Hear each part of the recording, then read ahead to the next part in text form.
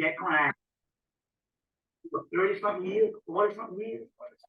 He said, I don't even know that young boy that did that crime years ago.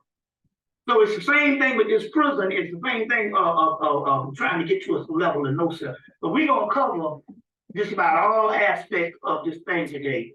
And we're going to clear the stuff up. So also too now, feel free to, are you straight? You on? Okay, we're going to cover all aspects today. So feel free to no questions are too small or too big. No questions are too small or too big.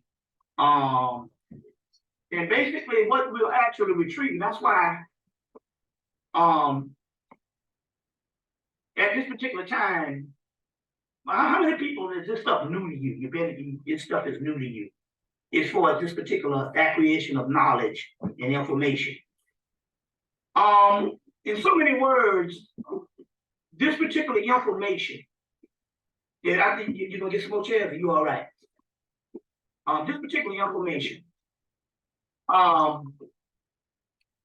when you see a person come before you at this particular time, and I know sometimes it's good to give those particular people a certain amount of respect when they're trying to teach you a certain amount of things, but you got to realize one thing about this when you're doing that, and just understand this particular knowledge is your knowledge. So in so many words, the spirit realm chose a group of people to go through this, to access all this particular information, to give it back to the ones who are waking up at this dispensation of time.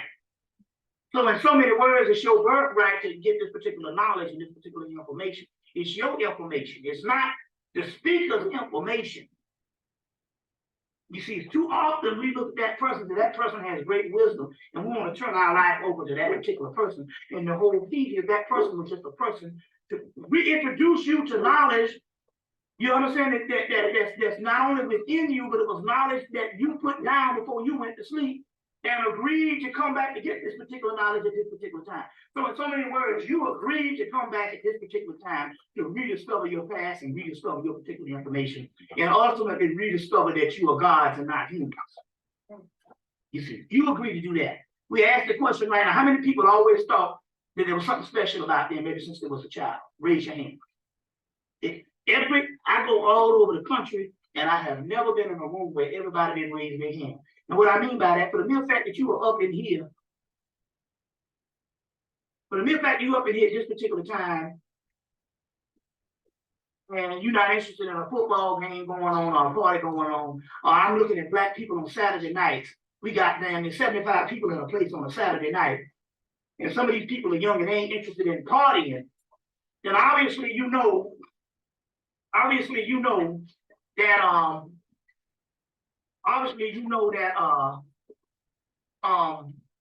it's something spiritual why you are here. You're not here based on, well, this is some good, let's go take in some knowledge and something. It's not another form of entertainment.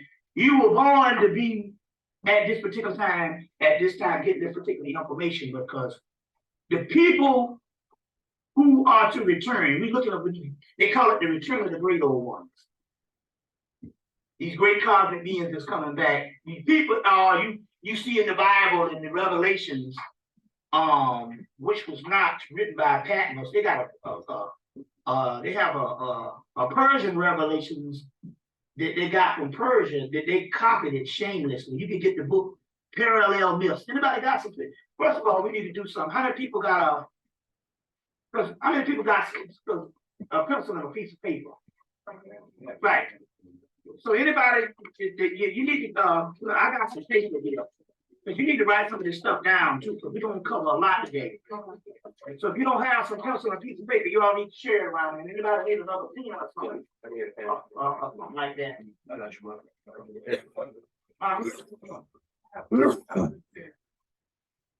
Yeah, go get some pens. And we got plenty of paper. Yeah, I'm gonna get us. Got paper, but you need to write this stuff down. Because it's no different than any other class. Emory, Georgia Tech, Georgia State does not come to market on motherfucking learning, like, and especially when it comes to them giving lies or whatever. So they have truth there. It's just, you go there, They tell you time is money, and you better learn what they tell you. But they got the truth right in the library, at least there. It's something to say about the black schools, you know.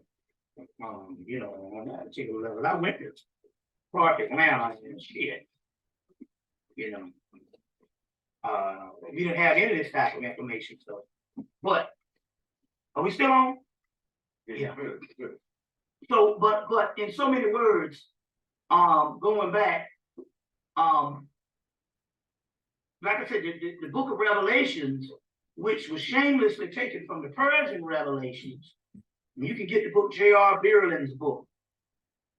Let's see, J.R. Bierland. It's called Parallel Myths. Parallel Myths. And you can see the actual Persian Revelation up in there. And you can see that they just copied it from one another. And basically, these were nothing fragments. Yeah, raise your hand if you want a pencil. Yeah. These are not fragments that came out of the Library of Alexandria and Alchemist.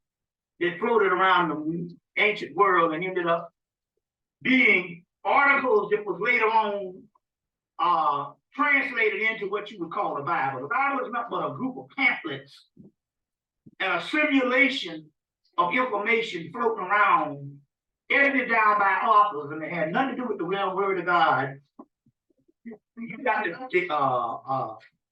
take for instance, you got your book of the book of Ezekiel, and most of your first 5 books of Moses is nothing but just copied from the HEMMITT text out of HEMMITT. And then you have your Gnostic scripts, which is some other ones out of HEMMITT. Later they stuff, and that was later on translated into the New Testament. So you're talking about ancient editing. It has nothing to do no more than the word of God that nobody else didn't have. The only difference here is, which has thrown people off, is the ancient world. The ancient world understood that these Abraham, let's say, what the Hebrews tried to fake the stuff is.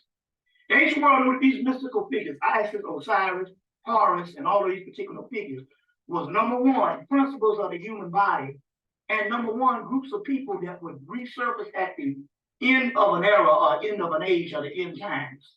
So most of this was prophecy, and they was talking about us. We got the actual Hermetic text that talk about that. The next thing was, these were principles, formulas, and they were mythical characters that didn't exist on one realm. At least they were mystical gods that existed in another dimension. We'll get into that in a few minutes.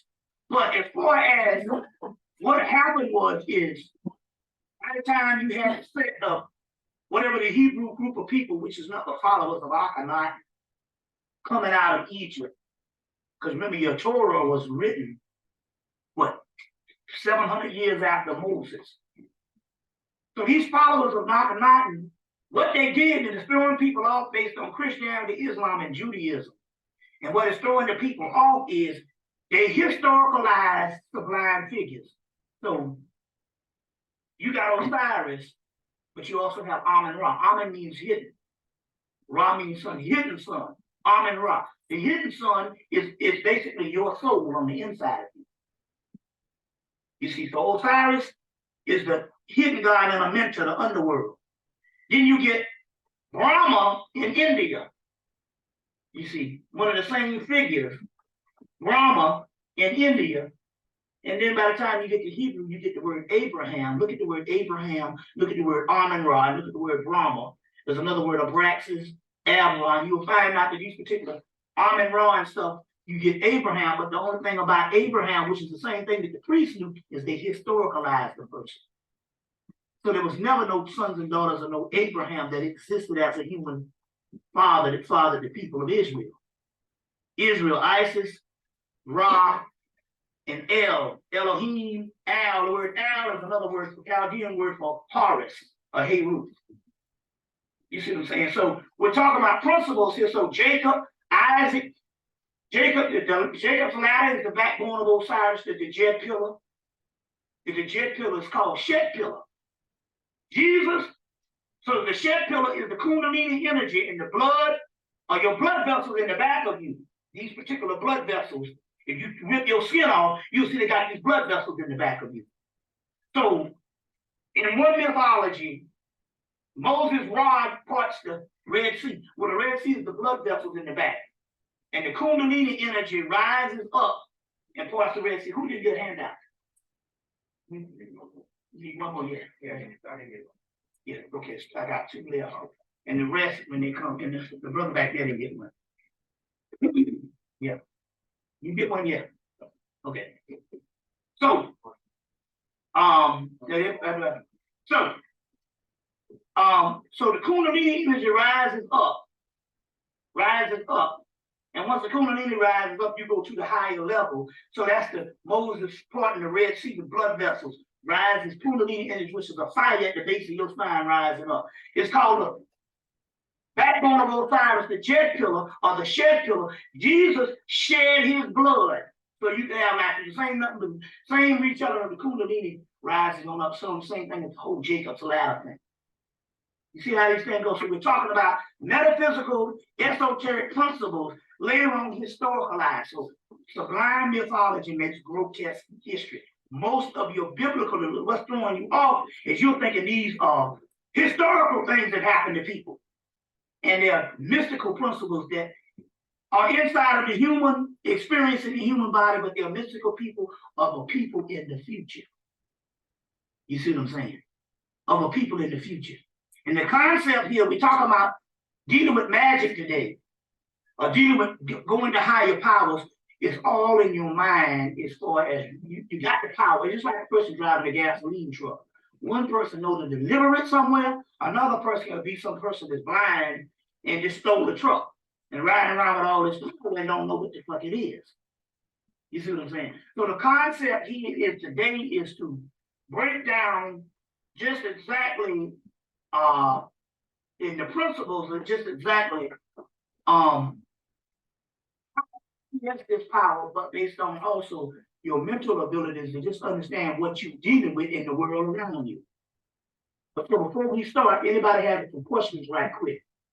Because what we're doing is more other than a lecture, we're doing more of a seminar here to get to the bottom of some things. So anybody got a question about anything right quick, just to start things off with.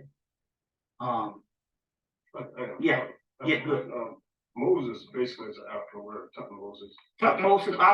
Moses to draw out of water. Right. So is there any historical evidence that Moses as a Christian deity or a Christian entity? No, there's no historical. The story, basic. Okay, the only historical story we have, and that's which is good when I get the paper.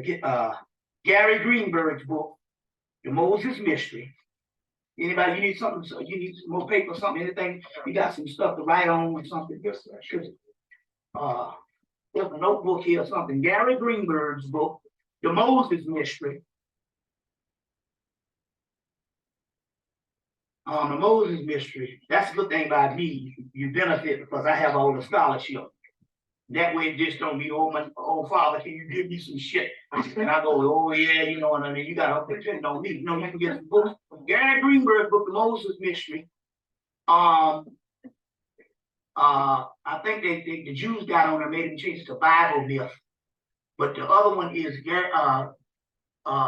other book is then another book is Ahmed Osman, and it used to be called Moses and Akhenaten, one and the same. What was it called again? Ahmed Osman, Moses and Akhenaten, one and the same. So you got the Moses Mystery by Gary Greenberg, which is a Jew, high-end Jew, all types of degrees. The other one is Ahmed Osman's book, Moses, and it used to be called Moses and Akhenaten, one and the same. I think the name of it now is Moses, Pharaoh of Egypt. It's a new name. Okay. And then there's Moses and Monotheism by Sigmund Freud. So the story is that you had a group of Akhenaten followers that was asked to leave Kemet after Akhenaten go down the priesthood for 15 years at Tel al-Amarna and established his order of Aten, which was an Ethiopian deity of Ra-Heru-Kahudi or Ra-Ha-Kewit, coming out of Ethiopia. Aten this, or Ra-Ha-Kidi, but he kind of misconstrued a little bit of the mysteries. But what he did is when he shut down the other priesthood, he created a form of dogma. Anyway, the priest was gonna kill his behind, and they were like, "You need to get the trucking and stuff." And they might have taken him out, but anyway, he had a high priest of Moses because Akhenaten was raised in Kemet and couldn't speak his mother's language that came from Cush. So they had a high priest, a Cushite priest in the mysteries of Amun Ra, who could speak the language, and that was the actual Moses figure. But it's a combination of the emancipator is Moses, Akhenaten, and this high priest. Now the Torah, or the first 5 books of Moses, wasn't written until 700 years after either this high priest died or Akhenaten died. We know it's a kind of collaboration of two. The actual emancipator, or the actual person who was the heretic king, that went against the Egyptian priesthood, was Akhenaten. But he had a high priest with him, which is this Moses fella, Moses, these particular names, who was probably the person who put the actual text together by using the Hermetic text. They just basically used text that was already in Kemet. And one of those, the Exodus period, the Exodus thing of now if you're uncomfortable, sister, you got that, you can chill back in the chair and you can get the brother, the soldier to see. Are you all right? But the Exodus period was some scripts that came out of Egypt. It was coming out of Hermetic text about people being in bondage in a place for 400 years, and all of that stuff was talking about America. Because I said that these texts were talking about in the future. We have the Hermetic texts that talk about that in the perfect sermon. They knew we were going to go into slavery and all of that. 5,000 years before. And those still exist. The Hermetic text of Asclepius. You can get several books on that. The ones that's in print. That have that Hermetic text in there. The Hermetic text of what? It's called this is called a Hermetica. And the name of the book that's still in print is get this one because the one is gonna be hard to get. One is called Hermetica by Peter Gandy and Peter Gandy and Timothy Freak. Peter Gandy and Timothy Freak. Hermetica. That one is still in print. And it's a little smaller book and stuff, and it gets straight to the point. But the prophecy of where we're going to go into slavery and all of this stuff is in that particular text. So we knew we was going to go into slavery. As a matter of fact, we knew it. We had a 5,000-year prophecy in the Hermetic text, which is some text that came out of Egypt. Hermes is the Greek word for Tahuti, Thoth, Tahuti. So it's called a Hermetic text, or the text of Tahuti, or the book of Thoth. You see what I'm saying? So we had those particular texts, and part of that is later on written as the book of Exodus, and these people being in bondage. You see what I'm saying? But the Hermetic text quotes, they talk about you will be on a land where the weak man will be considered strong, and the strong man will be considered weak. The pious man, which is us, I said the impious man, which is, unrighteous man, will be revered. You always hit him, will be revered. Will be revered. The impious man will be revered. I just want to teach you out the information and all. Will be revered. And the pious man will be treated like a common criminal. That's us. They say, and although your body may look Egyptian or African, your mind will be that of another race. God damn, that is you see what I'm saying? They say death will be referred to in life, because everything. You 5 years old, seen 100,000 people get killed on TV. You know what I'm saying? I watched a movie and I'm like, why did they do this? A movie on Cold Mountain. I go to this whole damn movie down to 3 hours, and they kill a nigga. A white man's head. Because in mythology, in all mythology, the guy gets the girl and they ride off into the sunset. There's a reason for that, because that's always the Isis and Osiris story. Because the basis of the love story is Isis and Osiris. You see what I'm saying? Because ultimately they got to get back together. That's the goal. I'm like, damn, do they always have to kill somebody? You know, I was like the movie Untouchables. They get you in, you like Sean Connery's thing, you know, when the Elliot Ness, and then they kill him. I'm like, well, damn, I'm supposed to enjoy this. You understand what I'm saying? But I'm of another origin, and they like that kind of stuff. You see what I'm saying? So now we are into that type of thing. So they said life will be preferred to death. And they just go into all this stuff. They said the gods will abandon Jesus. No, excuse me, the gods will abandon, get that right. The gods will abandon the humans. The gods will abandon Egypt.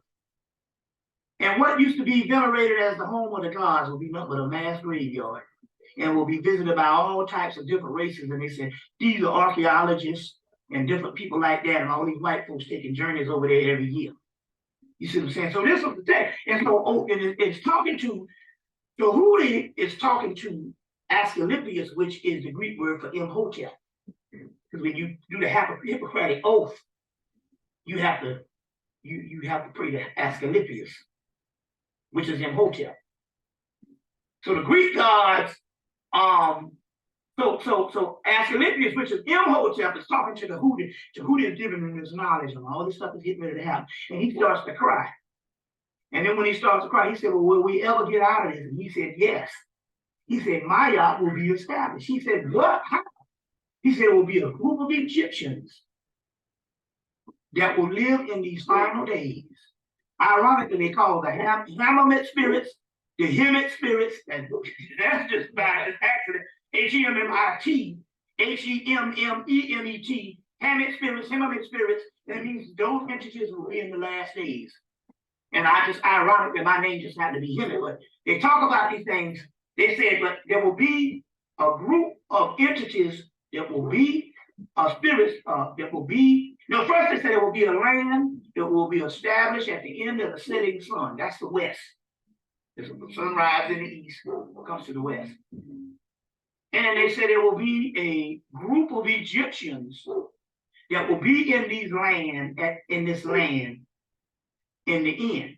Now, you know what? Egypt, Cam, which means black land, the black people push, punch. You see what I'm saying? They say will be in this land in the last days. And those particular Egyptians will reestablish Maya.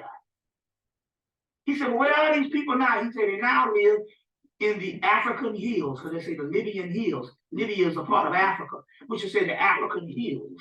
In so many words, they are now on the continent of Africa, or they are not, but they also said Egypt, which saying that in actuality, so they give Africa, they give a group of Egyptians, a group of Camites.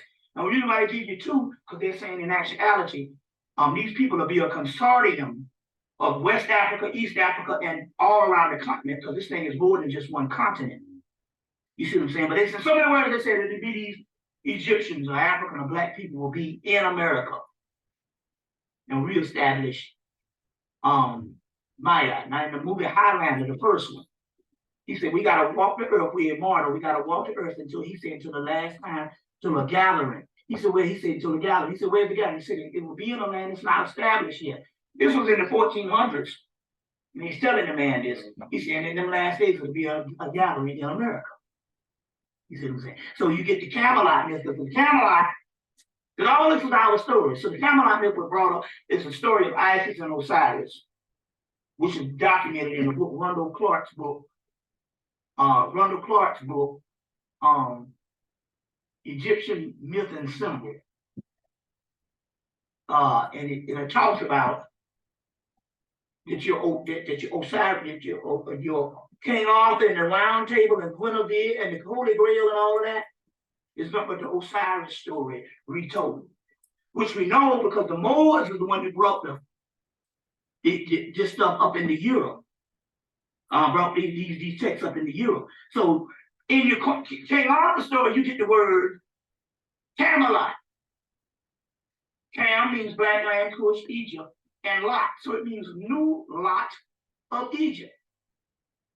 So it came up France, Ireland, Spain, and then when the British took over Ireland, they took the mythology of King Arthur and the Round Table. The word Arthur means the word Otha, which means dog star. which is, and you know, Osiris is Greek for Sirius. Sirius is Greek for Osiris. So you got Greek Osiris and you got Sirius, which is also Greek, which is also means Osiris. Also means Isis, Hathor, Heru. It's got several things. Primordial star of all time. But in the story, in the actual author, king author, that's Osiris. Round table. And I'll get into the metaphysical thing of that in a few minutes. But you travel there at the day, you got the author, and that was all written. You know, they stole the story from Ireland or whatever when they got into war and all that, and he go again and try to historicalize it. But the story Camelot was talking about America. Even in their ritual, they call both the Kennedys, the New Camelot. They even mentioned that Clinton, and then when Clinton was, they called that the New Camelot. So in so many words, they knew this was America's story, and the people of the gathering in Camelot talking about us. You see what I'm saying? So these stories, and it go on and on. So you get your biblical version of you being on the land of 400 years, not your own. Well, it's just not but a retelling of the same hermetic stories.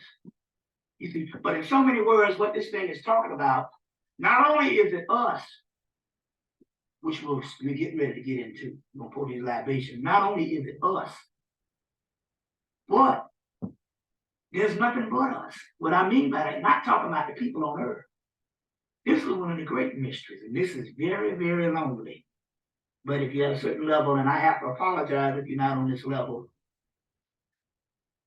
but there's nothing else left in the universe. Plus, ain't no shit up there. I'm looking down on you. There is no subordinates. It's about like we down here, and we represent the bottom of the hourglass. And you take the hourglass and turn it over, and then the energy of the sand starts to trickle down. You see what I'm saying? After the sand trickles down to the bottom, there is nothing left up in the top part of the glass. All the energy that you have prayed to all these years, all the things you have learned, is now that energy is now fused in us. Very key. Because if the government ever have to get after you, you better tell that motherfucker that you God. Because if you tell him, I believe in God, he's going to say, lock that bastard up.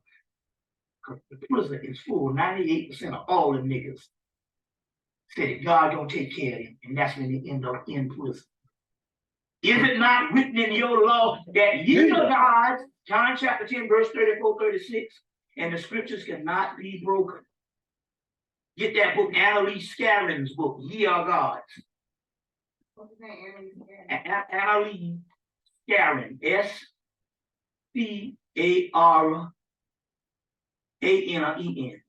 Annalise Scarron. You can even get, if you got the title right, it'll pop up the thing. Annalise Scarron is called Ye Are Gods.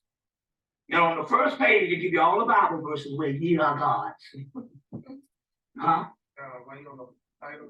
Moses and the Pharaoh of Egypt also. Osman. Yeah, Osman. Osman. O-S-M-A-N. Right. So the government already know. You be like, oh, all I gonna take care of me, they're gonna like. This idiot don't know. If we've been in the mystery system, we figured this shit out yet. God is who ruled this motherfucker. It's like there's a battle of supremacy. And they understand about the cosmos and the energies and where it is. Now, let me give you an example. There's a book. It's a little passage in a book, Kabbalah, by Gershom Schroeder. Got a lot of books. He said, that's when you know a nigga knows some shit. Being motherfucker come before you be running it down mountain, you be like, back that shit up, and he can't give you no text. It's time out for that shit because it's not about that nigga up there in the seat looking good. It's about you learning because this shit is about you. So in Gershom Schroeder's book, a book called The Kabbalah. Some of the book lists I put on the paper. In there it said that both God and man exist with this potential. But what is potential in God unfolds and manifests in man. God is just this energy or potential. And we know the principles that we have been taught based on religion, but in the scientific aspect, because the religion and science was not separated in ancient world. We are the perfecting agents of God. That's what it says. Man is the perfecting. So in so many words, that's what we are. We're the ones that bring this shit about. Not nothing up in the West. All that down there is the rays of initiation that emanate inside of you to get you to a certain level. You the one gonna do it. You see what I'm saying? They say what exists seemingly in God unfolds and manifests in man. Then they go on down, they say, but it's by a Neo-Platonic energy. Neoplatonism comes from the word Platonism, Neoplatonism, all see, so all that is nothing to talk about Hermeticism, and in HEMMITT it's called alchemy. The wisdom of Tahuti is the mysteries of alchemy. Neoplatonic formula, alchemical formula means melanin. Alchemy is the study of melanin. Precious stones, but spiritual alchemy is talking about everything that's in that universe exists inside of us. And what exists inside of us exists inside of melanin, inside of the body. Because it doesn't matter how light you are. We're talking about the melanin in the central nervous system. You see what I'm saying? And that's the Neoplatonic formula. It exists in us. It's chaos in the body. We're going to get into all that in a few minutes, so going ahead of myself. But just to set the paradigm up of what we're talking about here. Y'all all right? Yeah. Is this interesting? Yeah. It's inside of us. So in so many words, this is how we get this thing. You say you wanted the power. Is we still are looking at this thing as us being subordinate, and we calling on energies that is outside of us. Now these energies exist. They exist in another dimension. But the conduit or the gateway in which they manifest is inside of the central nervous system and inside of the energy of our bodies. You understand what I'm saying? But we are one with them. So you're saying, well, how can I be one with God or above God or whatever? Look, or with God. If you take this water and dip it in the ocean represents God. You heard me talk about this a lot of times. Is not the content in this bottle the same as the content in the ocean? It's the same. Well, the energy that we talking about, we permeating when you're talking about this Kundalini energy. And the chakra systems, with 160 of them, we got 7 major ones. That particular energy, you see what I'm saying, is all it is that exists inside of us, and that which makes us gods. Or the deity. You see what I'm saying? So, at this particular point, you say you want the real deal at this particular point. The way this stuff works is based on your mindset of finding out what you are. Are you humans? Or are you gods having a human experience? We are gods having a human experience. Our nightmare. You see what I'm saying? You see, so these are the concepts. It's just that the Romans, man, I should have brought that tape. I should have brought that tape in there. The Romans are the ones that we got enough out of it. You can't do everything. The Romans are the ones that turn the Jesus figure into an objective entity that you got to look at outside of yourself. Because that Horus, there's several names of this thing. It's Horus. You got Hercules in Greece. That's a form of the Christ figure. You got Jason in Greece. That's a part of the Christ figure. Now, when I say Greece, I'm not talking about white folks. These are the ancient black Etruscans, Etrurians, people that the white folks migrated in. But we still, be honest with you, you go to Greek right now, those people are dark people. As a matter of fact, one of the brothers in Greece, when I went to Greek town and was doing a lecture up in Detroit and went to Greek town, and went to Greek town, the guy was serving me was your color. I said, where you from? He said, I'm from Greece. He said, my family's been there since the beginning of time. So we talking about black people. You see what I'm saying? Most of the white statues you see was made in the late 1800s. You know, I'm talking about the white people just literally went over there in the 1800s and made these statues recently about 100 years ago. A Renaissance period. You go to Kemet, you go to any other place, you see shit falling all over people, what they didn't knock off their nose. You go to Greece, the statues are perfect. They made those statues about 200 years ago. Uniform. Did you think the oldest right in the world, that shit was made at the University of Chicago? They the University of Chicago. Beautiful.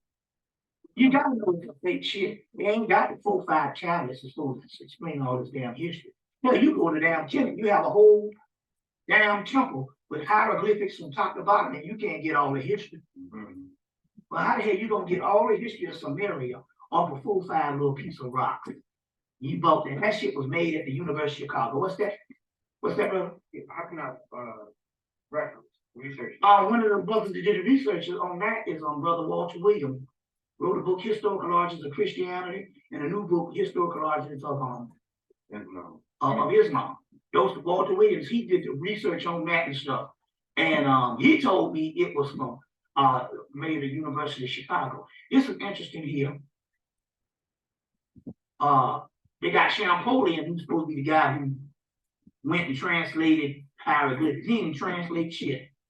They had a few little alphabets that he was able to get. You know how they got hieroglyphics? How they do everything? They went outside to a motherfucking nigga on the street. Nigga on the street looked at the shit and could read it. And that's how they translate it. This story, if you go to University of Chicago, this story is prevalent because the sister Rickety Williams, who is one of the only black Egyptologists, this woman who could read meta at the time. She told me the story in her home in New Jersey. Now, I know this to be true because I got a guy named Yehoshua who used to speak on my tapes. Learn how to speak Hebrew in a damn week. So good until he was at Boston University teaching rabbis how to speak because some of the glyphs, because they don't have melanin in their eyes, they can't see certain curves and they were getting shit wrong. So I know that you can learn the stuff in a dog. The reason why I know that and stuff, let me show you what I'm talking about. I was up in Philly. There was a guy up there. They had this white boy come and build some space age machine that these corporations is using, clay and all kind of stuff. The white boy go back to Europe, Germany or something. The machine might break down in the middle of something. And they can't fly this white boy in from Germany. They gotta wait and they got to pick up. You know what they do? They say, go out in the street and get a nigga from around that liquor store or something. This brother here said, I was on the damn street. He said, white boys come and pick me up, take me to a room, this big ass machine. He said, I didn't know what it did or what it was for. He said, all I knew was I could fix it. Now we know niggas like that right now, fix cars. There was a nigga, man. I said, you get this fucking bum ass nigga here from? I said, this nigga crackhead, he's a little. Every time I see this nigga here, they got him around some mechanic shop fixing Mercedes, BMWs, and all them German cars. He said, a lot of niggas can't fix them shit. So he said, this the nigga I pulled over from the street and gave some money. His brother could fix anything. I said, man, how the hell you do that shit? He didn't know nothing about no magic or nothing. He said, look, I pray to the Lord. And I go to bed at night. And when I wake up in the morning, the shit is blueprint in my brain. He said, I got so good one time, I stepped to a woman's car and put my hand on the top and the damn car started. You know what I'm saying? So my point is, it's called genetic memory bank. Right, DNA. So that's how they was able to get the stuff. And so the cuneiform and all that was a joke anyway. We didn't even have to even deal with that because it ain't not a 4 or 5 plain tablets. How you gonna do the whole history of damn Samaria, Babylon, or whatever on some little old tablets? Some bullshit. And they saying it was older than hieroglyphics, but they done found hieroglyphics that's older than that. Plus, the hieroglyphics are the hieratic, Demotic, and stuff you get in Kemet. They said when you go over there, even not Renoka Rashida, your boy, Ashra Quazy, so they got about 4 or 5 scripts that they can't even translate. Hell, when they build an Aswan Dam, they covered over 300 temples. Cover them over in Nubia. Now they claim all the stuff that they needed the water and all that. Look, this is 300 temples. But the reason why they covered them over because that was Nubia, and they knew that they wouldn't be able to front that the Egyptians was white and all this other type of stuff. Now let me tell you how this thing also goes so you get to clear up some stuff. They had all these people, the Hebrews, the Greeks, the Romans, and all these people, and they were all black now. You see, none of these were white folks. That's later. That's a fabrication. And they were all in that land, and they had all these languages, but they didn't have a script. Guess how they got their scripts? Latin, Greek, Hebrew, Aramaic, and Arabic. Because it can't be no savage Arab. The Arab is so savage, so he wipes his hand with his left hand to this day. Some of them wipe their ass with their left hand to this day. You see what I'm saying? These people were some of the most savage people till they sat on Kemet for 1,000 years until the white man had to come and start unearthing that stuff. Those texts that we have, the Egyptians wrote those texts for their language. So they would come and say, we need a language, we need a text for this language. And the Egyptians would write out a text, an alphabet and text, and give them that, and they learn it. And that's how you got all that shit. When we talk about masters, gods. So that old uniform, that's a joke. But even if when I heard, when he told me University of Chicago, I laughed because I knew how they do things. But it ain't number 4, 5 tablets. How the hell you gonna have 4 little clay tablets that's supposed to explain everything in the universe? So that's all a joke. That's all a joke. One of the oldest languages is Kemet, the Meta-Netta, or Hieratic, Demotic, and Meta-Netta, and also Sanskrit. That's in India. Because remember now, that's the pre-dynastic Egyptians, the Kushites. The book, Wonderful Ethiopians in the Ancient Kushite Empire by Drusilla Dundee Houston. Black woman wrote that in the 1930s. That Kush, Ethiopia used to rule.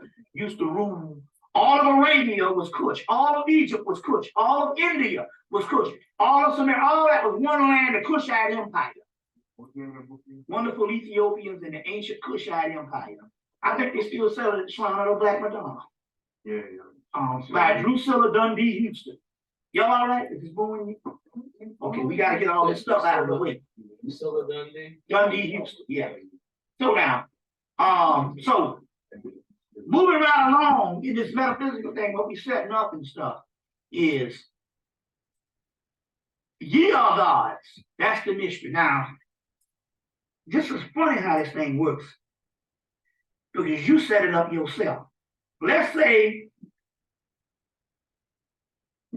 you decide you want to follow somebody or follow something. And guess what? By you being God, when you decided, you got to do that. So under Christianity, the way the laws go, when you sin, you actually sin. Why? Because you up under a system that you either voluntary or involuntary decided you want to follow. So under that system, you won't see that's the way it's called cause and effect. As above, so below. As within, so without. As on top, so up under. The laws of correspondence. So if you set up that law, if it's bad for you, it's bad for you. So if I say drinking is bad, and I believe that, guess what? Drinking is bad. But if I say, no, this ain't up with some damn shit, we don't even exist. You got to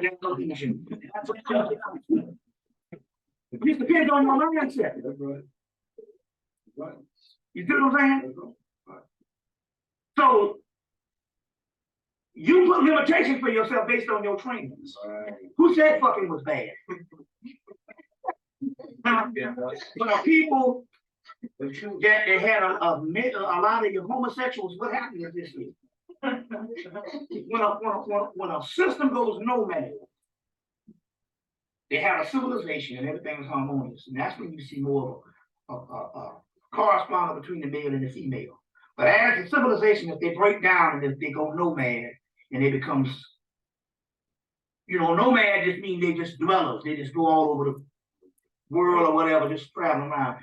Usually when the system comes nomad, then the first thing they do is the males, when it's a hostile environment, the first thing they do is the males turn against the females.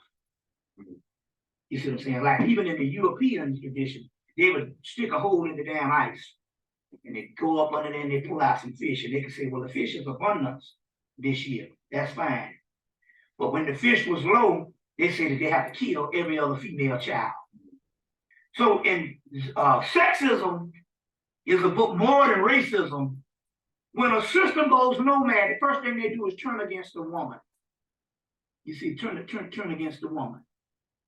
On that particular level. So then certain things become taboo. Then a certain female hatred, which is nothing but an extension of homosexuality. So you be a manly man and say that bitch ain't shit. You still a fucking faggot. Xenophobia and all that homosexual stuff, it all comes together. And the hatred of a woman, all that you can be a manly man, you can be screwing 1,000 women. Never got poked up the butt. You still a part of the gay realm because you hate the woman, and that's the origin of where this shit comes from. You see what I'm saying? It's real key on that type of thing. You see, so it's now on the other hand, see, it's like chaos. Whenever you try to fight it one way, it's gonna come back the other way. On another hand, when you deny males the right to not tap into when you deny males the right information to tap into their feminine side, then the body has to overcompensate, and then it jumps and goes to bisexuality. See, that's an imbalance. Male and female have both a masculine side and a feminine side. And so when a woman is denied her masculine side, you see, sometimes it overcompensates, and that's when you get that type of thing that's going on. That's a psychological disorder that happens based on society. Because in so many words, we all both have a male and female side. Because ultimately, we're nothing but concepts or different aspects of the divine feminine. You won't get this goddamn magic to work for you. You gotta understand that. The male is just the masculine half of the divine feminine. You see what I'm saying? And that's the concept of this. Ain't no father, what the art guy, that's some faggot shit. It's about the great mother. Now the key is we're talking about the Typhonian system, which existed in pre-dynastic Egypt before the first monuments was built. It was already destroyed before the first monuments was built. The Typhonian system, Ophidian system, a Draconian system is the realm of the great mother. I just gave you a zodiac for the people. The zodiac here of the Temple of Dendera. Everybody got one? The Temple of Dendera is the oldest zodiac known to man. Although the Temple of Dendera, now let me say, this is the Temple of Dendera, first of all. This is the Temple of Dendera. In the top of this temple, am I still on? Am I still being? In the top of this temple,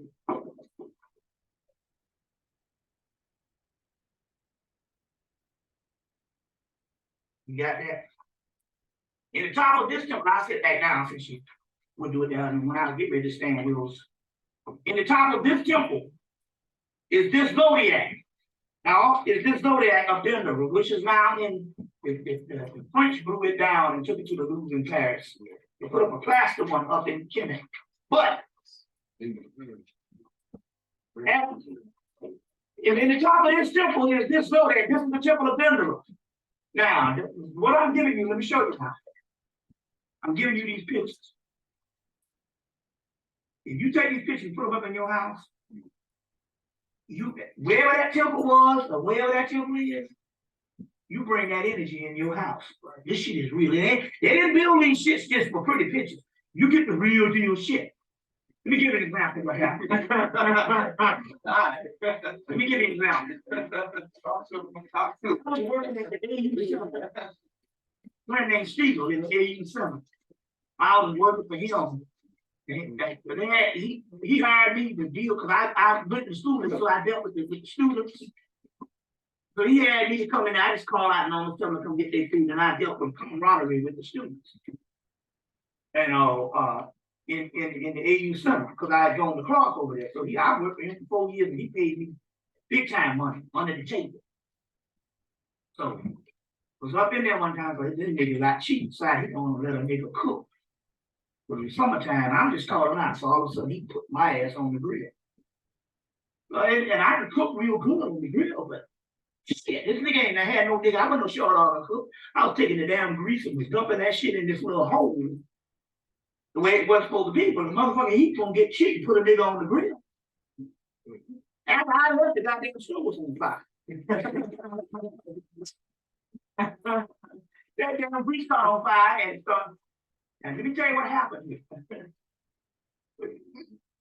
I had these pictures, this Denderer. This is the temple of Horus. I gave you both the male and the female. This is, you're gonna be the energy base. You're gonna get a lot of energy from these people. Very important. I got about 6 other temples that we will produce in the next couple of months. I had the wall with all these Egyptian temples. The damn back, the kitchen burned up in the stove. They came out before it got the stove. The kitchen burned up, and the back wall that was near the kitchen, where I had all this stuff on the wall, the back wall burned up. It burned up the damn store license. It burned up the where you get your little your rating for your inspection, and it burned up all other paper on the wall. But these pictures, this Denver, it was a damn thing. I'm just trying to put it on video. We walked in the store, and these pictures were sitting up on top of black ash. And I had about 10 pictures up there, these Egyptian temples, and none of them was burned up. You want to know why? Because this energy on here is the same damn energy that's in Kemet. You see what I'm saying? That's in Kemet. So I just want to put that. In the middle of this zodiac, you will see a picture of a little hippopotamus goddess. There's one right in the middle. She's a hippopotamus goddess.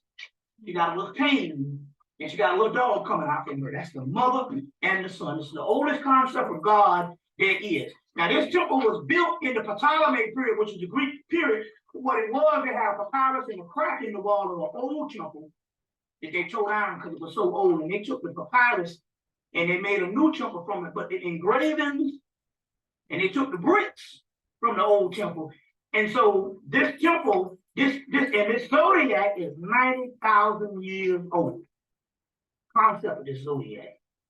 So we're talking about a Typhonian in origin of the great mother, and the mother and her son.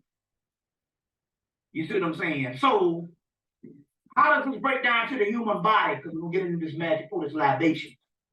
It breaks down to the human body and stuff. Even they did a thing in the early 90s where they cut open a man, you know, and they said that the cells and the tissues inside of just the male's body is the same cells and tissues that lines the vaginal walls. See what I'm saying? So we're talking about different entities. And it's like what's the name said, a man is a degenerative female. Well, we know that and stuff. This is what I disagree with. We know that based on sex. Like they say, when man went, and so there's a mystery to that. When God was handing out the shit with sex, the woman got all the stuff, and then God, you just say, well, shit, here's some leftover residue for the man. Because the simple fact is that she got a system. She can have as many orgasms as she wanted. She trained herself. And she can go all night with multiple people, and we get one little nut, and it's through. That's it. You know what I'm saying? You through deep. So obviously one is more spirit than other. But the mystery is man becomes closer to woman and superior to woman when you learn how to have orgasms instead of ejaculation. Right. On the Shiva aspect. That's right. And once you start doing that and learn how to maintain it. That's right. On the Shiva aspect with orgasms and orgasm and ejaculation, two different things. We're going ahead of, so we'll get into all of that. We got the books in here, an excellent book on this book list called For the Cult of the Feminine. It's the last book before the Magician. Andre von Leifeld. That's the one to get. We got several other ones. But a man becomes that with a woman after he learns how to maintain her. Because the first thing happens here is once you learn how to go indefinitely where you don't come, and the first thing starts happening after a certain while, she starts getting her particular orgasm. And what happens is once your penis gets to a certain level, you start sucking in her energy. See, a woman is a suck your bus. That's right. Negative, not negative in the evil sense, but she draws in, she's the black hole. With a dagger that sticks out. So even our energy comes out of the penis. So once you become equivalent to her, yeah. Once you become, I mean, finish this. Once you become on that level where you don't ejaculate, you become one with her, and your penis actually becomes a vagina. It becomes just a big ass clitoris, because all the penis is an extended clitoris anyway, because it's a clitoris until what, the last couple of months, last 2 months or something, turns into an elongated penis, or elongated clitoris. So we talking these things, and we still talking about these dual forces. You see what I'm saying? We don't get into this shit of being inferiority. Like I said, Africans didn't say that they, it's a stupid question to ask whether you was inferior to your mama. It's a mute question and stupid. You want to change on that? Yeah, we're going to go into this thing. Y'all all right? Yeah. Okay, we got a lot to cover. We got a lot of things. So these things I'm giving you here, we're going to get into this thing. These shit work. They work. Let me see.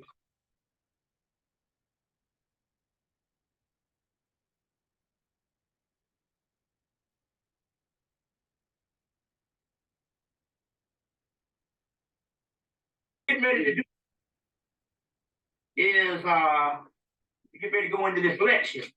Without a lecture, we're gonna go into this type of stuff of how to get this. Yeah, it is kind of cool. I tell you what, just see how it goes first. You have to test this, you know, it's kind of cool like this. Yeah, you want to do that. For what we said thus far, does anybody got any questions? Because we don't want this to be a lecture. We want this to be more of a roundtable seminar where no questions are too big or too small. Yeah, what's that? The question dealing with spirit. How do you know when they're present? Well, first of all, you saying about with the spirits, it's going to get to sometimes it'll get so powerful in your house until, well, it can get to the point where you can feel them. You'll be able to see them out the corner of your eye. Yeah. You know what I'm saying? I'm gonna be honest with you. There's no time the spirits are not really present. It's just that every now and then you become aware of them. You see what I'm saying? We live in multi-dimensional worlds that's corresponding with us at this particular time. There is no, they say we are not local, we're not foreign either. Which means the only thing that is different is your brain is telling you that this hit is the only thing it is, and the other stuff doesn't, you know. It's just like if somebody that came and when you get hit in the head, you see stars. Those are instances. That means you done been jarred to the point where your brain is not so much in control to give you the 5 senses of the physical illusion. And so therefore you see things. Or you see what I'm saying? So when people took certain things like the peyote or the sacred mushroom or type of mind altering drugs, only thing they were doing was allowing their brain or the rational functions of the mind to go in a small recess to the point that they could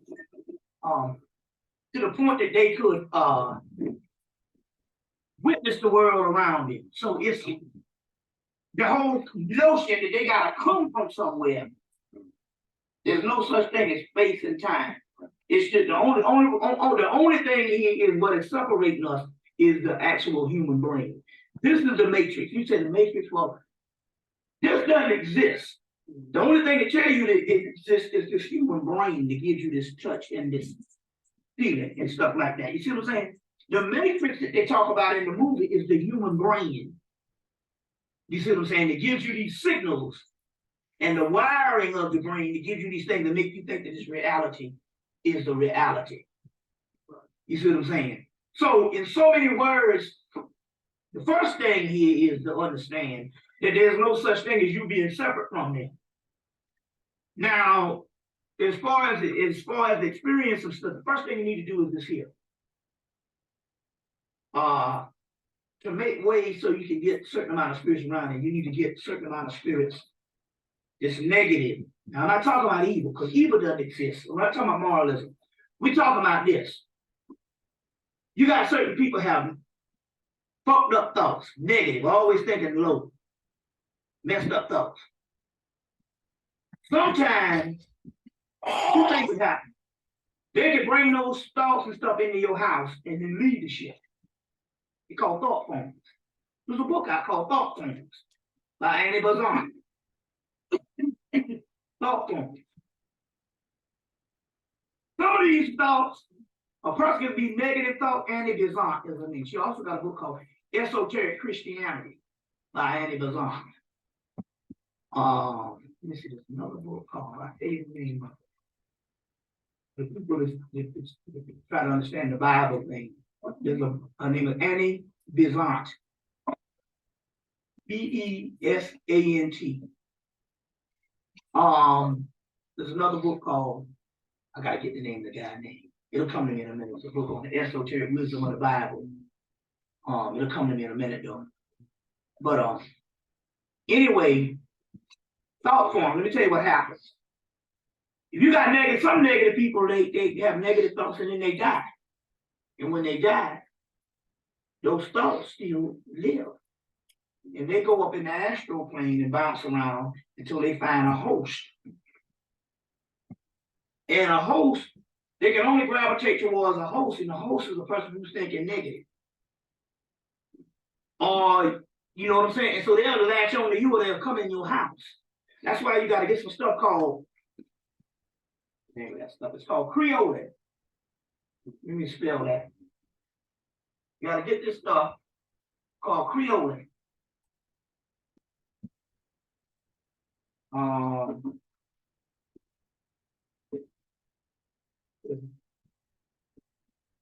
Creole, you know? C-R-E-O-L-I-N, Creole. All-purpose cleanser. But you put that in your house, anything negative got to get the hell up out of it. Smell like, got to get the hell up out of it. It smells like strong magic marker, like permanent magic marker. Now, how many people got hardwood floors? If you got hardwood floors, that's good. But if you don't, if you have carpet, you at least got to do bathroom or the kitchen. As long as you get that shit in your house, mop the kitchen with it.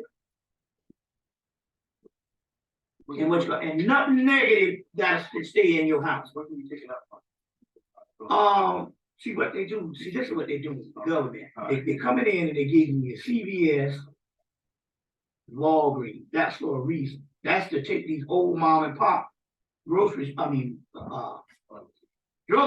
out of the neighborhood. There's only a few of them left. The one now that you can get stuff from, and that they might have a few bottles. And last time we bought the last bottle, but you can call it and they can order it. It's one called Miller's Rexall Drugstore downtown on Mitchell, off of Mitchell Street. Just you should have got that phone number. Just look at the thing and get Miller's Rexall Drugstore. They sell it. They sell it. They sell all kinds of the mojo stuff that it's called. It's a botanica. Like there's one thing you need to get for money is something called a buckeye. A buckeye is a little nut, look like a little nut. You take it and you wrap a dollar bill around it. Take that dollar bill up and you wear it in your pocket. Let me see, I got one. I think I put it in my bag. They sell them down there. They sell multiple things. We'll get into some stuff, spiritual baths and all that, but going back, I call a buckeye. You wrap a dollar around it and put it on your person and it brings money. Another thing I gave you one here. This is, well, the one you want to deal with is this one here. This is the goddess Lakshmi. Put this in your fold out. This is the goddess, huh? And also you take money for and money. Oh, there's some stuff called money. They sell all that down there. Money oil, court case oil. Court case. Yeah, they gonna beat that shit much as niggas gonna tell you. They got all that shit down there. That's still a magic stuff. Mitchell Street. I don't know the name of that street. Mitchell, I think is that Pryor Street? Let me see. Okay, I'll tell you what street it is. There's a street right behind the one that they catch the bus. It's Alabama and it's Pryor. Side. What side you do? I think it's Pryor. Yeah, it's not a piece. Right, you on P Street, you go on the next block, you got the block. Yeah, Miller's Rexall Drugstore. I think that's Pryor Street. That's the street. And you go there and they sell all of the magic stuff. Candles are very essential. And this is Lakshmi. This is the energy that's on the planet at this time. This is Maya return. She wouldn't return as the word Maya. She returned as Lakshmi. This is the one that give you her history. She's the goddess of prosperity and wealth. But she goes further than monetary. But here, right here, on the second page of her information is a mantra that you can do, an affirmation every morning and every night. They got several times, but most niggas work. This is for people who ain't got a lot of time and want to sit around 7 times a day. But if you did it in the morning and did it at night, it's the same as the Think and Grow Rich concept. Feng Shui, she's the original Feng Shui goddess. So you want to clean your house. Clean your house up real good. And then use that Crayola to get those negative entities out of there. And then you want to recite this thing to her. And she brings prosperity. You see what I'm saying? The gods will come back, but they'll come back, when they come back based on what reason they will show up. Well, we're not dealing with concepts out of books, and we're talking about real life shit that's actually happening. And so they will come up at this particular time. This is Lakshmi. Lakshmi is the Egyptian Heru, or Hathor, which that temple of Dendera is built after. She's Sumerian Ishtar, Babylonian Ishtar, Sumerian Anana, Greek Aphrodite, Roman Venus, West African Izuli in Voodoo. She has many names, but she is also the East Indian Lakshmi. The reason why she's Lakshmi is because they never stopped worshiping her. So as a result, the energy still goes. So we're gonna go on how this magic works in a few minutes. But anyway, this is the one that you call on. You align yourself up. But this is prosperity is also not necessarily just monetary. See, sometimes you miss it. Let me give you an example. Me and the sister got a certain energy. So when you get the right two souls come together, one that's equivalent to my energy, then certain things start happening. So when we start to bumping and grinding, motherfucker, thunderstorms start happening and all this. And so as a result, when we realized what was going on, the goddamn roof, the ceiling fell in the dining room. There's a roof in the roof leak. So where was I going with this shit? I was going somewhere with this. Yeah, okay, now, prosperity. So now, this brother came and we said, now we gotta get that roof fixed before we get the ceiling fixed. Because all it's gonna do is wet the sheetrock and it's gonna do the same thing in the plaster. Brother came by one Sunday, got on top of the roof, patched the damn roof, patched up the leak. Now, you call somebody to do that, they might charge you $700. But see, that's how she works sometimes. So sometimes you might think, so you don't just look all the time based on the money. Currency, sometimes the prosperity comes in several ways. Right? You see what I'm saying? Several ways. You might have a certain hookup. Right? You know what I'm saying? Like you late for a plane, and then all of a sudden the plane get delayed based on weather. Well, that's spirits to do that. You see. So now going back to your question, once you set up an environment, pretty soon you will just know they're around based on the essence and certain things that might happen. Let me give you an example. They got a temple over in an island called Java, and there's a temple called Borobudur. And on this temple wall, they got the history of slavery in both that and the temple of Angkor Wat in Cambodia. I got a tape on this shit at Africans and Asians. And so I did a whole lot of work on the Angkor Wat stuff, not knowing that it was on his tape. And I watched his tape about a year earlier, but my research would led me to Angkor Wat in Cambodia, Vietnam. Then I was going to this temple called Borobudur on the island of Java in the south in Indonesia. So I did a lecture in Chicago last weekend, and yesterday, a week ago today, I said, down. I told people I got to go back and get this book. It cost about $75. I got to find this book. It costs $125. I said, but I got to break down and get it because these pictures you get, these books, this book here is not maybe $300 just to get these type things. This book here is $300 just to get these. You see, those pictures of Lakshmi, that book is about $200-300. So what happened is this. I went to this store in Chicago and I found the book. The book was $175, $125 new. It was $75 used.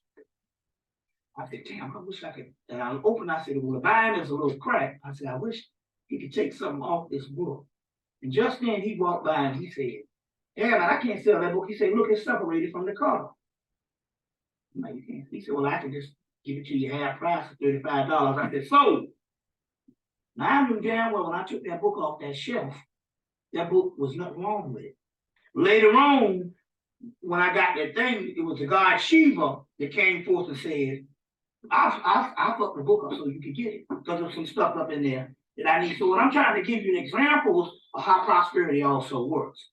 You see what I'm saying on that particular level. On that particular level. That's how the prosperity thing also works. And we're gonna get in a whole lot of things. So let's post some libation because the day is a very powerful day. We got a lot of books and stuff like that. We got a lot of books that we gotta give to people. And like I said, the book list is some of the selection. And we'll go through some more books that you can add to that book list, and I'll probably update the book list. The book list. But we're gonna pour some libations right quick. Pouring the libations changes the energy in the room, changes the energy in your house, and these particular entities are no different than formulas. So when you pour these libations and stuff, it is for protection, but it's also drawing out the energy from the inside of you when you pour the libations. So that's the reason why we pour libations. Why we pour libations. Be sure to note, and we'll go and get into this whatever. We're not talking about moralism because that's political. Most of the moralistic things was the ancient Romans, the Hebrews, and later on the Islam, which is interesting here because and it makes common sense that the Quran was put together by the Jews. Now, the reason why we say that is well, if you know anything about ancient texts, if it wasn't put by them, why the first 5 books of Moses end up in the Bible and the Quran? You understand what I'm saying? If it was a new book, it wouldn't have those because a lot of ancient texts floating around. Why the first 5 books of Moses end up in those 2 things? So that means we're talking about a political thing to further a doctrine throughout that land. Very key. Also supposedly inspired by God. Well, it depends on what you understand based on that, or what do they mean by that. But whenever you pour the libations to these entities, you acquiesce a certain amount of power. Now the key here is when you humble yourself and not arrogant, it was never to humble yourself to a deity. You humble yourself so that you allow your soul time to access itself, or you allow your soul time to express itself. So what happens is this here. Most of us, we function based on ego, which is the illusionary self that is fooled into thinking that it is real. But it's only an illusion. The soul is on the inside of us, sleep. So most people don't exist. Their souls are asleep. The reason why you are here is because your souls have just woke up. So we're like in a daze period and we're searching to find ourselves.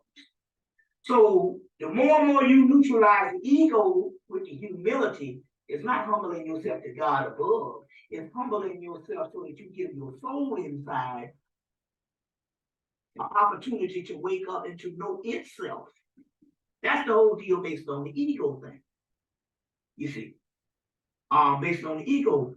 And so, and you do this by rooting out and asking yourself the question, well, why am I here? Why am I doing this? Well, I'm doing this for some type of self-aggrandizement, some type of pleasure based on an attainment, because I want a new form of something to appease myself with or to show off with, or am I doing this because I generally want to know the truth and want to get to the end of it? Why is it the world is the way it is? Like they said in the Matrix, you always knew something was wrong with the world. You just didn't know why. So in so many words, that is your soul saying, I want to know myself. So you humble yourself by neutralizing your ego.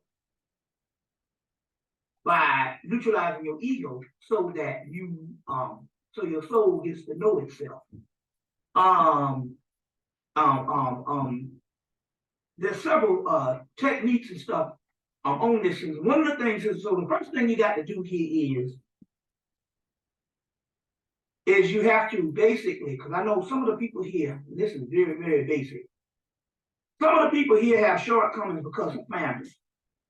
Right now, your family, if there's something fucked up in your life, it's because you got some family somewhere or some kind of thing, you try to live up to something with somebody else.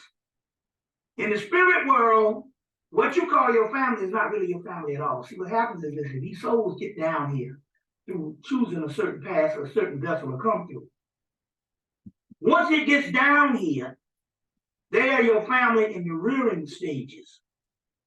Once you are grown, they no longer are your family anymore. That's why you can be conscious and trying to do some stuff and your family don't want to hear it. You see what I'm saying? They're not your family anymore like you think. You have no relationship with them. Certain things happen on souls. Some souls come down here to teach the parents. And some souls come down here to get taught some type of lesson by the parent. But when you become enlightened, you are a star child, which means in so many words, you're not even related to those people. You see what I'm saying? Every now and then you'll get a family where you get 2 or 3 people that's conscious. I got 2 brothers that's conscious. And disconscious. And my mama is conscious if she hears from my youngest brother. You want to hear shit, I won't tell her. But I'm just trying to say, hell, there's questionable even in a conscious family. And then in the most of the people, you might be the only person in that family that's conscious. But it means in actuality, what we're talking about here is being an individual. In the particular aspect is your path is unique to you. And I'm going ahead of myself now. So you pour these libations, these are to the certain entities, but these particular entities are not for you to venerate or worship. These entities are given power. And in so many words, the power is being harnessed outside from you. And in so many words, they are empowering you or opening up the centers inside of you. So the gods is 160 something chakras. And there's 160 something pantheon or whatever. Or multiple things. You're only calling on the energy centers within yourself. You are the vessel that's having this experience. You see what I'm saying? Y'all get more color from me. Any more questions before we go into question and answer right quick? Before we go into the libation? Okay, let's do the libation. Now, go ahead. Yeah, good. If you can't find a Creole, is there anything else you can use? What you got? What you get? As far as Yeah, you can use. Yeah, you can use. I would say regular. I know. We'll just start with the sage. Bring in the sage. Oh yeah, sage and frankincense, myrrh. Frankincense and myrrh, clean out things, sage. And also you can also use this. Now this is different. Now this is rich and rare. So let's just start with this is how you make an elixir. The art of distillation or the art of alcohol came up to Europe by the Moors. The Moors got this science out of Egypt. It came out of the mystery schools of Tahuti, which gives you the alchemy. Alchemy is the study of all the elements of the universe. So alchemy, you get the word chemistry comes from alchemy, because chemistry, chem. But alchemy is the high art of ancient chemistry. You know, when anybody in that motherfucker talking about I'm Osiris and I'm this, I'm doing this kind of shit, and he never talked to you about alchemy. He ain't talking about ancient chemistry. Let me see if there's a, that's why I got the book list, because that's, let me give you an example of what I'm talking about here. I have to go with spirit. I know I said I'm gonna do this, but I have to go when the spirit give me shit, that's when I gotta roll with it. Let's see if I put this book down there. Kundalini, let's see if there's any book, Dictionary of Ancient Deities, which is a must-have. The Emerald Tablet by Dennis William Hawk, Hauck.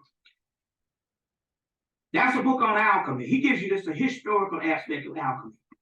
How it came from Kemet up into Europe and even in the United States, half the shit they be doing rituals is to line up certain things alchemically. The government.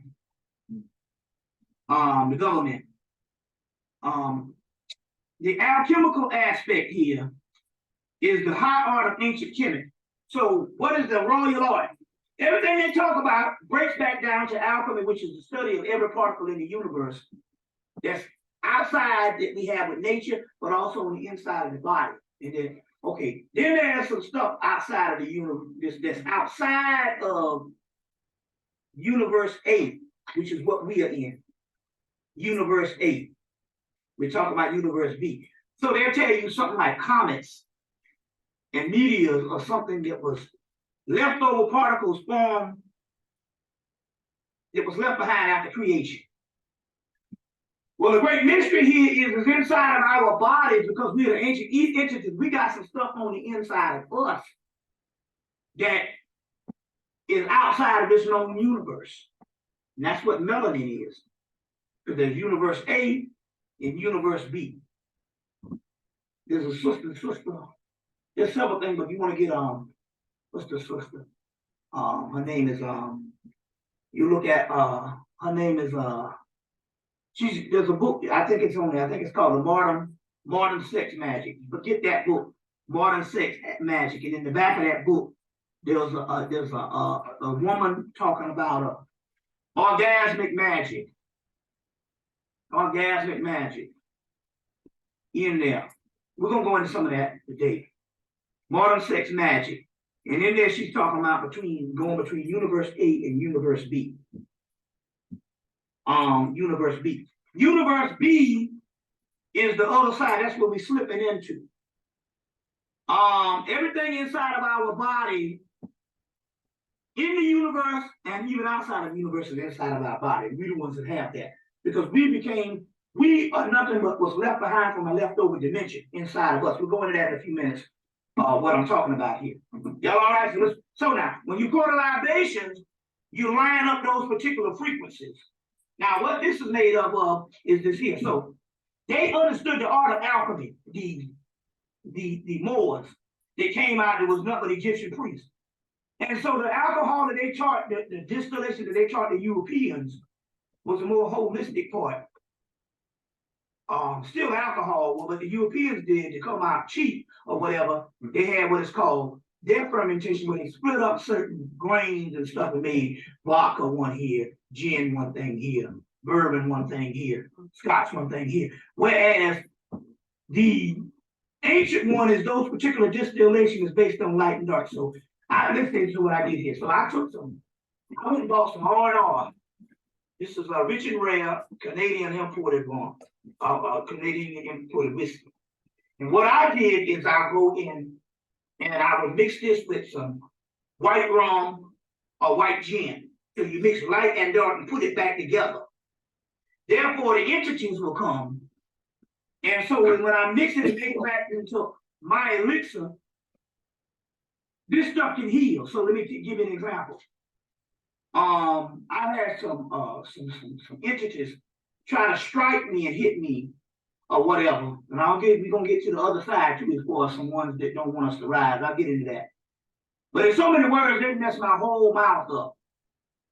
And so some of the entities came through.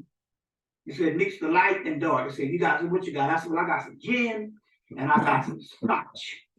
So mix that shit together.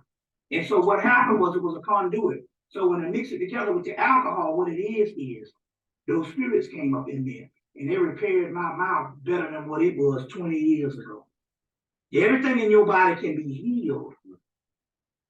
You can take the long way with herbs and the diet and all this type of thing. But then again, you can go with some high magic and heal your shit and stuff like that. And also, certain ways to heal certain things also. So what I did was this is a mixture. This is called elixir. We'll get into the elixir also as far as for magic. But anytime you buy any alcohol and stuff, like any high-end shit like cognac and all that old stuff, they drink the hell out of it. And that tequila. What's the one of that one they like? You see what I'm saying? So so this is just a conduit to bring those spirits through. And also that's how that works. And then there's no religious organization that didn't do it. Like I said, they even did it up until the 1800s, until the early 1900s, until Welch's came up with Welch's grape juice. And then they started having wine. You know what I'm saying? In the regular churches. So alcohol is all, even in the Holy Roman Church up until the 1800s, they had damn wine. You see what I'm saying? At least. So that's just a part of the spirit life. So now this also, if you can have Creole, you can also cook your house up by splitting four elements also and bring these things through. Okay, let's start out. But since the day is a day of Lakshmi and the goddesses of love, we'll start off with them. So the people that know what I'm talking about. Lakshmi, she means power. And several other things, but one of the things basically means power. Lakshmi, Vishnu, Venus, Aphrodite, Astarte, Ishtar, Razuli,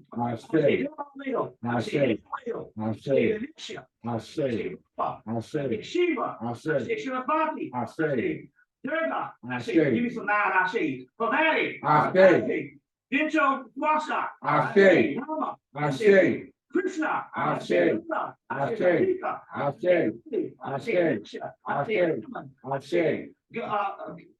Garati, Tara,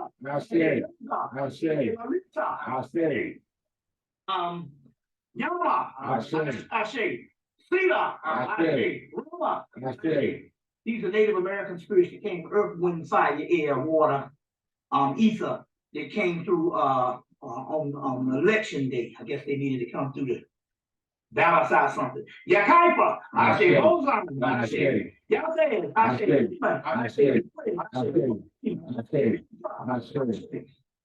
Trayanka, I say, Priyanka, I say, Namo, I say, Luigi, I say, Sima, I say, I say, I say, I say, I say, I say, I say, I say, I say, I say, I say, I say, going right along with that. I say, Otisha, I say, Tiasia, I say, Cheola, I say, Jumla, I say, Kumu, I say, Ankara, I say, Mukio, I say, Kupo, I say, Alita, I say, I say, Nonu, I say, Noku, I say, I say, I say,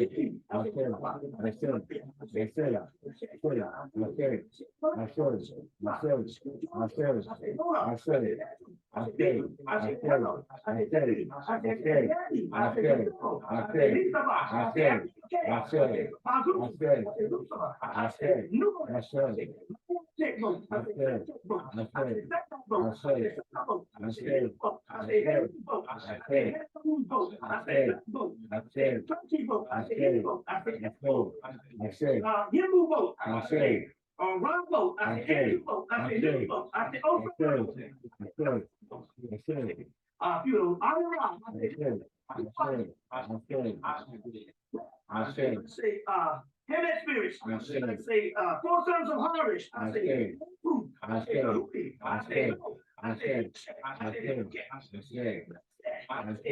segment. I say, Raya.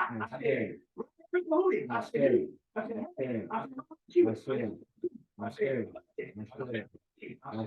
say, just a few more. Also, I get your message. I say, not this. Much.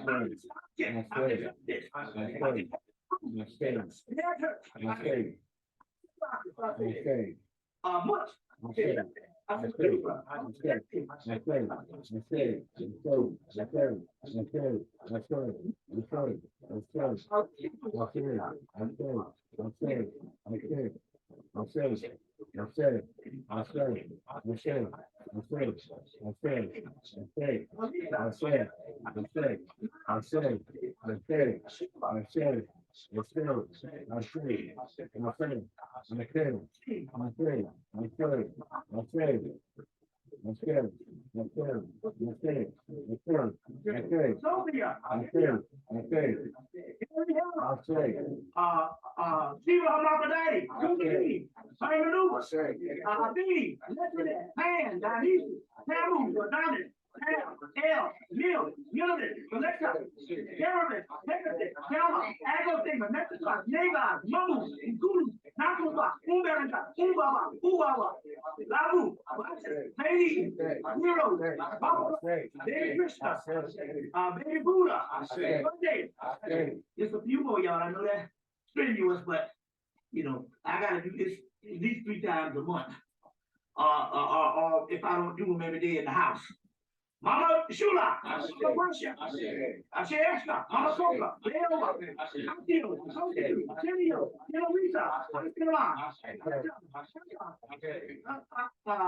after the meeting, you know it. Let's see if there's any more. I think that'll do for right now. 1, 2, 3 family members, the HEMMITT family, Shaw family, Davis family, start calling out your family members. It's passed on. I shake.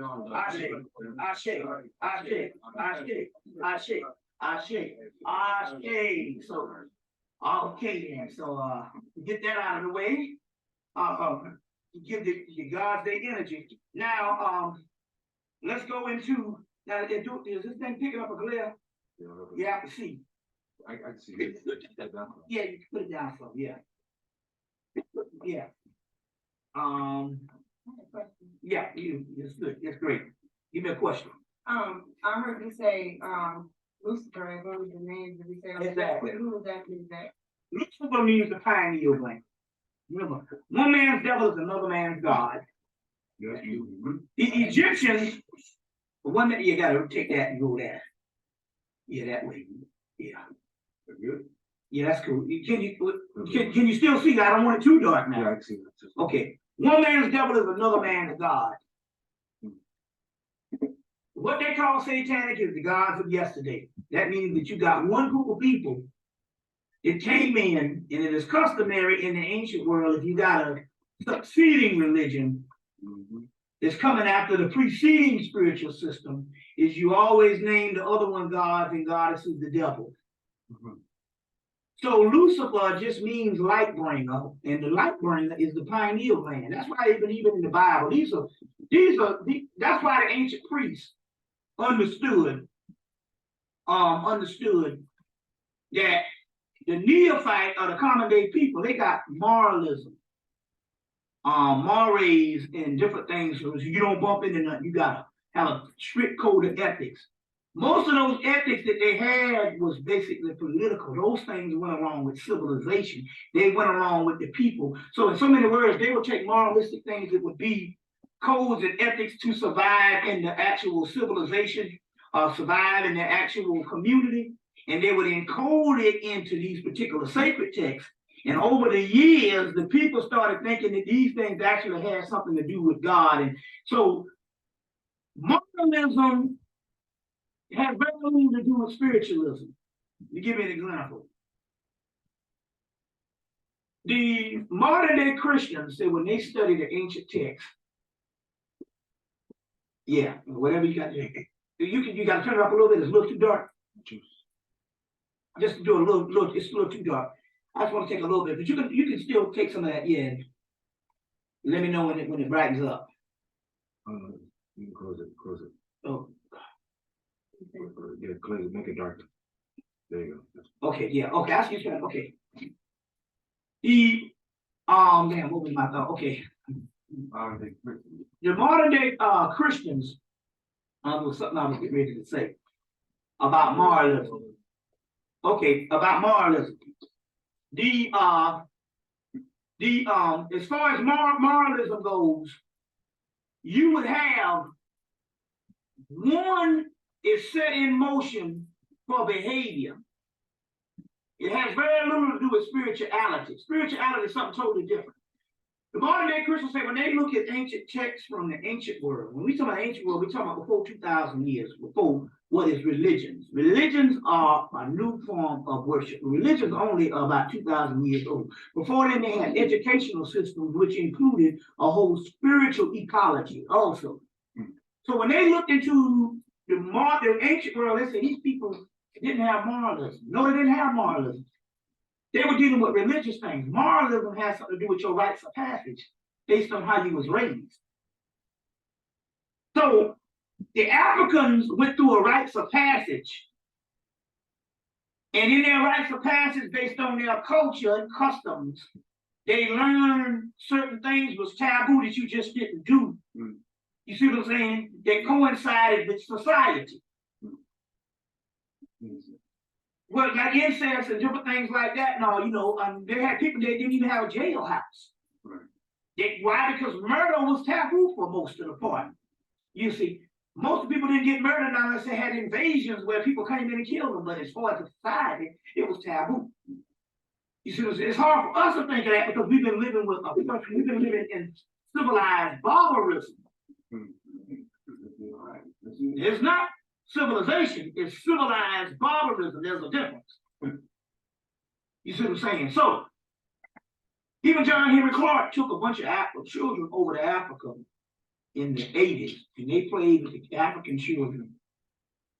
It might be a little different now because they done had some shit that done went on over there with the government and put Africans against Africans. But I think it was in the 80s, maybe in the 70s, but they played with African children for 3 months. It was little children. He took them over there and they played. They said, after that, he said, what happened that was different than America the whole time you were playing? They came and they couldn't figure it out. He said, you've been over there for 3 months playing with these children, and the entire 3 months you didn't have one fight. So it's possible that you could have a civilization where certain things, you understand what I'm saying, is not synonymous, are not prevalent in your civilization because you understand what I'm saying? Because you have a right to pass and a customs and culture that don't produce that. You understand what I'm saying? So in this particular case, you didn't have need for behavioral systems encoded into a religion. So therefore you could be about the level of religion, or of spirituality. You see, so in so many words, when you really think about it, we have been cheated out of spirituality because so much of what we deal with in religion is based on how you behave. And spirituality have nothing to do with that. You understand what I'm saying? So one is a political system that was devised by a group of people that want to keep a control over people in a certain society. And the other one is a spiritual system, which has nothing to do with what you do morally or social behavior, because you learned that from growing up in your society. You understand what comes from? You get this? I try to understand this particular point. Spirit told us that those books came about because they knew prophecy. They knew that the white man was coming out of an icebox and coming out of a cave. They didn't have no form of a civilization and behavior. And he would need a guidebook to go about just to learn how to be human. So therefore, a lot of this stuff is encoded into the Bible, Which makes sense to me, because look what he did to the world with the damn Bible. Can you imagine what this beast would do if he didn't have no code of ethics? Hell, he damn near broke every law known to man on the planet to this day. Bible. As a matter of fact, the devil in the book don't even go with the white man, because the devil in the book is the damn Mickey Mouse. They got to create a new mythological character to deal with this white boy, because we ain't never had nothing in mythology to this day to describe what diabolical shit this motherfucker do. You name it. You understand what I'm saying? You name it. 90% of the foods you eat on the planet now is all artificial. You see what I'm saying? And don't fuck around no more and go to these Japanese and Chinese restaurants. Oh, yeah.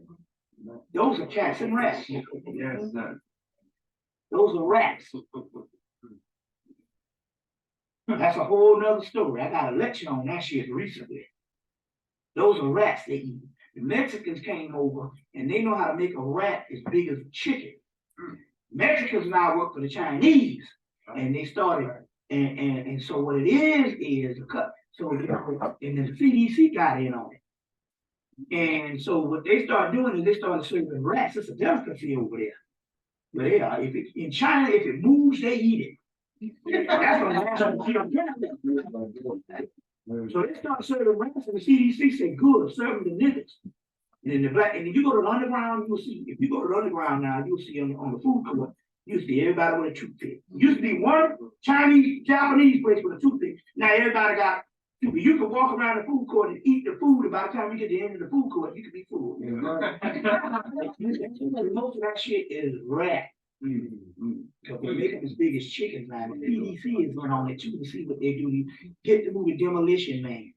It was eating rat burgers. And they say, you see any cows around here?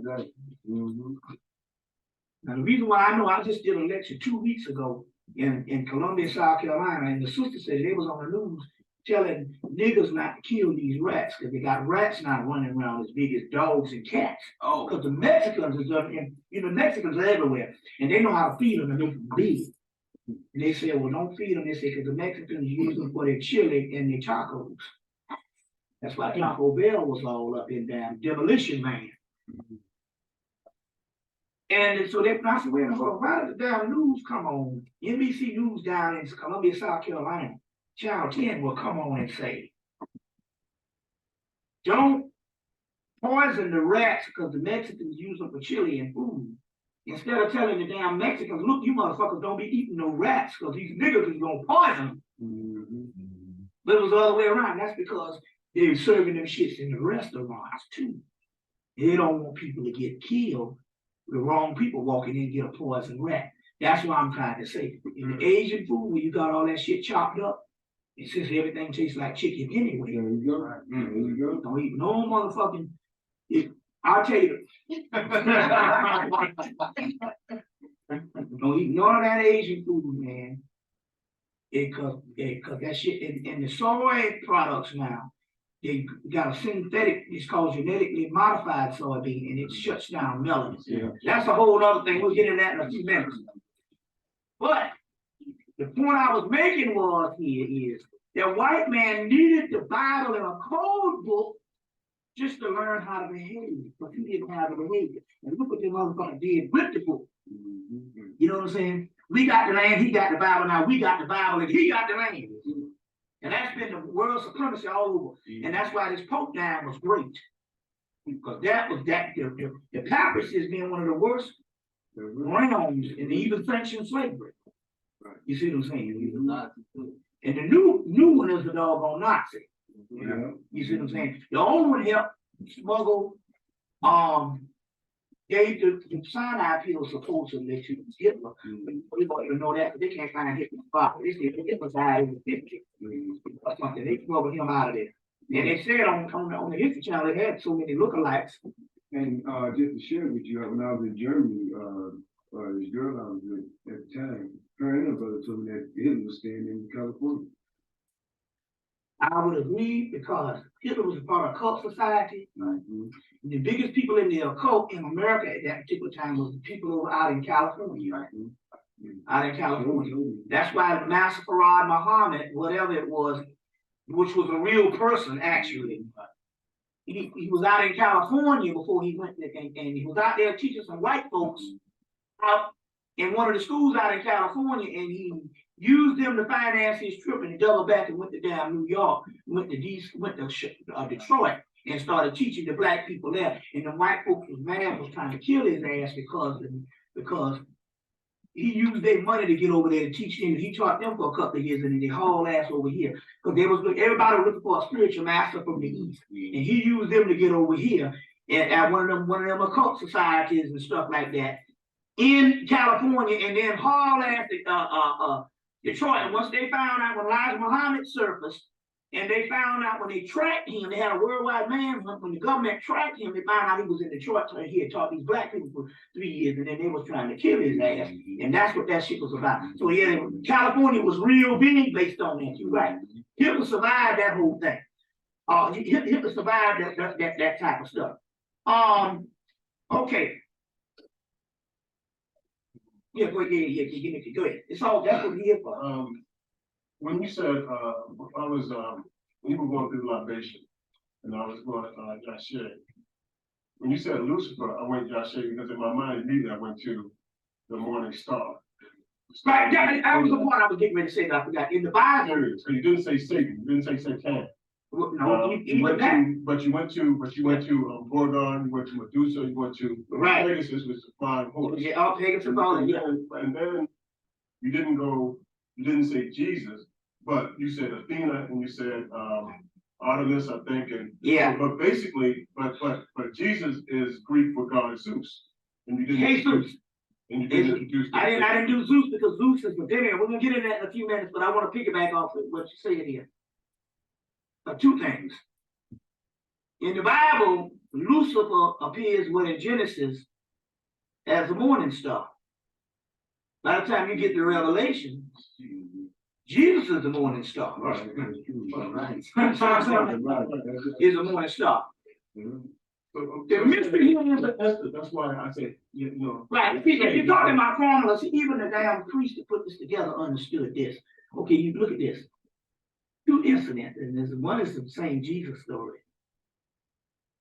They say that what Job wrestled with the angel all night, and in daybreak, Jacob wrestled with the angel all night, and in daybreak, he saw the face of God, which was called what?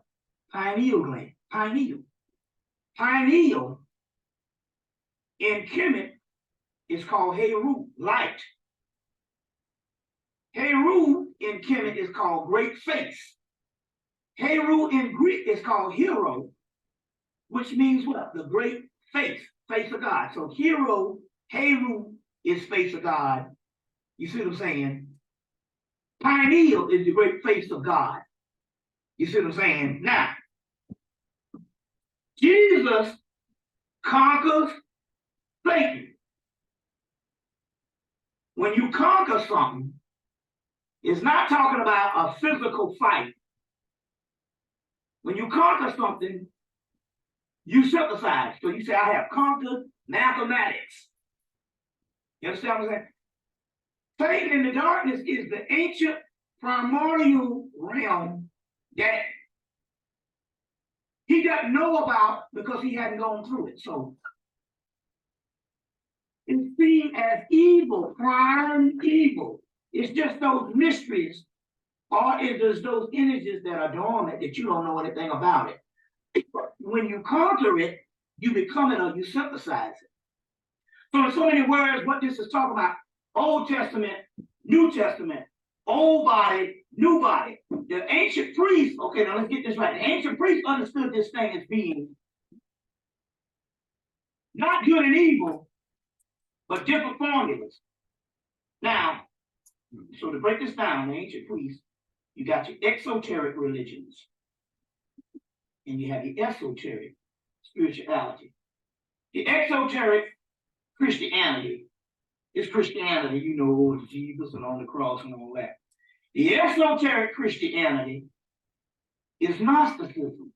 That's where it came from, because it came out of the Egyptians had this thing in Coptic Egypt. They even had a Jesus there. And the Romans took their stuff, made the New Testament out of these Gnostic texts, and then killed all the Gnostics. See, when the Gnostics said, hey, wait a minute, we got this Jesus, but ain't no man walking around no damn Jerusalem or no Rome with no Herod and all that shit. It's talking about Horus and the end of this and all this, and they said, kill them motherfuckers off. You see what I'm saying? The esoteric Hebrew is the Torah, the laws of Moses, and all that lie. The exoteric is Kabbalah, the Kabbalistic system, the tree of life. The esoteric Islam is the Islam and Moses and the angel spoke to Gabriel, but to Muhammad, and Muhammad was illiterate till the day he died. How the fuck you gonna get a Quran from a motherfucker that was illiterate till the day he died? Which was written by a Jew and all that, but I'll actually, they say the slave, which actually wrote it. I'm on these planes and they got this recycled air with these crackers. And so every time I get off one, I have to, yeah, we gotta. The spirit, right? Yeah, she's out. Okay, yeah, go ahead and turn it off. We go.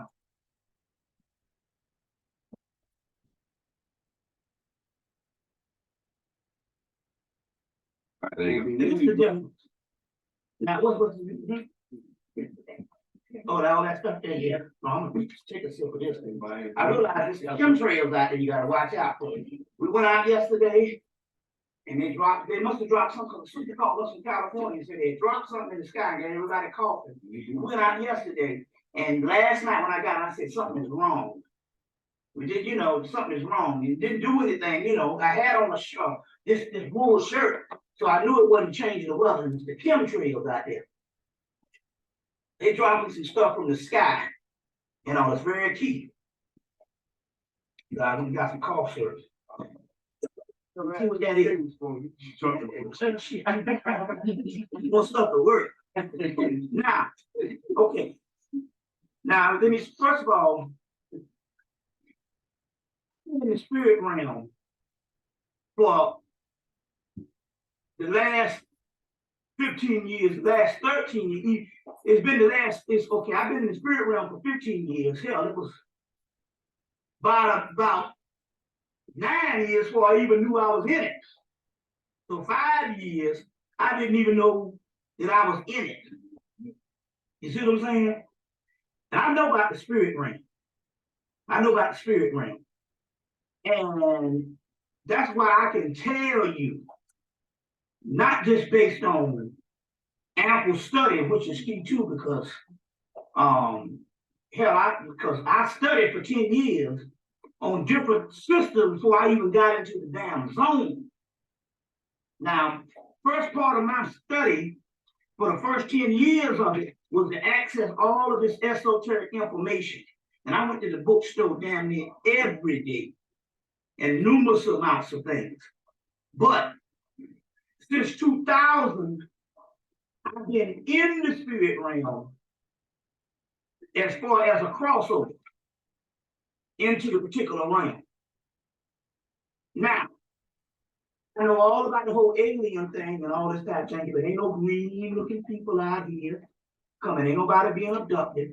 The people that's being abducted, no, that's European phenomenon, and that's the United States government. There's a book, Man-Made UFOs, from 1947 to 1994. That's when the book came out. And there's so many words. There's two kinds of UFOs, or two kinds of spacecraft. The things we deal with are not physical. Never were and never will be. The things that are physical that abduct people started from Area 51, and that is the United States government and the powers that be. Think about it. Why in the hell would somebody have the kind of technology to get here light years away? Abduct somebody. They pretty much know, and my point is this here. It's interesting here, all this UFO phenomenon, we don't never see that shit in the ghetto. You don't have no reports of no black people being abducted down here. If they are, you get one or two. Like I knew one black woman who was the government fucking with her. But all these white folks being abducted, and this is when you really ask this question. If all this abduction going on and all this UFO phenomenon, what they talking about, why are they hitting the black community? Black people walking around oblivious to the information. You know, when people get abducted, they don't come back in good spirit. No, let me, man, listen to me, man. Now look, you asked me to come here, man. You can deal with spookyism, or you can deal with straight up scholarship and straight up experience. There is no aliens out in the universe. It's irrational. Think about this. I want you to think of this is information, but let me try to explain something to you. Now just listen to me. It is irrational. Let me explain something to you, brother. Let me show you something. You NUWAUBIAN, right? I'm a brother. Well, are you NUWAUBIan? Yeah, we all Yes, NUWAUBIAN. And I'm gonna show you something. I'm talking about mind control. To get to the bottom of this. Since I got in the car with you, and since you've been sitting here, you have asked me to document my sources. You ain't dare ask Dr. York not once to document his damn sources. You took his shit as face value. Can't say that, but I Now, come on now. You took your shit as face value because the simple fact is there ain't no bibliography in the back of his books. That's not true. You got majority of that shit, man, come off the dumb shit. I'm telling you. Majority of that stuff, because I've been knowing this man long before you even, when he thought when Egypt was evil in 1990, with the Leviathan books from 1990. This is the same man that attacked Dr. Ben in 1990. When Egypt was evil and the ark was a symbol of done. Now I ain't gotta say you can get all his Leviathan books in 1990. But it depends on what school you be going through, though. Yeah. Man, look, this is what I'm trying to say is this. Look. Now check it out now. You can deal with scholarship. You can deal with scholarship, and you can deal with a mission, and you can stay in the fantasy world. Now the choice is yours. You see what I'm saying? Now the choice is yours. Because I've been out here long goddamn time, and the government been knowing about me for years, but they don't dare want to fuck with me. You see what I'm saying? They don't want to fuck with me. You see what I'm saying? It's Harvard. The government received my information in 1994. They got all my shit. Harvard came, Yale came, Dartmouth, and all these colleges started calling me to come lecture. I already knew what that was. Because at the same time, with the same Miles College, they came, what Miles or not Miles, it was King's College, they came and got college to come up there. College to come up there. And then attack him. And the whole congressional shit. So I'm trying to say it ain't no big deal. I'm just trying to say the reason why they don't fuck with me because they don't want to fuck with me. Now I'm just trying to say, I'm trying to say this here. This is what I'm trying to tell you. The majority of that shit ain't got no fucking bibliography. You see what I'm saying? They got no doggone bibliography. And what I'm trying to say here, there's a progression of information. Now you can learn the information, and that's gonna take you to the other thing, or you can push their foot around and believe shit. The difference between your belief system and what's real. Now, just rational alone. Why the hell would somebody come down here, bypass majority of people in the ghetto, which is the people who are the original people and the indigenous people, and go straight to some crackers and abduct them and do all this kind of work with them? You see what I'm saying? My point here is if you got that kind of technology, and it's proven we got the knowledge to know every science of what in the world. If we got that kind of technology, why the fuck we gonna come and abduct somebody and experiment on them? We supposed to already know that. You know what I'm trying to say is that's government hoax. There are no physical UFOs. Now there are vessels out there, but they're not spiritual. They're not physical. They are spiritual. And the things that we are dealing with are spiritual. I can show them to you tonight. They're out there if you want to see them. I can show you these things tonight, but they're not no tin cans. That's government. All that UFO information that you're getting and stuff, most of those things are round spacecraft created from Area 51. Since 1947. So what has happened is this. You got a conspiracy going on. I want to say this one thing. You got spiritual things that is out there coming from other dimensions other than planets. The difference. Planet hell, Sirius takes you 8 light years to get from, and that's one of the closest one in the fall of our solar system. You see what I'm saying? Hell, we can't even go to motherfucking California. We can't go across town without running out of gas. So the cracker can't even produce no fuel that could take us from one planet to the other. Hell, he ain't never even been to the goddamn moon. That's fake. They created that right out in Hollywood. It's even in the movie Diamonds Are Forever. Sean Connery's last movie before he came back in 83, in his last movie as James Bond, they hope that is a whole hoax. And everybody in that Apollo program from 1961, the majority of people are dead. They faked all of that type of stuff. My point here is this. Now try to understand this type of thing. The physical side of the UFOs, what it was, there was a whole spiritual side that people had been seeing things all over the world that they were going to have to answer to. So the government decided to come in with the physical stuff, start abducting people, have the same little green bug-eyed suits. Now the green bug-eyed suits, if you get the movie Fire in the Sky and go to the, they was on the ship, they showed a closet full of the suits hanging up. So when these people report seeing the same thing, those are suits that these people get into. And they drug these people all up and they see the same images. The real image that came from Alistair Crowley's vision of Lamb that he got in 1919 where they aired at Greenwich Village up in New York City. And they took that picture of Lamb. I got some pictures of Lamb. They took that picture of Lamb and put the bug eyes and been seeing the same little shit over and over again. That is government. That is government. You see what I'm saying? My point here is, I deal with the same scare trap. I got one follow me all the time. It's been following me the whole time. The other week I was on the plane and the plane dipped. And everybody kind of jumped. And I looked outside and the ship was right out there. But I know what that ship is. It ain't no physical ship with no bug-eyed people from no other planet. It's no different. Even your boy Pat Robertson. You got to understand these crackers that run this world. The ones that's on TV. They don't run this world for not knowing. Even Pat Robertson, when Independence Day came out, he said the people are looking for this physical bullshit. See, this is when, he do all that jiggle shit, but then he had to come on and he started dropping. Because they don't put no crackers out of whole neck if he ain't down with the Illuminati and all that shit. He do the Jesus shit to keep motherfuckers dead. You see what I'm saying? He came in and said, you motherfuckers thinking it's physical ships out here. He said, but there are spacecraft and there are aliens. But he said this, he said, but they are angels. They are entities. There was a book called Thompson put out called Angels and Aliens back in the early 90s. You still might be able to get it. But the thing about it here is this here. Now you talking about that thing out there. That the Michael Talbot's book, The Holographic Universe, and he's getting it from the occult realms.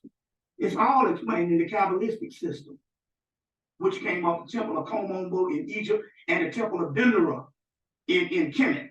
You see what I'm saying? Temple of Dendera in Kemet. See, this is what I say. You ought to be able to trace certain things back to when your people were speaking and make the analogy, then these crackers and new motherfuckers coming up with this new shit that you can't find. Right here is the same concept of the UFO, where you see these gods among the boat. You see that all over Kemet, especially the Temple of Dendera. The gods among the boat. Now, this is the key on that is this. These gods are nothing but components of us. So that means that we are connected with the ships. I'm gonna get into all that type of thing, but I gave you something in your package that looked like this. You will see something in your package. This is based on scholarship. You see what I'm saying? I'm saying you can fool around with the what's going on. Now, what about things like the Dogon tribe? What about things like this? What about the Dogon tribe? Like what they call the Noble. So I have an extensive study on that. My first take was on the Dogon. They talk about the Ark. No more Ark. And then what about the ancient Tamarans, where they talk about the different troglodytes or the reptilian beings? Or what do they talk about? Okay, look. All right, we're gonna get into all that good stuff. What about Shaka Zulu? You fucking with the master. Even songs in the stars. What I'm trying to tell you is this. Listen to me. I didn't say that there weren't aliens and spacecraft, I said that they weren't physical. I'm just checking you. Listen, no. What I'm trying to say is this, now listen to me. Now go back. I just said, didn't I just show a picture? Y'all gotta listen to what I'm saying here. That's how Yes, listen. I feel you. Yeah. Listen, I didn't say if there were spacecraft and you're gonna get this, I'll get them one. But I'm talking about there's a young truck in there. Let me know what you think. There's a picture that's folded up. Oh, okay, well, they're not doing. Right here. This thing right here. Okay. This is called a Sri Yantra. Later on, you know it as the Mandela in Tibet.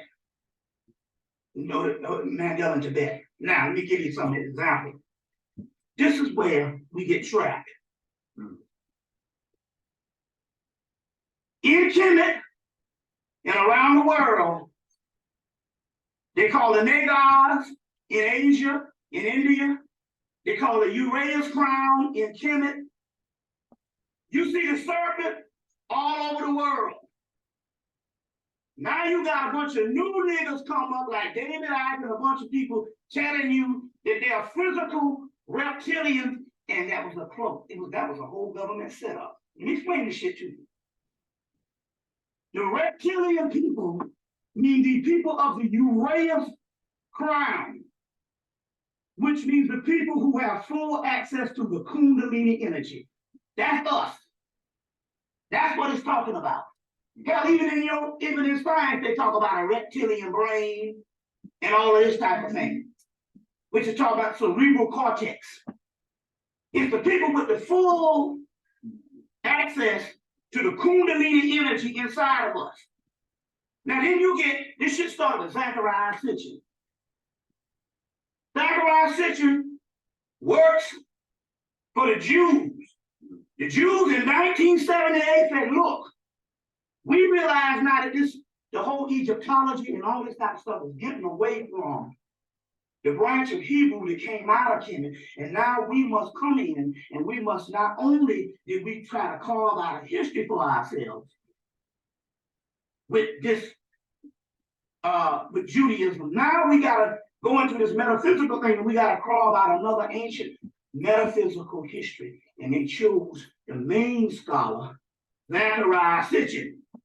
And all of a sudden, what used to be the reptilian, which is talking about the Uranus crown and the serpentine crown, which was the Kundalini race and the full access to the Kundalini race, all of a sudden start becoming physical reptilian beings.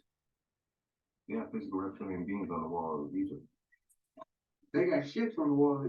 I didn't say, you all not getting this thing, bro. He's saying, Biology. We don't get it. Okay. You ain't telling me shit about Egypt, nigga. I studied Egypt for the last fucking 19 years. No. I only tell you all the goddamn temples there.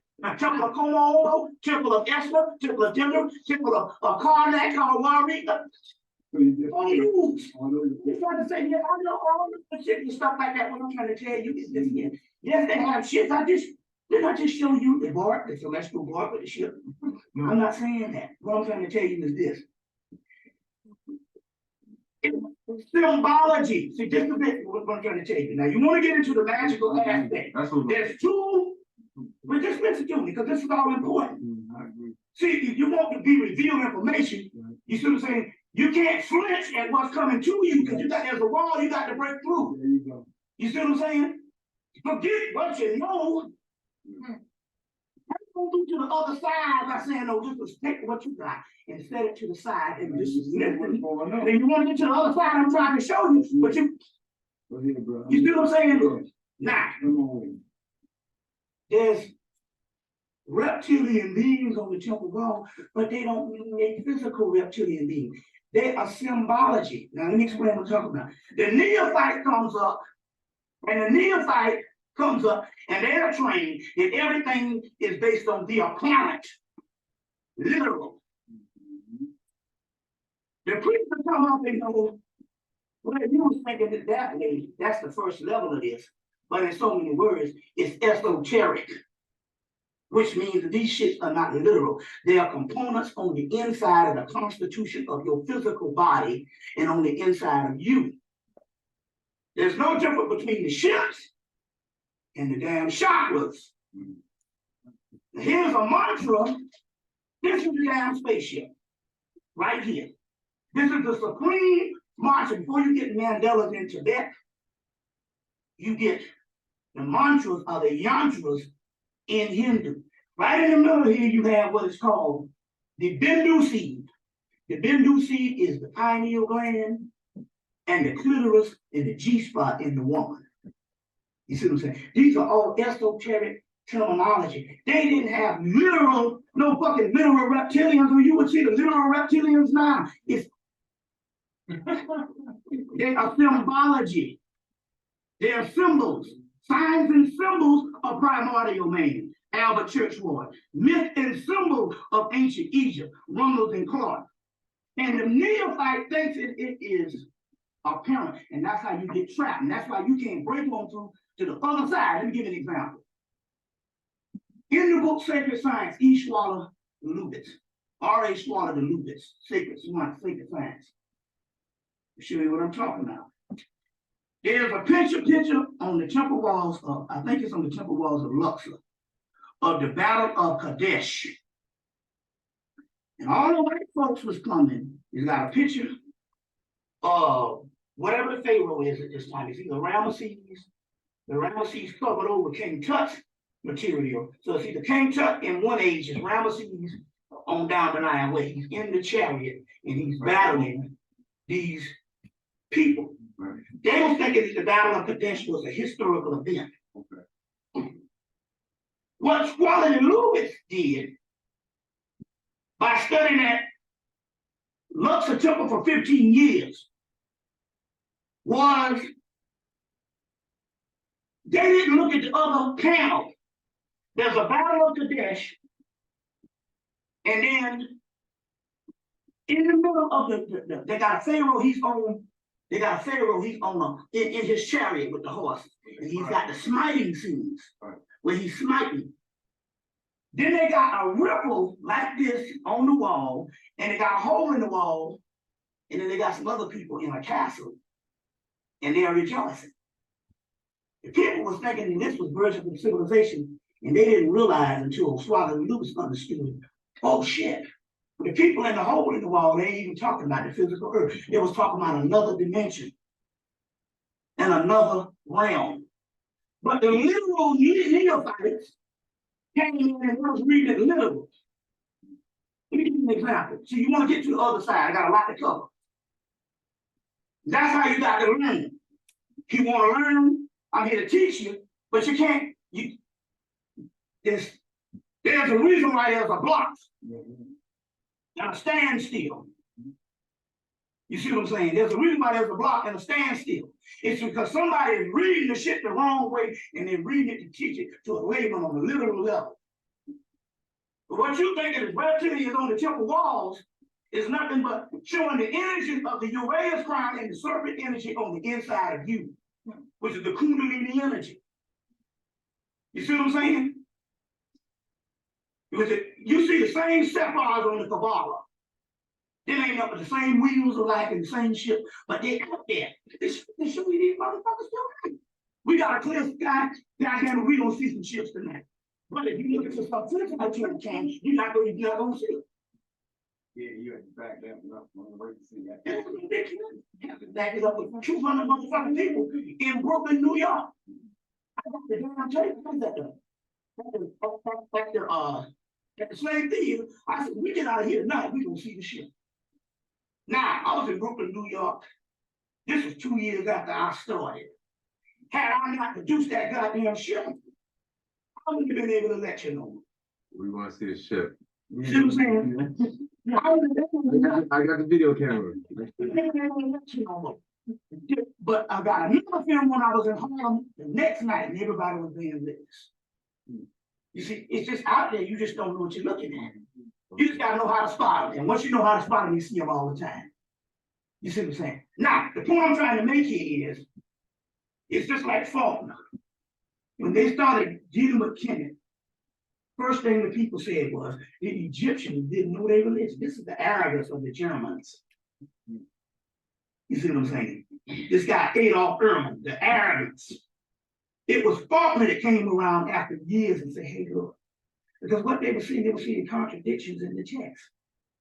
They were seeing shit that nature that didn't make no sense. They were seeing stuff that was straight out of the head off. They was practicing building in mistakes inside of the religion, but that's how nature is. Anything that is smoothed off and is repetitiously the same is artificial. They was looking at the patterns in the chaos. And they know that there's no greater blade of grass that grows the same way. So when you go to Rome and Greece, you will see the columns, they're all even. But when you come to some parts in China, they got columns like this, and columns like that. They said, what kind of crazy people is this? No, these people was copying the lotus that grew out of the marshes of the swamps, and none of them grow the same size. You see what I'm saying? No. So the concept here is, you're talking about magic. The first concept of magic here is never think on the appearance. It's not literal. You see what I'm saying? It's not literal. Now I done did every damn ritual known to fucking man.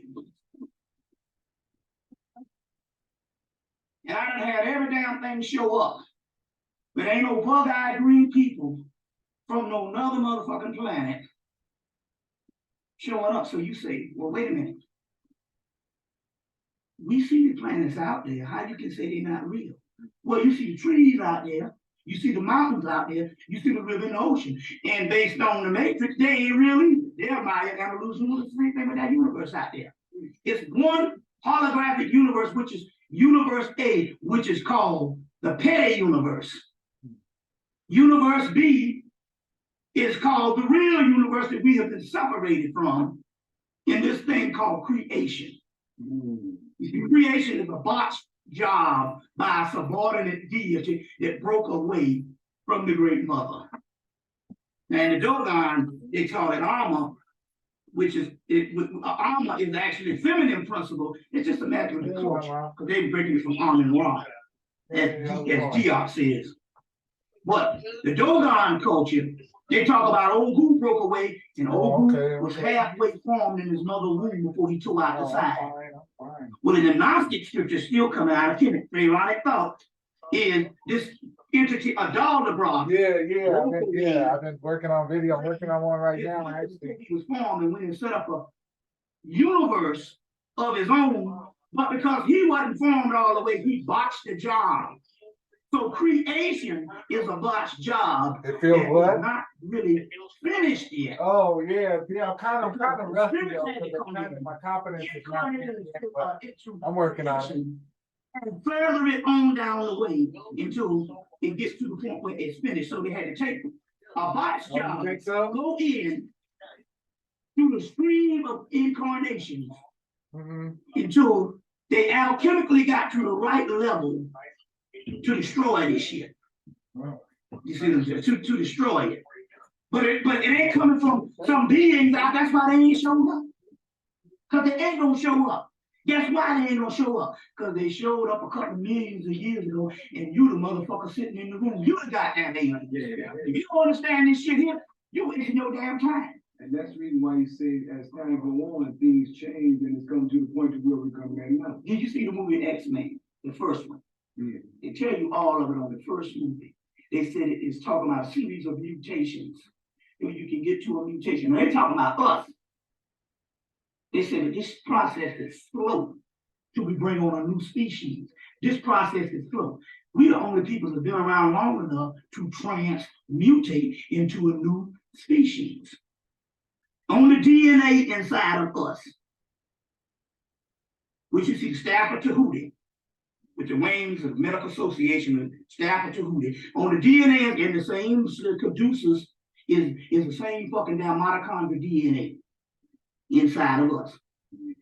On the DNA inside of us, if you know anything about melanin and alchemy, melanin is a series of amino acids. And they study the amino acids in us every day.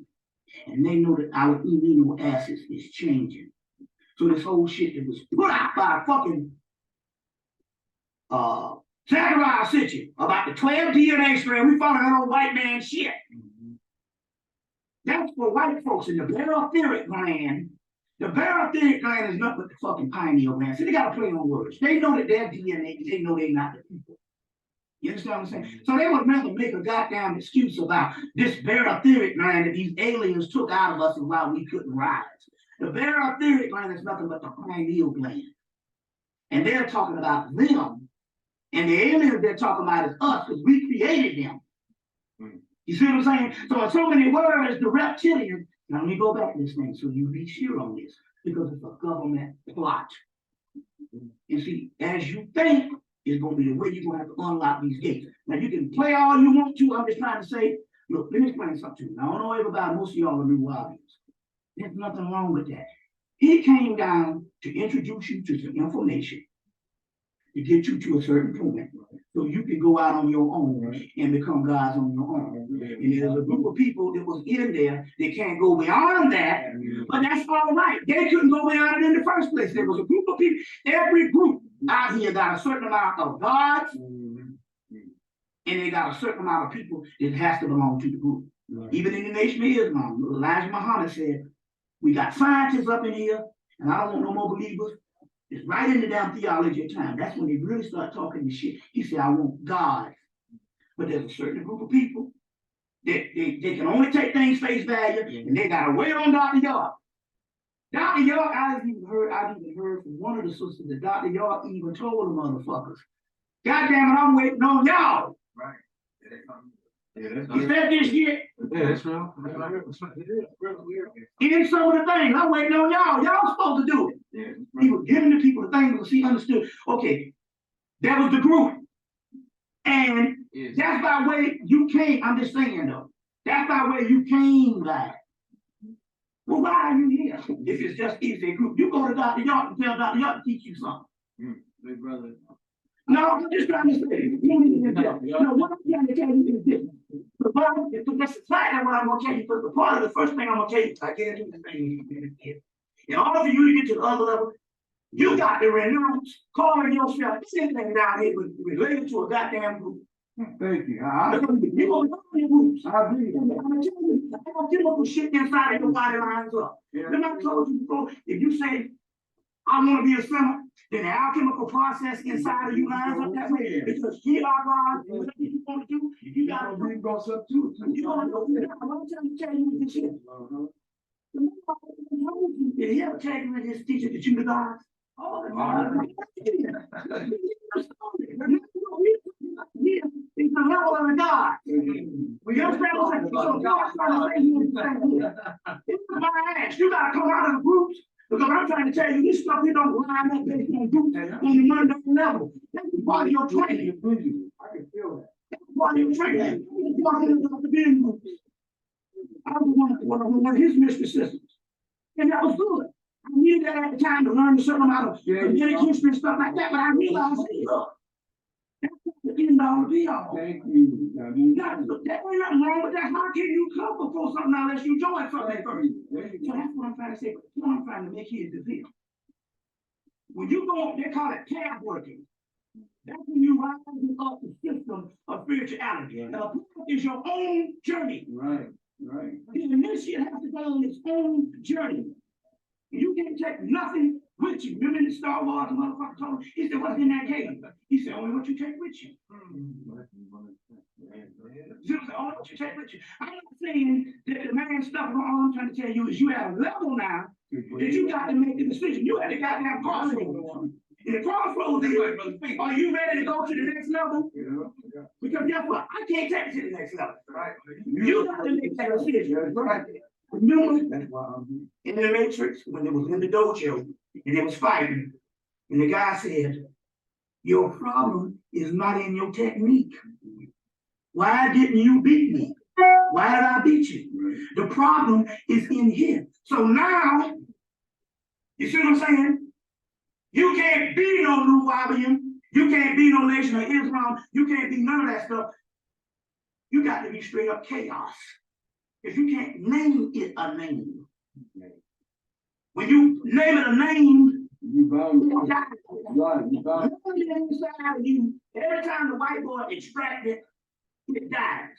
Melanin never stops moving. And chaos is what melanin is. Melanin is chaos in the blood. Told you that in the movie Phantoms. He said chaos, plain and simple.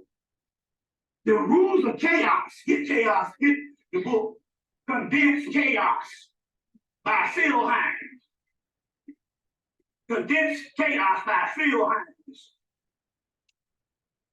In the book, the first rule of chaos is change is the queen.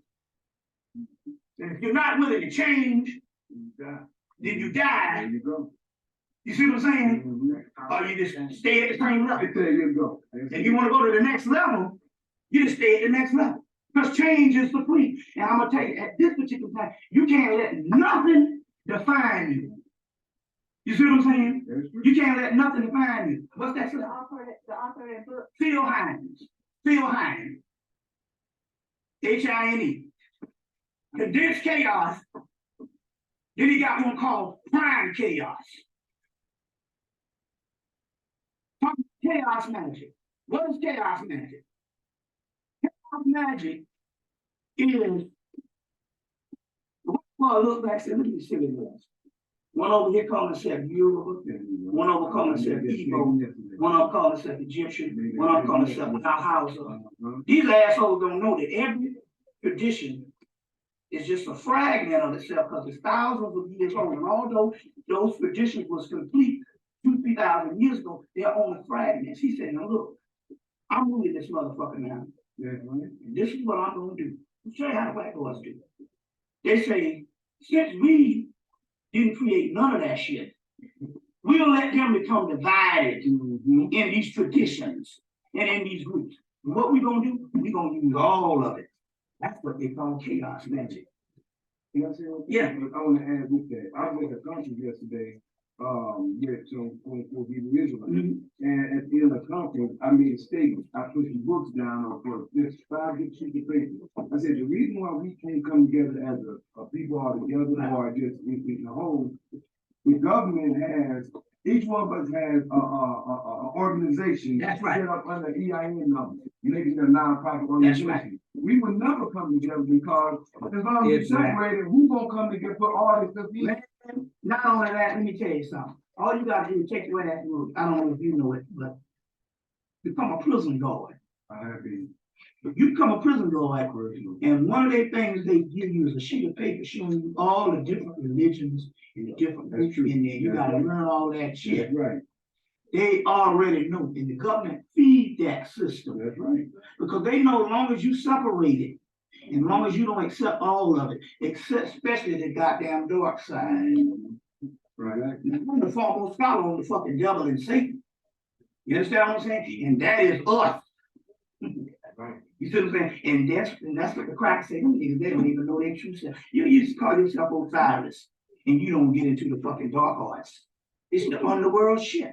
Black magic itself is the black man's magic. You see what I'm saying? And they don't make no shit that I'm scared of, and I done been through all of it. You see what I'm saying? So the point I'm trying to make here is, they call it chaos magic. They've been dealing with this shit since the 70s.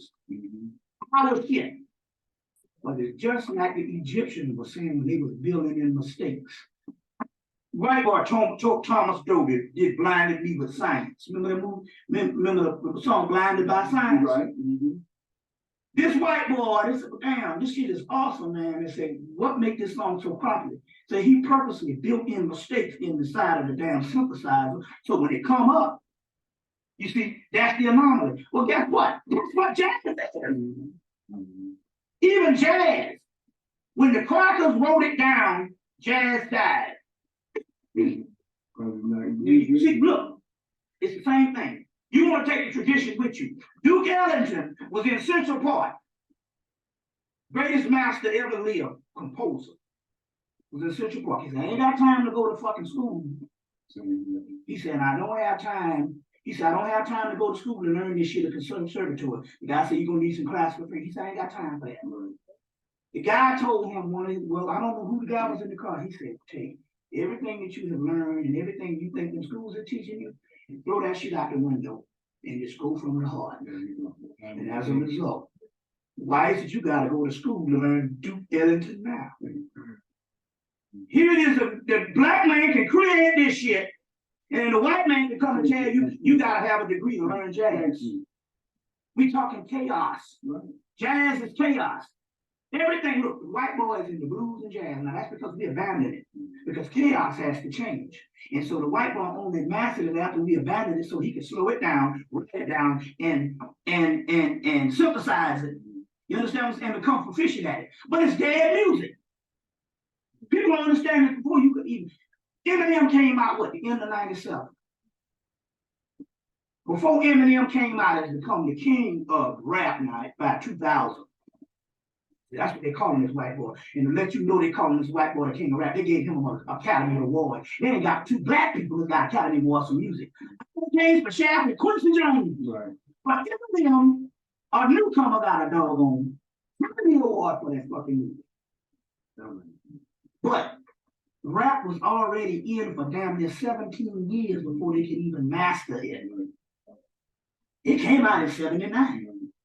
The point I'm trying to make here is, we're talking chaos here. And you gotta come out of traditions. You gotta come out of the traditions. You see what I'm saying? So I'm not trying to knock your school or knock the people in. What I'm trying to say is that was all fine the way it was. You see what I'm saying? He did a good job, commendable. You understand what I'm saying? But the point about that here is if he said you all are supposed to become gods, now it's time y'all to become gods. So what the fuck you talking about what you did in the past? Come on, let's do it. Throw it in the lecture. No, I'm just saying, you gotta understand these things. You can't let the limitations. This is not to compare. It's just like one of the brothers back in what's called when was going to see Dr. Ben and John in the clock, he was sitting up there always mad because he was on Elijah Muhammad. And I told him, I said, look, the messenger of Elijah Muhammad did a certain work that stands on its own. It don't have to be compared to something else. It stands on its own. That's the problem. We compare shit too much. And trying to see whether your teacher was right. It doesn't matter. It's only, well, did you get what he was trying to tell you and what did you get out of it? He only can take you to the bridge. What it was is this here in any group. There's a certain amount of scientists and there's a certain amount of followers. And some of the people that come up out of there, the scientists and some of the people that follow. That's the way any kind of group, otherwise you wouldn't be able to group to exist. Right. You understand where I'm coming from here? But the point I'm trying to make here is you got to become gods. And in this particular case, I'm gonna tell you something. There can't be no limitations on your thought. You see what I'm saying? On your thought. You got to check shit out. Now, the reptilians that they're talking about, if you don't get this motif, you might as well go home now because it's all talking about the Kundalini energy. The next thing is this here. That Kundalini energy is a feminine energy. You see.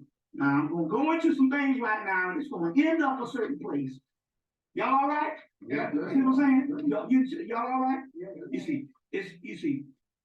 But we talk, this is different now. You see, this is different now.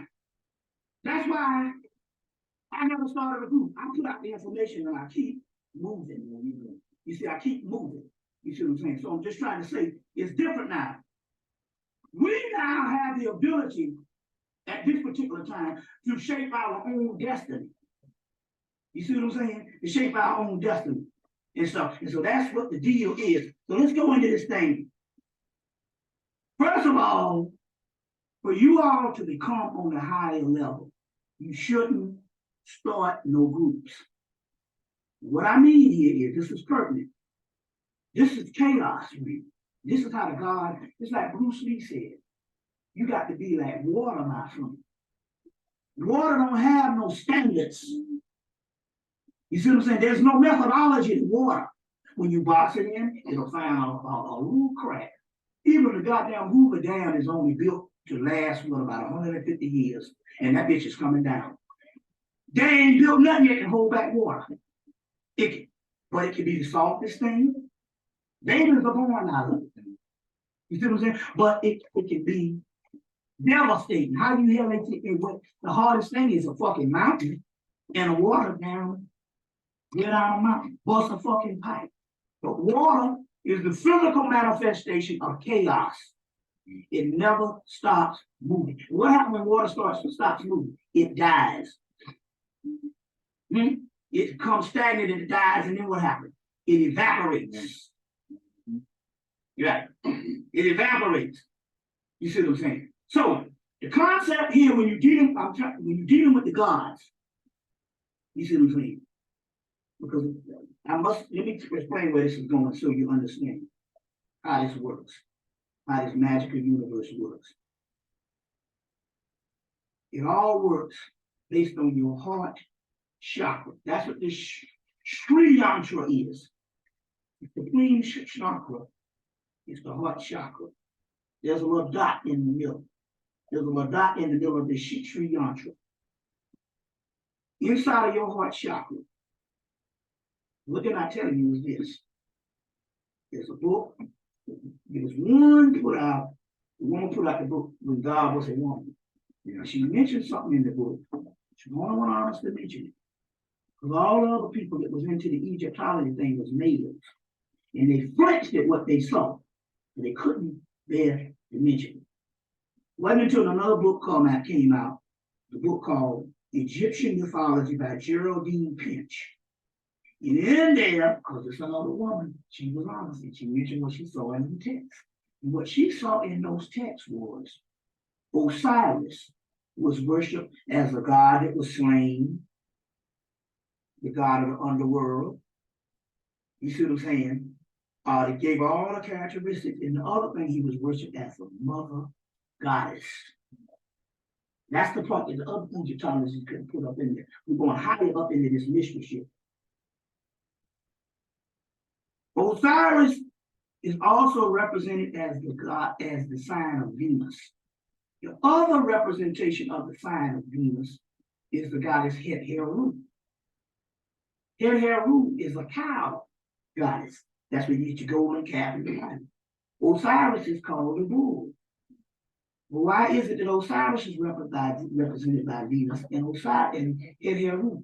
Because Osiris is nothing but the masculine side of Het-Heru. Osiris and Het-Heru is the same. Now, in the heart chakra, this has all got to do with magic. You want the gateways open for you. In your heart chakra, the reason why most people can't get it out here because this knowledge resonates on the root chakra. So when it resonates on the root chakra, the root chakra can only give them things that is mundane, societal, and what society says is reality. That's because they're on that level of ride, because the soul is still asleep. You don't even become awakened. The reason why you in here is because everybody in here is vibrating at a certain level of the heart chakra. The heart chakra. And that's the reason why you are here now trying to get this particular information. You understand where I'm coming from here? Of the heart chakra. The key here is that heart chakra. In that heart chakra, there's an intelligence. And that intelligence, you call that intelligence decide on whether you go on up to the pineal area or whether you stay resonating. So the first thing here is you're already awakened to the point that you're not like everybody else out here that's dead. They say you stay 95, 85%. No, this motherfucker is like 0 point something. There's only like 2 shit. It's like 0 point something amount of people that's awake. And the reason why you awake is because you're resonating at a certain part of the heart chakra. Then the other part is once you get there, you gotta go to the crossroads. Now that means you can decide to stay at that level and be satisfied with the knowledge you got and you understand that these niggas out here dead, or you'll cross over and start living magically. The difference. And what makes you cross over is this. Inside of everybody's heart chakra is a woman that sits up in it, and she judges. That's Osiris, but in so many words, that's this goddess Lakshmi.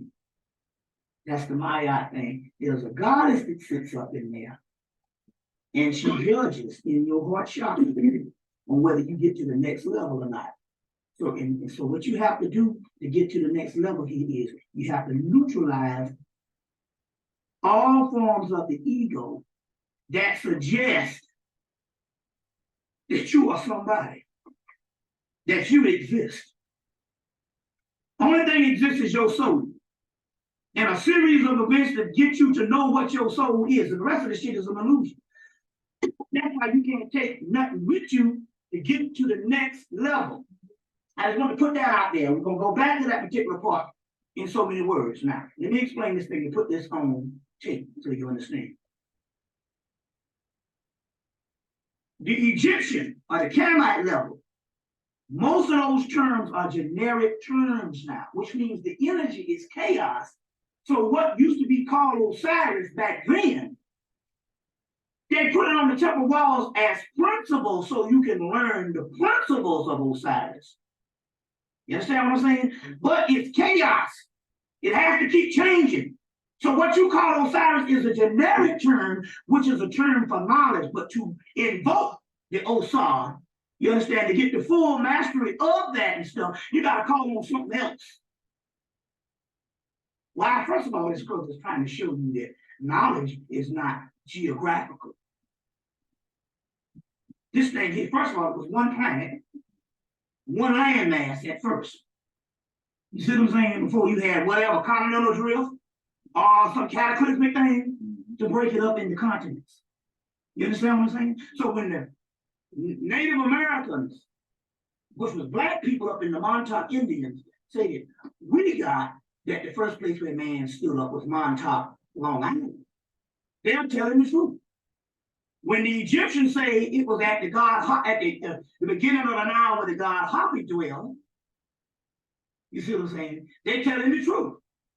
You see what I'm saying? Mm-hmm. When the East Indians say Shambhala, they're telling you, they're all telling the truth because it was all one landmass and one people. And you can't conceptualize it based on geographical location. It's one landmass and one planet. You understand where I'm coming from here? Now,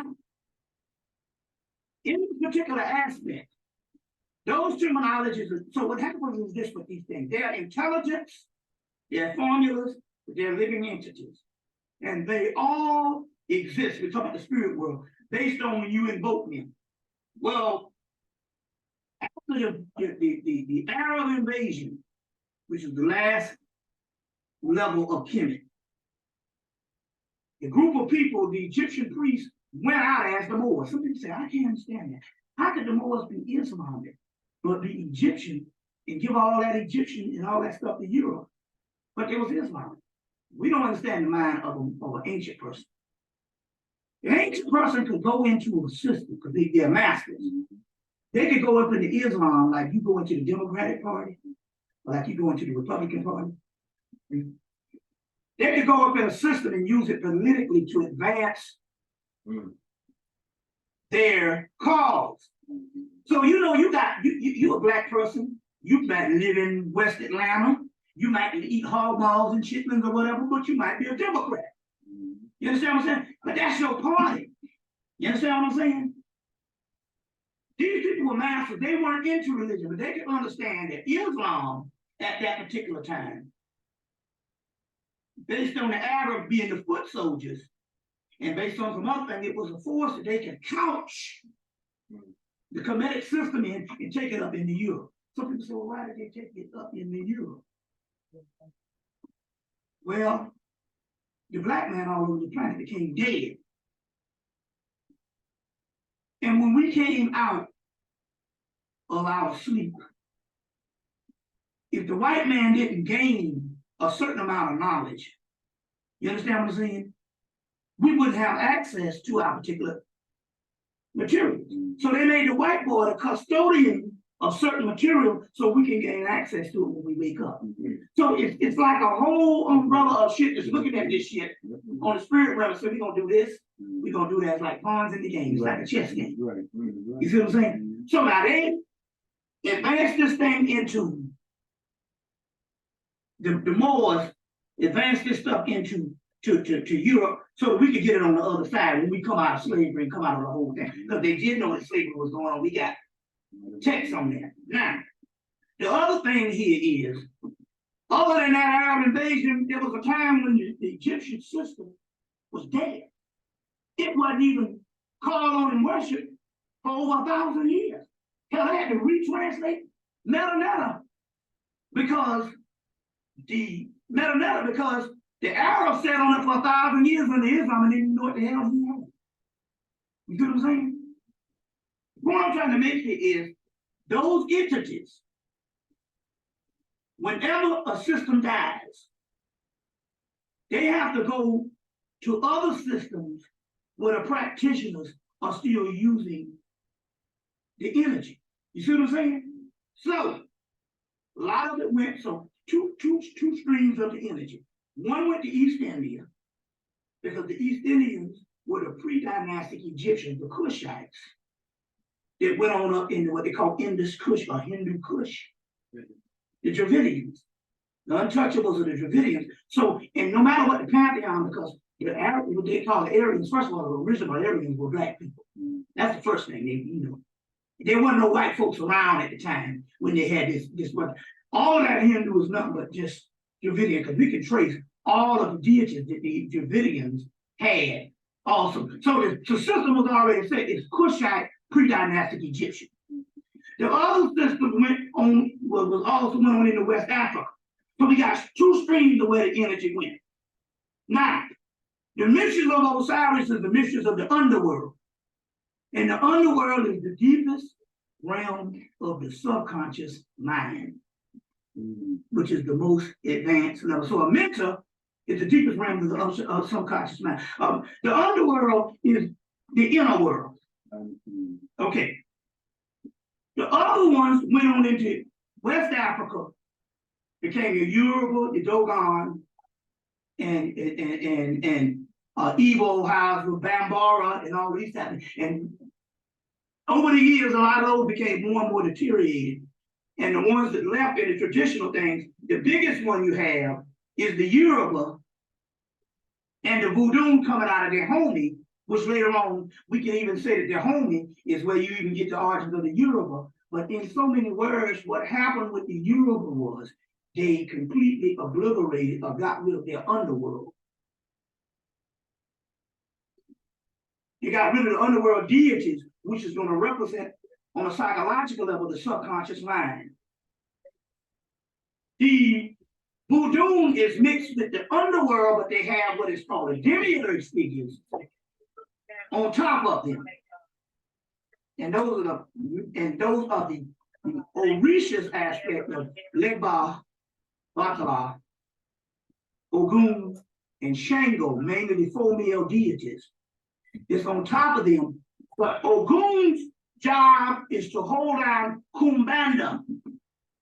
You're tracing this Osirian shit to where it still emerges. You see what I'm saying? Untouched from ancient world. Yeah, we came in and we picked it up. And yes, we learned a lot of the things, and a lot of the groups learned a lot of things, but they learned the things, but those are the principles. We had to reintegrate the principles. You see what I'm saying? Reintegrate the principles, and that's where the whole research of the Egyptology and the whole thing came up, which encapsulate the Black conscious movement and everybody else. You understand where I'm coming from? Now, so we integrated the principle, but when we're talking about the stream of energy, where's that Osirian energy that was untouched? Okay, yeah. Right.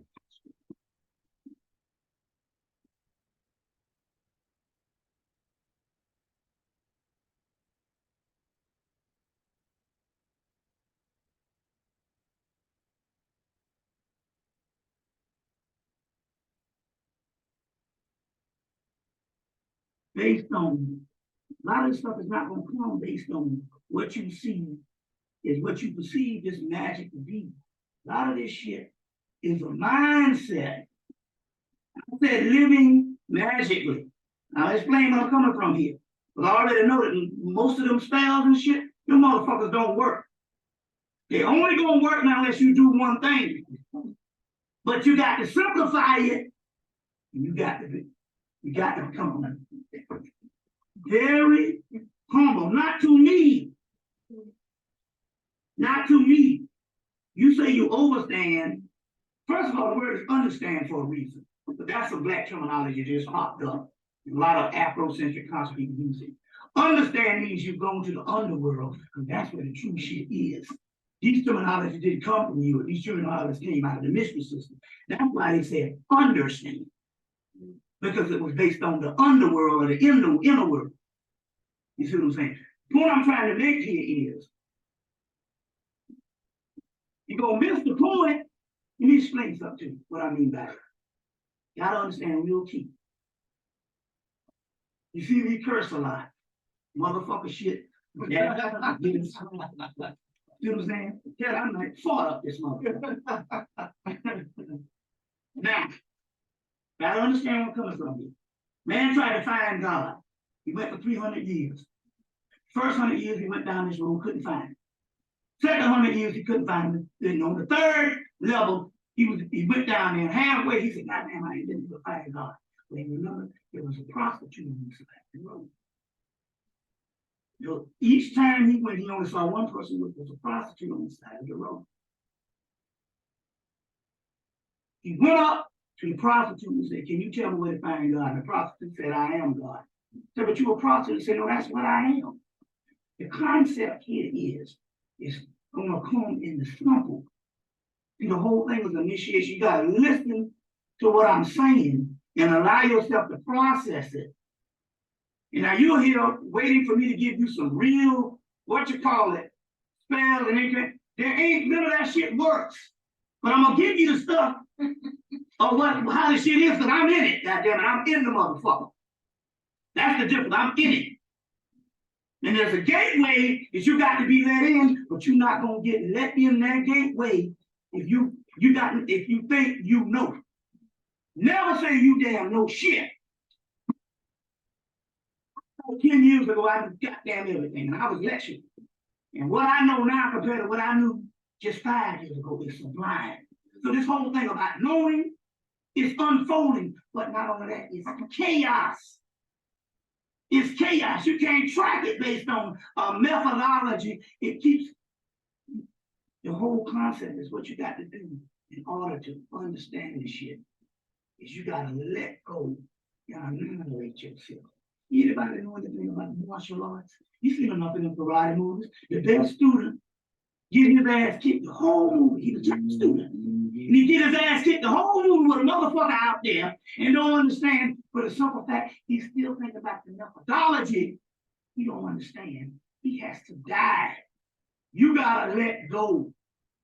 You understand what I'm saying? Let me explain. You said, what is this talking about? Look, you have an ego that wants to survive.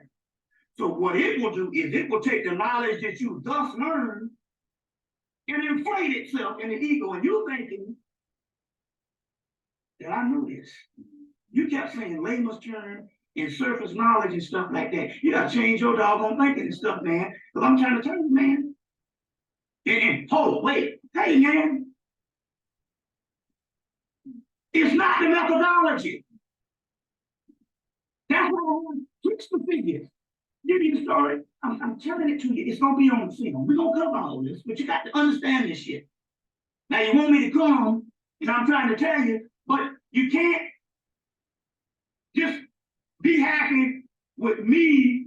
You see what I'm saying? Telling you the shit you want to hear. You gotta hear the shit. You gotta listen to the shit you need to hear. Look, you got the Tarot deck, which is the book of souls coming out of Kemet. The only motherfucker that's able to use throughout the whole Tarot deck is the fool. Just like the damn drunken master in the Kung Fu movies. Right? Don't ever say you don't master a shit. See what I'm saying? Sometimes me and this sister right, that sister back there is more powerful than half the motherfuckers in Atlanta. Sometimes we eat ice cream and cake face down a fucking Pepsi Cola. The damn food that you won't get is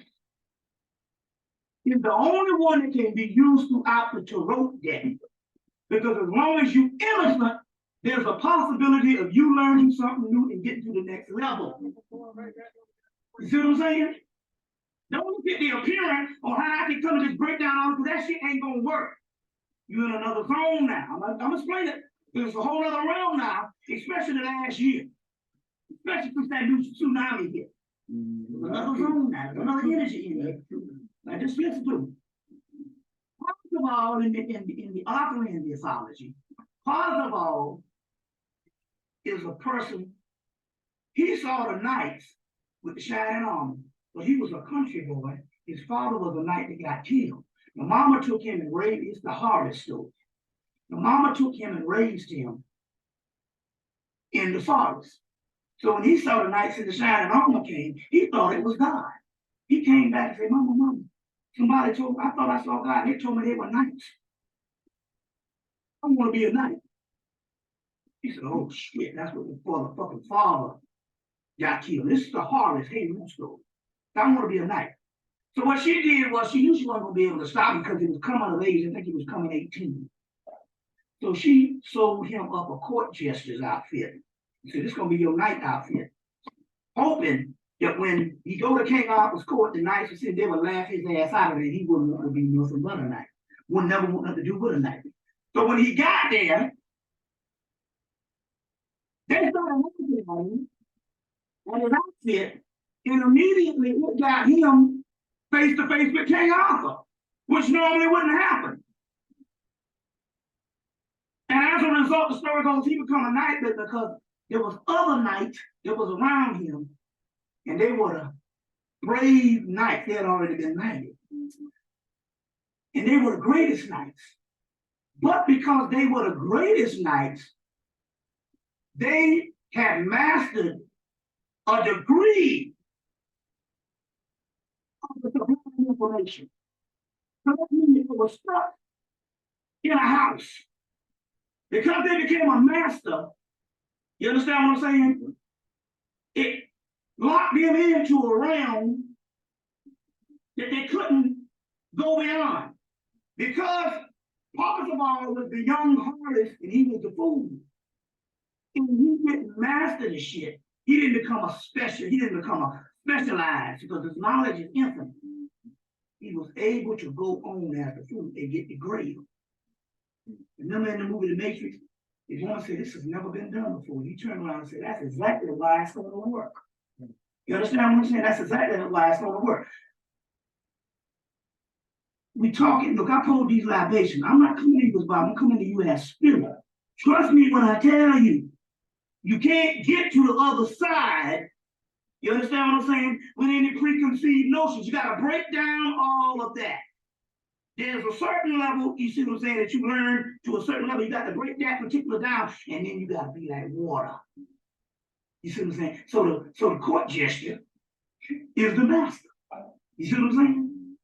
So there ain't no surface fucking knowledge. I'll tell you right now, you don't know. You have no idea.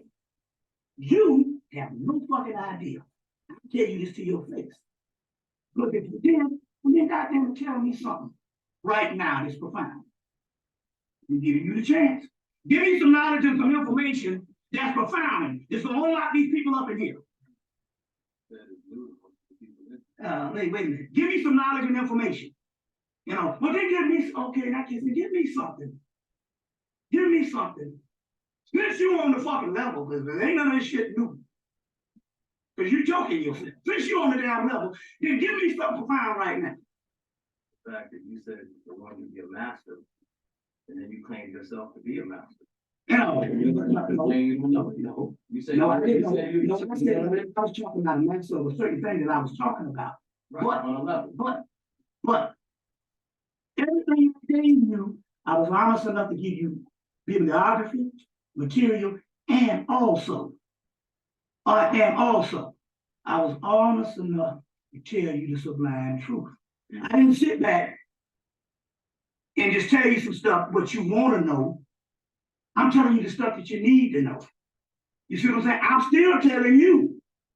If you're at a certain level, then teach us something right now. You see what I'm saying? On the science level, on the knowledge of the thing that's going to get us to the other realm. You see what I'm saying? I'm just saying. Going back to this thing here, you gotta understand this. Going into the science. You are no longer, you are not subordinate to even the deities. The deities are somewhat into you. One of the keys to tread this thing to go to the next level is this. You must go to the middle pillar. Now, the middle pillar is this. You take one extreme. We're going to go into the whole thing. You can take one extreme. And here's another extreme. And if you take one extreme and you go from one extreme to the other extreme to get away from the original extreme you came from, what you have done is made a complete circle in actuality, and you're just as bad as the extreme that you came from. In order to tread, you see what I'm saying? That's right. So you gotta spend, if you see the Kabbalah or the Staff of Tahuti, you see what I'm saying? They got several aspects of it, or Excalibur sword, same thing. It's one bar, but it's the middle pillar. It's the middle pillar. Now, the middle pillar here means that's your whole scales of Maya, the balancing thing. That's Athena in Greece. You know, that's Maya with 8 arms in East India, which is the energy. With the extreme, you balance it off. So what happens here is, in this particular science, you got to stay to the middle pillar in the particular aspect of, when I'm dealing with the spirits, they never come up and say, you shouldn't drink that liquor. You shouldn't do this, or you shouldn't do that. They know it's balances. They know that for you to go totally one way or one other system, you're basically locking this thing down. So the chaos that we're talking about, you got to go to the middle pillar. You got to go to the middle pillar. Now, in the particular part of the magic, going back, because we're going to show you where the stream of the energy went. Okay. The ancient Kamite system is the principles and the generic term that you learn about the system. It would be more the intellectual side. But when you're talking about the stream of magic or the stream of energy, the most powerful one is not in the day side. Now, let's explain what the day side is. The day side energies are the gods that consist of the creation. Our world was built on several other primal worlds that existed about the same amount of time. Our creation has been existed. So let's just give a rough thing. Since the white boy came up with a good number back in 1998, he said 14 billion years. Let's just say, he said 14 billion years is creation. Since we can't count that, we just use that number. Whatever number this particular creation has been into, we had primal worlds that existed prior to this particular creation. Our world is built on several other primal worlds that existed about as long, about as long as this creation has been in existence. This particular creation that we're talking about now is old. It's petering out. It's dissipating. That was the light side. Dealing with that particular sun out there, which is a hologram, because when you go outside of the atmosphere, it's black out there. It's only sun relevant to the inside of the electromagnetic force field of the earth. Yeah, you can't see your hand out there. Even the woman, Mae Jameson, the sister that went up back here, was it early 90s or late 80s? She said, you can't see your fucking hand out there. But you don't even see that sun. You see bigger suns, like the star Sirius. So that means that we're talking about a hologram or a day side, which is dissipating. It's the realm of illusion, the realm of Maya. is dissipating. The night side, meanwhile, has been dormant. That's the world to come. That's called the dark side of the tree of life. You have the tree of life, which is the front side, which is 10 luminous emanations. That's the world of the appearances. The dark side is the world to come. Is the world to come. Now, as far as chasing the stream of energy, as far as the magical system, you have what is your Yoruba, they got rid of their dark side. They became more of a day side. And what happened was, in so many words, what happened was they started using the rituals for everyday life. When the white boys started coming in, the priests had to go underground because they couldn't give up a certain amount of secrets. Because if they gave out a certain amount of secrets and stuff, they had to go underground. The white boy would have got this shit and would have been some trouble. So the white boy later on did get some of the stuff. And they got all these rituals, but they can't understand how these rituals work. Meanwhile, the priest went underground and then the priest died out. The remaining priests, the so-called underworld side or the dark side, when they lost the knowledge of the Osirian realm,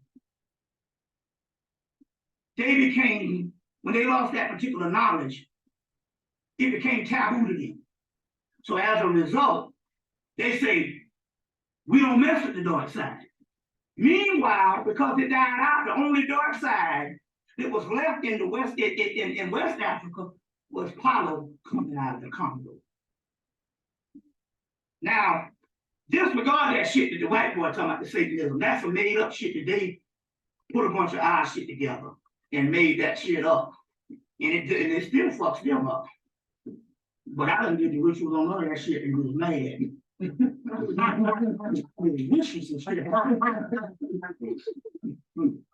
So all the demonic, satanic shit that they talking about, that shit don't even exist.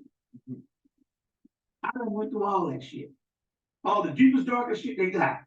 And that shit, I was mad. And the spirit showed up and said, nigga, you can't get no effect from your own energy that's already inside of you.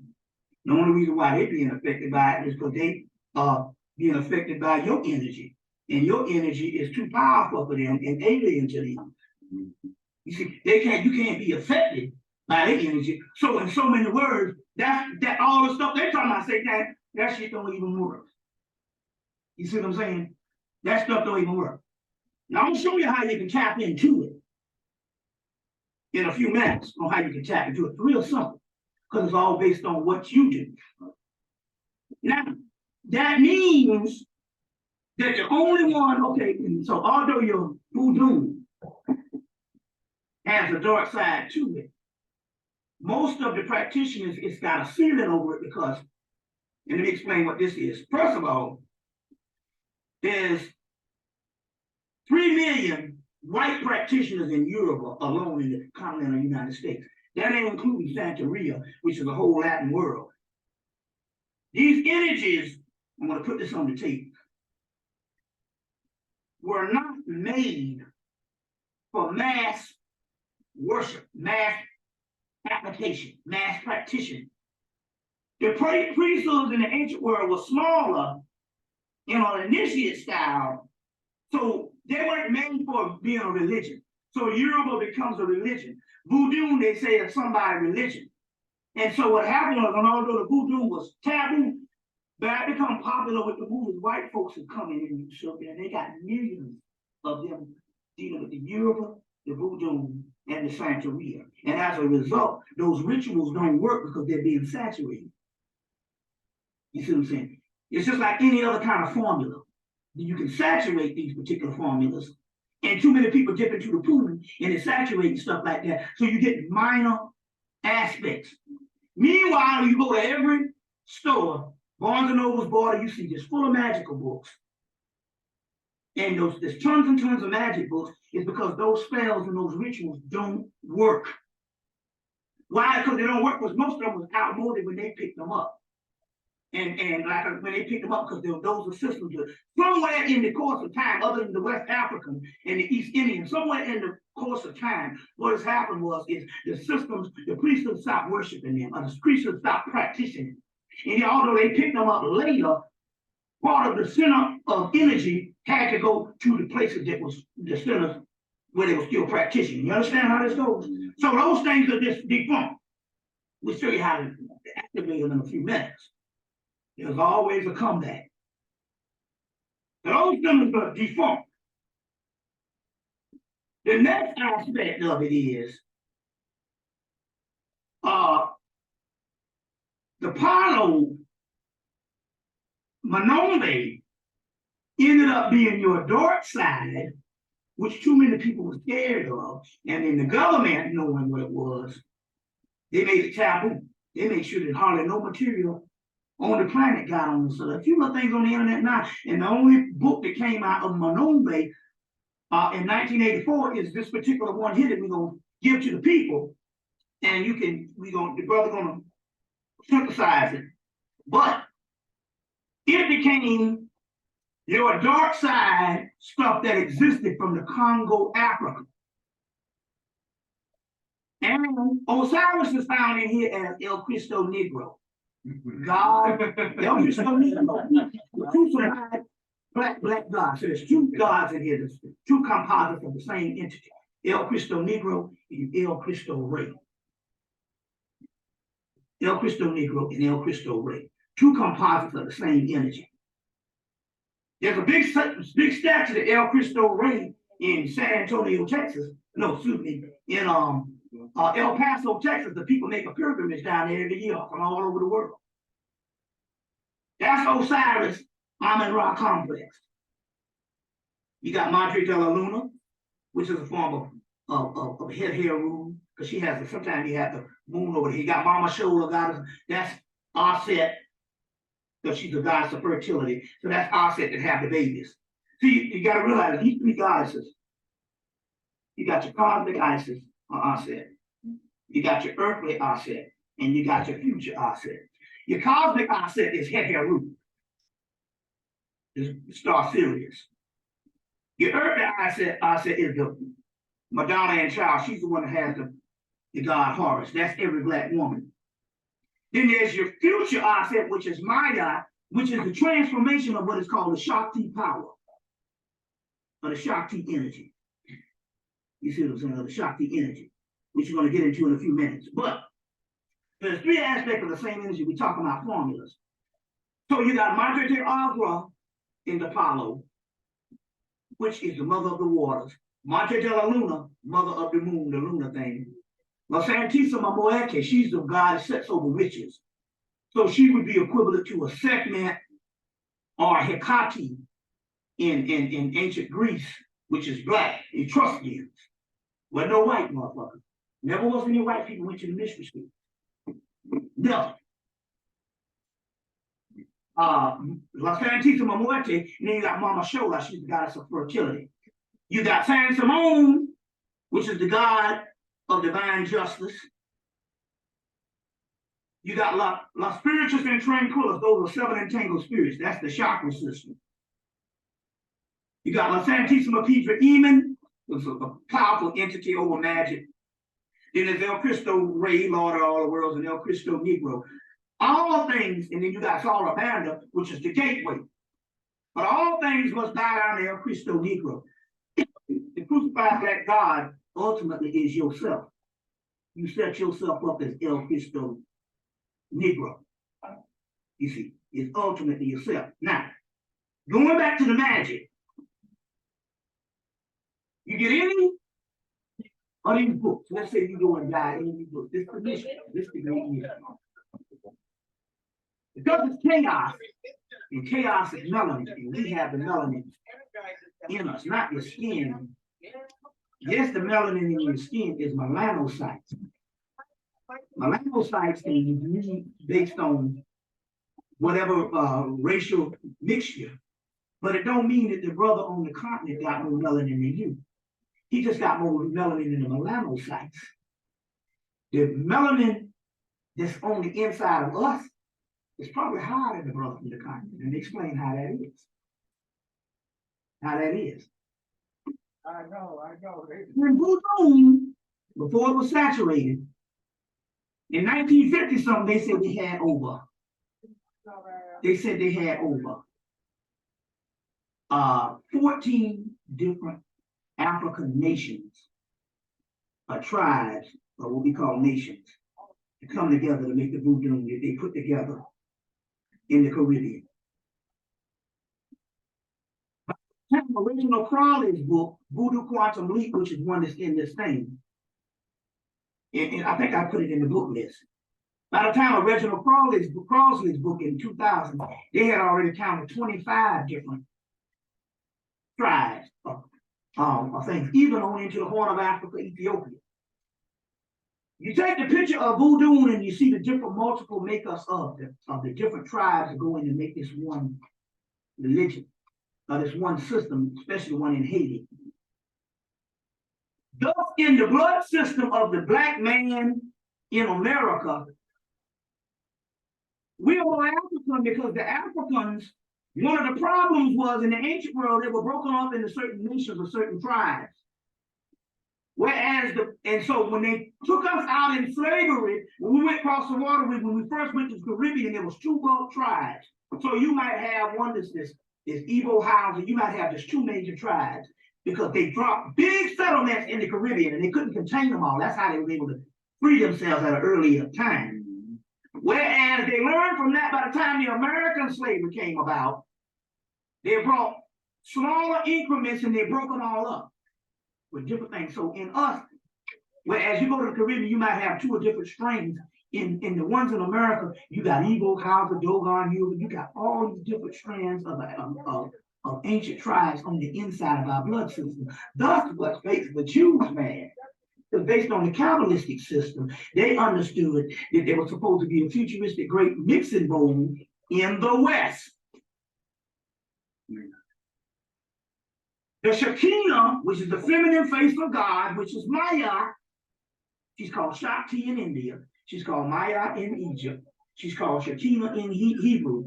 You see, the return of the feminine energy. The Shekinah is supposed to be the great mixing bowl in the West. It's a makeup of the different, they call it tribes of Israel, it's the tribes of Africa. Of Israel is this, it just means black people. It's the Trinity. So it's Egypt and Africa. So the tribes of Israel and the tribes of Africa comes together in the Shekinah, or what is called the finished product of the smooth ashlar in masonry, which is the philosopher's stone in the alchemical thing, which ultimately means the pineal gland. It is the smooth ashlar, which represents the cornerstone that the builders rejected, the stone that the builders rejected will become the cornerstone. It's the foundation, it's the fountainhead, which means we have all these particular African tribes. Plus some shit outside of Africa, including the white boy, in our veins to make what is called the alien strain. All that bullshit they talking out here, they stealing your birthright by giving you some green motherfuckers. And the whole time they talking about you. When they say reptilian, they're just talking about the ones who have full access to the Kundalini energy, which is black people. This is some shit that was contrived based on Zachariah Sitchin and later on David Icke. And it's the shit that was put out by the Illuminati to keep you from your birthright. You are the damn reptilians, which means the ones with the Uraeus crown, which means the full access to the Kundalini energy. That's what the reptilian is. The serpent people, called the Nagars in Asia, the Uraeus in India. They got different names of the Djeti, the Djet pillar, which is the serpent. There's a book called Return of the Ancient Serpent. What's that guy name? Mark Amaru Dinkum. Return of the Ancient Serpent of Wisdom. But all that shit there, if you take it literal, the government say, niggas don't know, it's the ones with the complete Kundalini energy. Everything down here has a spirit, not everything has a soul. The difference. Spirit means everything that moves on the face of the earth. A roach has a spirit, a rat that has a spirit. Anima But everything doesn't have a soul. A soul is a sun, S-U-N-S-O-N. It existed in the beginning of creation. So those particular souls are the ones that have the original, most supreme access to the Kundalini energy. You see what I'm saying? And that's the reptilian that they're talking about. So you get these terminologies, you're talking against yourself. It's just like a Satan, just like the word devil. The word devil comes from the word diabos, which means double, doppelganger. Your double is your other self, your other half. In India, you got Krishna, who is the God of all the worlds. Krishna, Christ, same thing. But he had a brother named Balaram, the dark god that was never born. This is mythology, explain what it means scientifically. He got a brother that was born, that was died at birth, that was never born, but is with him at all the time. In HEMMITT, you got the Typhonian, there's several forms of Typhonian horrors, Heru, but one called Kunsu. Moon god is a Typhonian form of, which is a pre-dynastic form of Heru. In the Typhonian one, Kunsu has a brother that was never born. And it's like a shadow or a shade that follows him through life. Now, metaphysically, what this means, the shadow and the shade is melanin. It's the substance that's on the inside of you. It's the car that is given off by the bar, your soul. These dual entities that follows you in this particular one. That melanin that they talk about is the double diabos devil, doppelganger. So you get the word soot, pre-dynastic god of all gods, soot. Later on becomes Set. Later on degradated as the enemy in the dynastic period. Pre-dynastic god is Set Typhon or soot. Soot means blackness. No other god exists beyond soot. And his mother, Tyre, the hippopotamus goddess. Maybe I could get my barbecue. Soot. You got to drive, but I got the trailer hooked up. Pre-dynastic Set was the primordial god of all time. Became the attributes of Osiris. Pull the trailer all the way down there to the barbecue place. Soot was the god of the perfect black. Osiris became the black, the perfect black. Soot had a dog face. That's not my face though. Was a dog, a black dog will go in. Soot becomes Anubis. That's where you get the word soot. No, but where you have to pull on, Satan. Listen, where you have to pull in that restaurant, there's no place to pull in trailer in there, where that restaurant is. Anubis. Yeah, that's right, the black car. Definitely later on. Right, if you're gonna take the black car, I don't need to take. You don't want to, because you scared of some spook shit. If you can put Out something here. in the black And car. all it means, Satan sits and just means melanin. The triple blackness of space. Of melanin. So you said you know alchemy too? Are you telling me you know alchemy? Because you said it is some shit, I just want to know, do you know alchemy? I'll put your motherfucking ass in the test. You need to talk on me with alchemy. It's a science. Alchemy is a science of blackness, the same black magic in which you're speaking, which is not new to 90% of the niggas in this room. I want you to break down some fucking alchemy. I'm not talking about a basic. I'm not talking about this a basic synonymous thing. You just repeated what I told you at the beginning of the lecture. I told you to break down the concept of alchemy. Oh, I can break that down for you. You know, I'm just saying, my point is, can I break it down? I'm just trying to say here, my point is the particular royal art. You see what I'm saying? The particular royal art. The soot on melanin that they're talking about, the inner aspect, that is the Satan. That is the darkness. You see what I'm saying? That is the darkness. Soot on, soot Set, Anubis. Now, going back to the Typhonian region of what we're talking about here is, most of the systems out here, that's been wiped away. The one that is the last survival of the Typhonian realm in the aspect of the black magic that you're trying to deal with is Palo.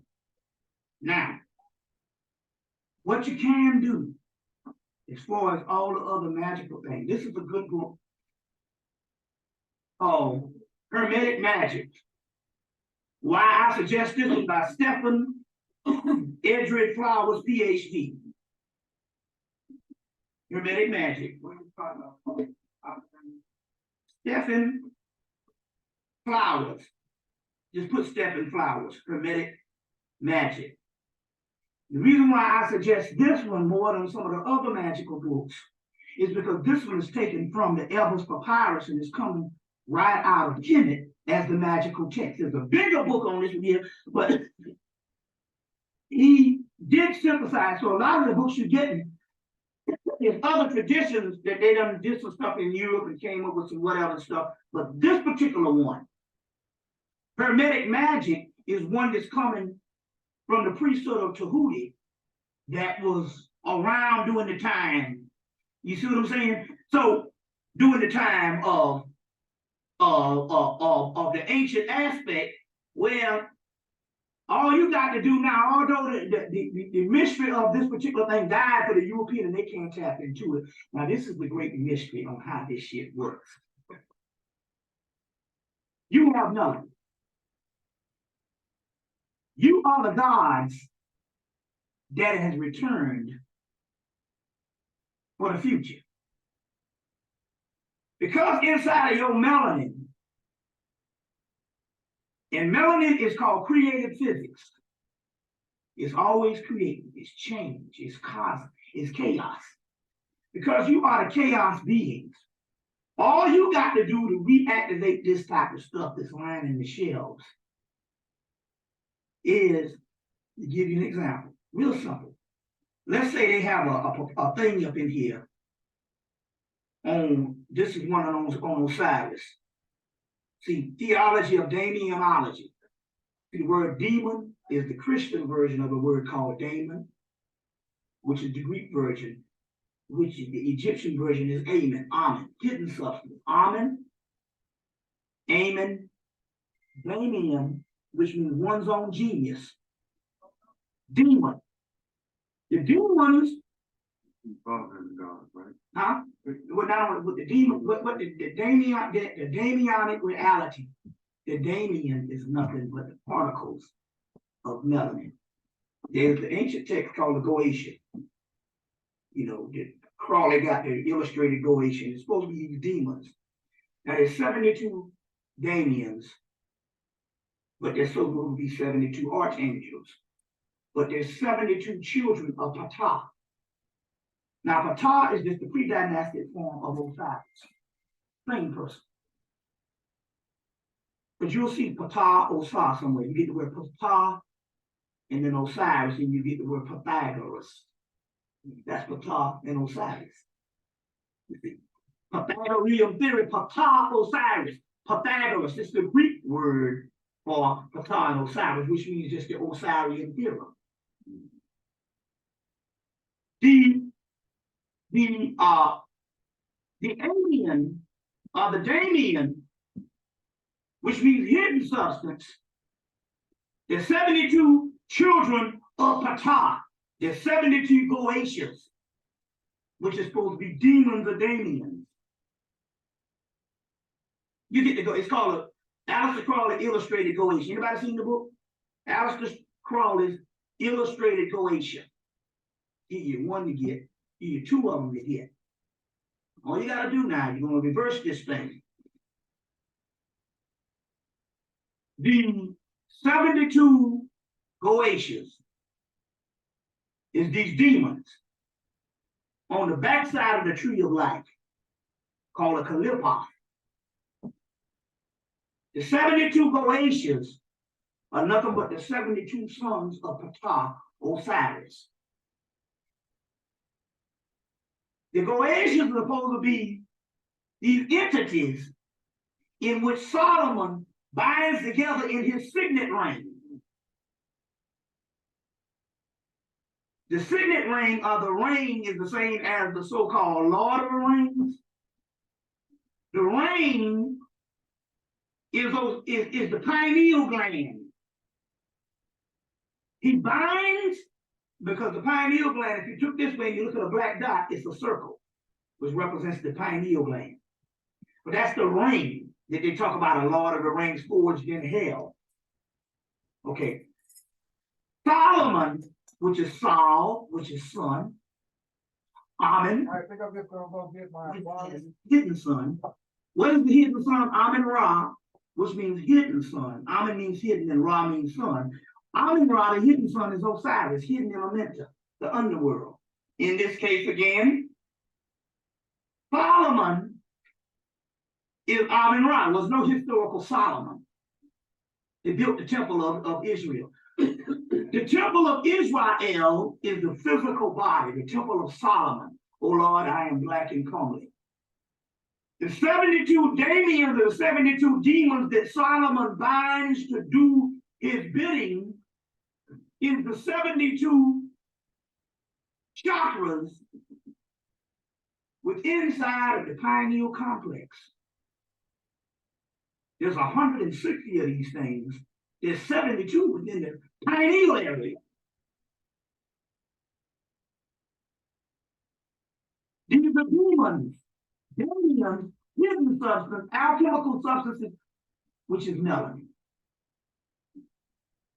So Solomon binds the demons with his signet ring, which means he binds the demons with his third eye. Now, there's magical text, there's the Goetia of King Solomon. You'll get it. Aleister Crowley's illustrated Goetia. G-O, let's see, I think that's G-O, let me see how I spell Goetia. Did I put it in what you call it? G-O-A, G-O-A-T-I-A. Yeah, that's it. G-O-A-T-I-A. Aleister Crowley's hidden Goetia. The Goetias mean howlings, which is talking about harlots, howling. It's talking about these magical substance or these particular demons of the inner world. Now, listen, the Goetias, if you get down to call it illustrated Goetia, which doesn't work for them, that's why they're selling it out here. I'm gonna show you how you're gonna do it in a few minutes. And you just have the lineup of those Goetias and whatever little magical text they got in the bag. All you have to do, because you are the gods, and you are the gods that's returning. Only thing you got to do with any of these magical texts is somewhere within the magical text. Whenever you get these books, anybody got any books on magic? All you got to do, the reason why that shit don't work, somewhere within the magical text, you got to go in and you got to create something that comes out of your head, which is, you are returned to God. All you got to do is create something that comes out of your head and put it back with the magical text, and it automatically activates the shit. And only you can do it. You get what's coming here? So in other words, you have to possess that which you profess to communicate. No, this is what you got to do. You have to possess it. You have to possess it, but this is what you have to do. If you say you're a magician, you have to have magic. Right. In order to make yourself efficient. Efficient. Or effective. Effective. So to be effective, you have to possess that which you profess to communicate. Communicate. That's so good. You got to communicate something to me. You got to have it yourself. Right. Now, one of the keys here is this. You're right. They say that if it didn't exist spiritually, you wouldn't be able to think about it. So there's a whole thing to say never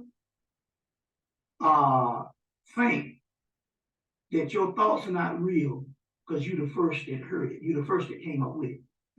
So what will happen here is don't think that your shit is not valid because you're the first to come up with it. So in so many words, magically is this. You the God now, right? If ye are gods, then it means if you deal with these magical texts, you want to do some magic. All you got to do is to think of something out of your head and fuse it in with these texts, and you reactivate it because what's coming out of your head is the now and the new. And it is the ongoing legacy of these texts that you are bringing back in this particular time. You see what's coming on here? Ideas have energy. Ideas have energy. Produce an What idea, is a hoodie? even Right. if it's like, I wanna get a car. You have to think about it first. Yeah. Then it manifests itself into something physical. Right. Even if you say I'm gonna whip somebody's ass, Right. it's a thought, and then it manifests itself Exactly. into an ass whipping sometimes. And out here, that we see in this civilization had to start with what an idea. Right. What's wrong? Right, so what's happening with this stuff is all dead. Number one, white folks can't do it because they don't have the ancestral or original genetic makeup of the original man. And most of them don't exist because they don't have souls. The difference between the original sons, they'll tell you, Oprah says celebrating the spirit. Well, everybody got a spirit, not everybody got a soul. Why you are here is the simple fact, you are the original souls and you are waking up. So that means if you are conscious right now, if you're conscious right now, for whatever reason, it means that you already ready. It's just that you got to have the belief system that whenever you tap into this stuff and you put that stuff back in, it can be anything. It don't matter what you think about. Whatever you think of in your mind is adequate.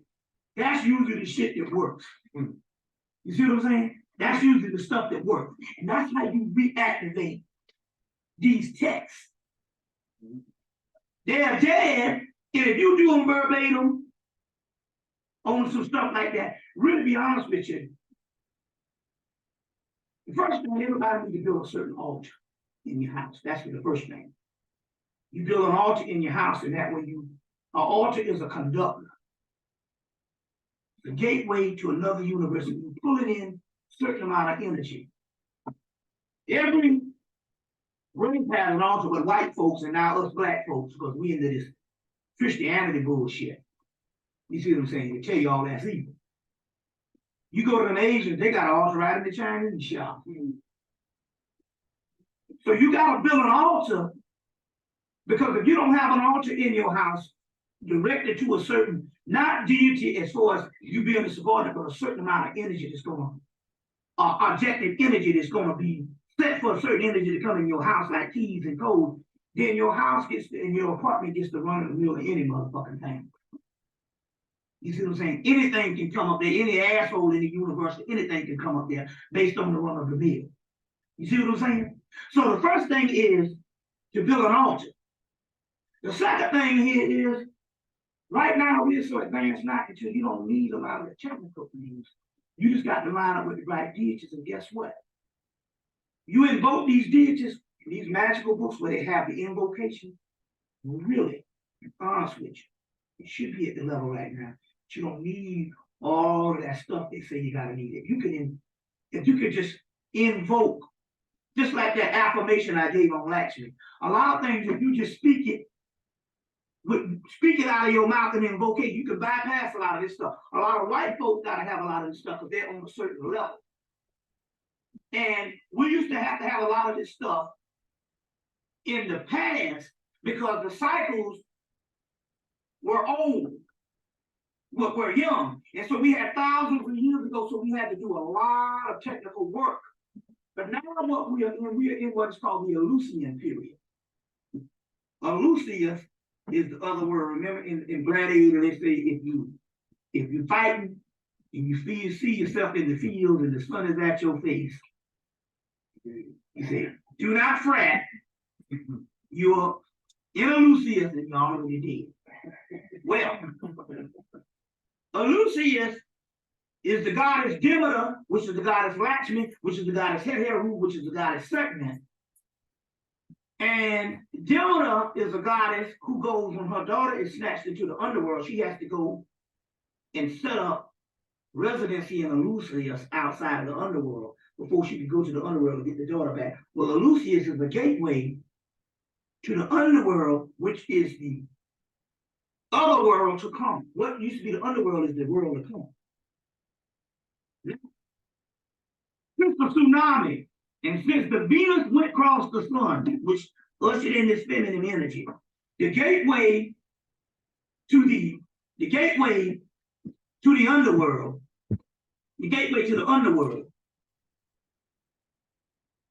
has come up to Eleusius. So we are right at the gateway, and in so many words, the white boy knows it. we are in what is called a null period where nothing has appeared the way it seems. We are already pretty much in the other world. And this is leftover residue. It's just that we are still thinking that we are in the world that we are now. But then again, the old methodologies of what you used to do to be successful out here ain't working, right? That's right. It's not working. And the reason why the old methodologies of what you used to do to stay above water and be successful is not working because the atmosphere and all of that type of thing has changed. In the tsunami, since that tsunami, we are in what is called the Aleutian period. We are right at the border of sliding into what is called Universe B. What's that? I was gonna share this. My father, he's a master when it comes to mindset. Man, he grew up and he can read the moon. I mean, when he can read the moon. And he said after the tsunami, he said it will always. He's in the city that always sets in the north at that time of year. He said that after the tsunami, he said that instead of sitting in the north, they'll sit in the south. You know, so he said there's a whole. There's a whole shift and a whole gateway, and we were out in the Aleutian period. So what's happening here is we're in an extreme accelerated period. So what it means is what used to take a lot. Let's say when these rituals were put down a couple of thousand years ago, we had to go through all of this preparation.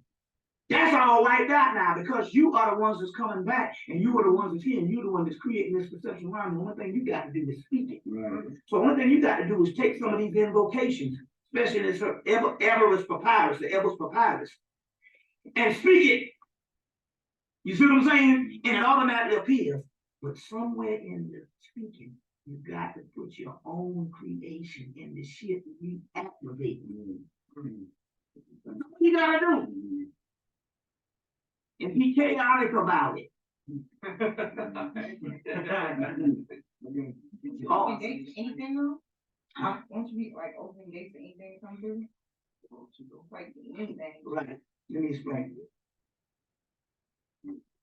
They said nothing to fear, but fear itself. The only anything is because you've been trained as anything. So if you got these fears and these spook fears, that's what's gonna manifest. If you have fearless, see, what you're dealing with is you're dealing with commentary and knowledge based on people who was using our stuff that wasn't for them. Now we are the gateways and the stuff. Remember I told you I did have this shit and get mad. Say, damn, get the same experience these crackers don't get with your own energy. You the God now. And once you declare yourself the high entity, like I said, remember I said at the beginning of the thing, see, everything is for a reason. I said you can't be subordinate no more. Let me give you an example. About 10 years ago, I'm riding around the country talking about year gods and all this type of thing here. But I was still worshiping these entities on the level that it was above me. My damn apartment shit ended. Staying with another motherfucker, the car got hit. All kind of shit was fucked up. What the hell going on? I did all this with the guys, and the spirits came back in 1995. The spirits say, oh, we can't help you no more. I said, why? They say, because you one of us now. So if you're gonna be one of us, we can't help you in the aspect of a subordinate position. So if you're gonna be one of us, you got to be one of us. So what it means is this. It says when Horus is a child, the elementals are his protectors. They look over him when he's a child.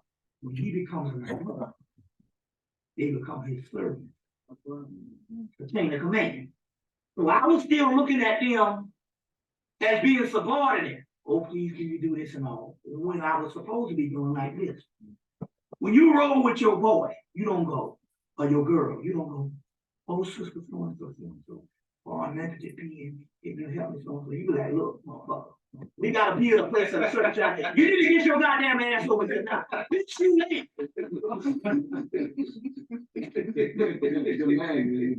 Right. What I'm saying. You see what I'm saying? These are intelligent. So this is what it's a mindset. Yeah. It's a mindset. What is happening? Out of your mouth though, though. Uh-huh. You What? say what the things that's out of your No, now let me explain what that is. That's a good example. Let me explain what that is.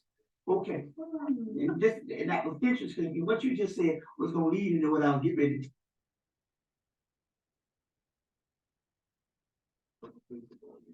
Okay. Now, check this out. Now, what's happening is this.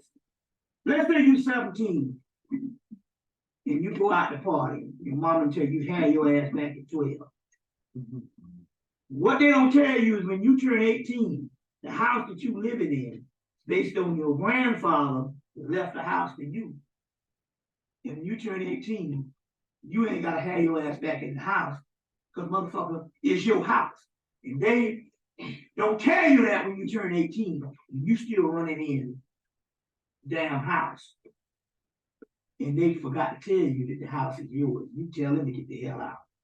Well, it's the same thing with a group of entities. There's a group of entities, which is the gods of creation. They call Yahweh in Hebrew. They call Zeus in Greece. They call Ra in Egypt. That's the demiurge. You gotta go to the coffin text. There's a difference between Ra and Amen Ra. Amen Ra means the hidden sun, that's Osiris. Ra is an entity called the demiurge. That's the sun, which is the hologram, which is a subordinate deity. And I'm gonna give you an example. You go to the coffin text. The coffin text, there's fragments still left behind. They tell you the story. You can get it in a book called The Daily Life of Egyptian Gods by, I think, a woman called HEMMITT, M-E-A-K-S. Just put it. All you need is that last name, Meeks. Daily Life, the only thing you need is the title to The Daily Life of the Egyptian Gods, the name of the book.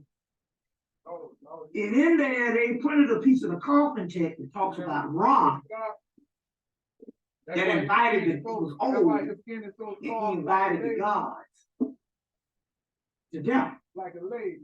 And when the gods got to dinner, he swallowed them up. Now, you break that down on the metaphysical level of what happened to us is we were gods, and then we got trapped into the physical realm, and we got covered over into the physical body. So the earth has several variations of existence. Red, let me hit you back, man. I got something taking, I'm handling this video right now, and I got somebody. We were on one level, and we were these gods that had more access to the universe. Then the vibratory rate slowed down, and he became more and more fixed in density of physical bodies. And then this brain grew over us, which had another intelligence in it, and we started thinking that we were the physical body. Well, Ra, in the same story in the coffin text, when he invited the gods to the dinner, and he swallowed them up, it's the same mystery of a demiurge deity that was getting old and didn't want the ones that's coming to rule, and he swallowed them up and bound them and encased them more and more to a physical body and put a physical brain over them. If it wasn't so, another text, the Aset comes and poisons his ass and kills him. That's in one of the texts. That's even in Budge's Osiris books. Osiris, the Egyptian Resurrection by E. Wallace Budge. It's even in that. One of the books you need to get, we talk, is the Dictionary of Ancient Deities. When you look up Isis in there, it's in there. Now, what does that mean? That means that that's a demiurge figure. The demiurge is a group of entities that came and set up this particular creation, botched the job, and had some co-conspirators, and trapped souls in it. Meanwhile, the great mother, the great mother had to come in and take the energy of the souls and put the right energy in it. The same story of Prometheus stealing fire from the gods and giving it to man. Or it's also Ptah comes in and he cuts up the choice body parts and the choice meats to put into man and fashion man so man can be God on earth. So on one aspect is being trapped, the entity, these souls being trapped. And the other aspect is there had to be something above this particular creation that had to be filtered in and took a process to manifest so it can clean this creation from inside out. Now, clean this creation from inside out. The mystery here is those groups of people who trapped us here are called demiurge figures. They're the gods of the creation, and there's a family fight going on. They don't want us to rise. So let me explain to you. You will hear that God loves you. God loves you. Now, He does love you as a human, other gods. There's a group of gods that love you as long as you decide to be a human. Whenever you get to the level where you're going to the God level, these certain entities that don't want you to rise will come against you. Well, thus what happened to me. They played tricks with me all through the 90s, and I was able to escape them. I knew what the demiurge was, but I was listening to them in these mystical texts, and they had all these names, Adolabra, Yahweh, and all these particular ones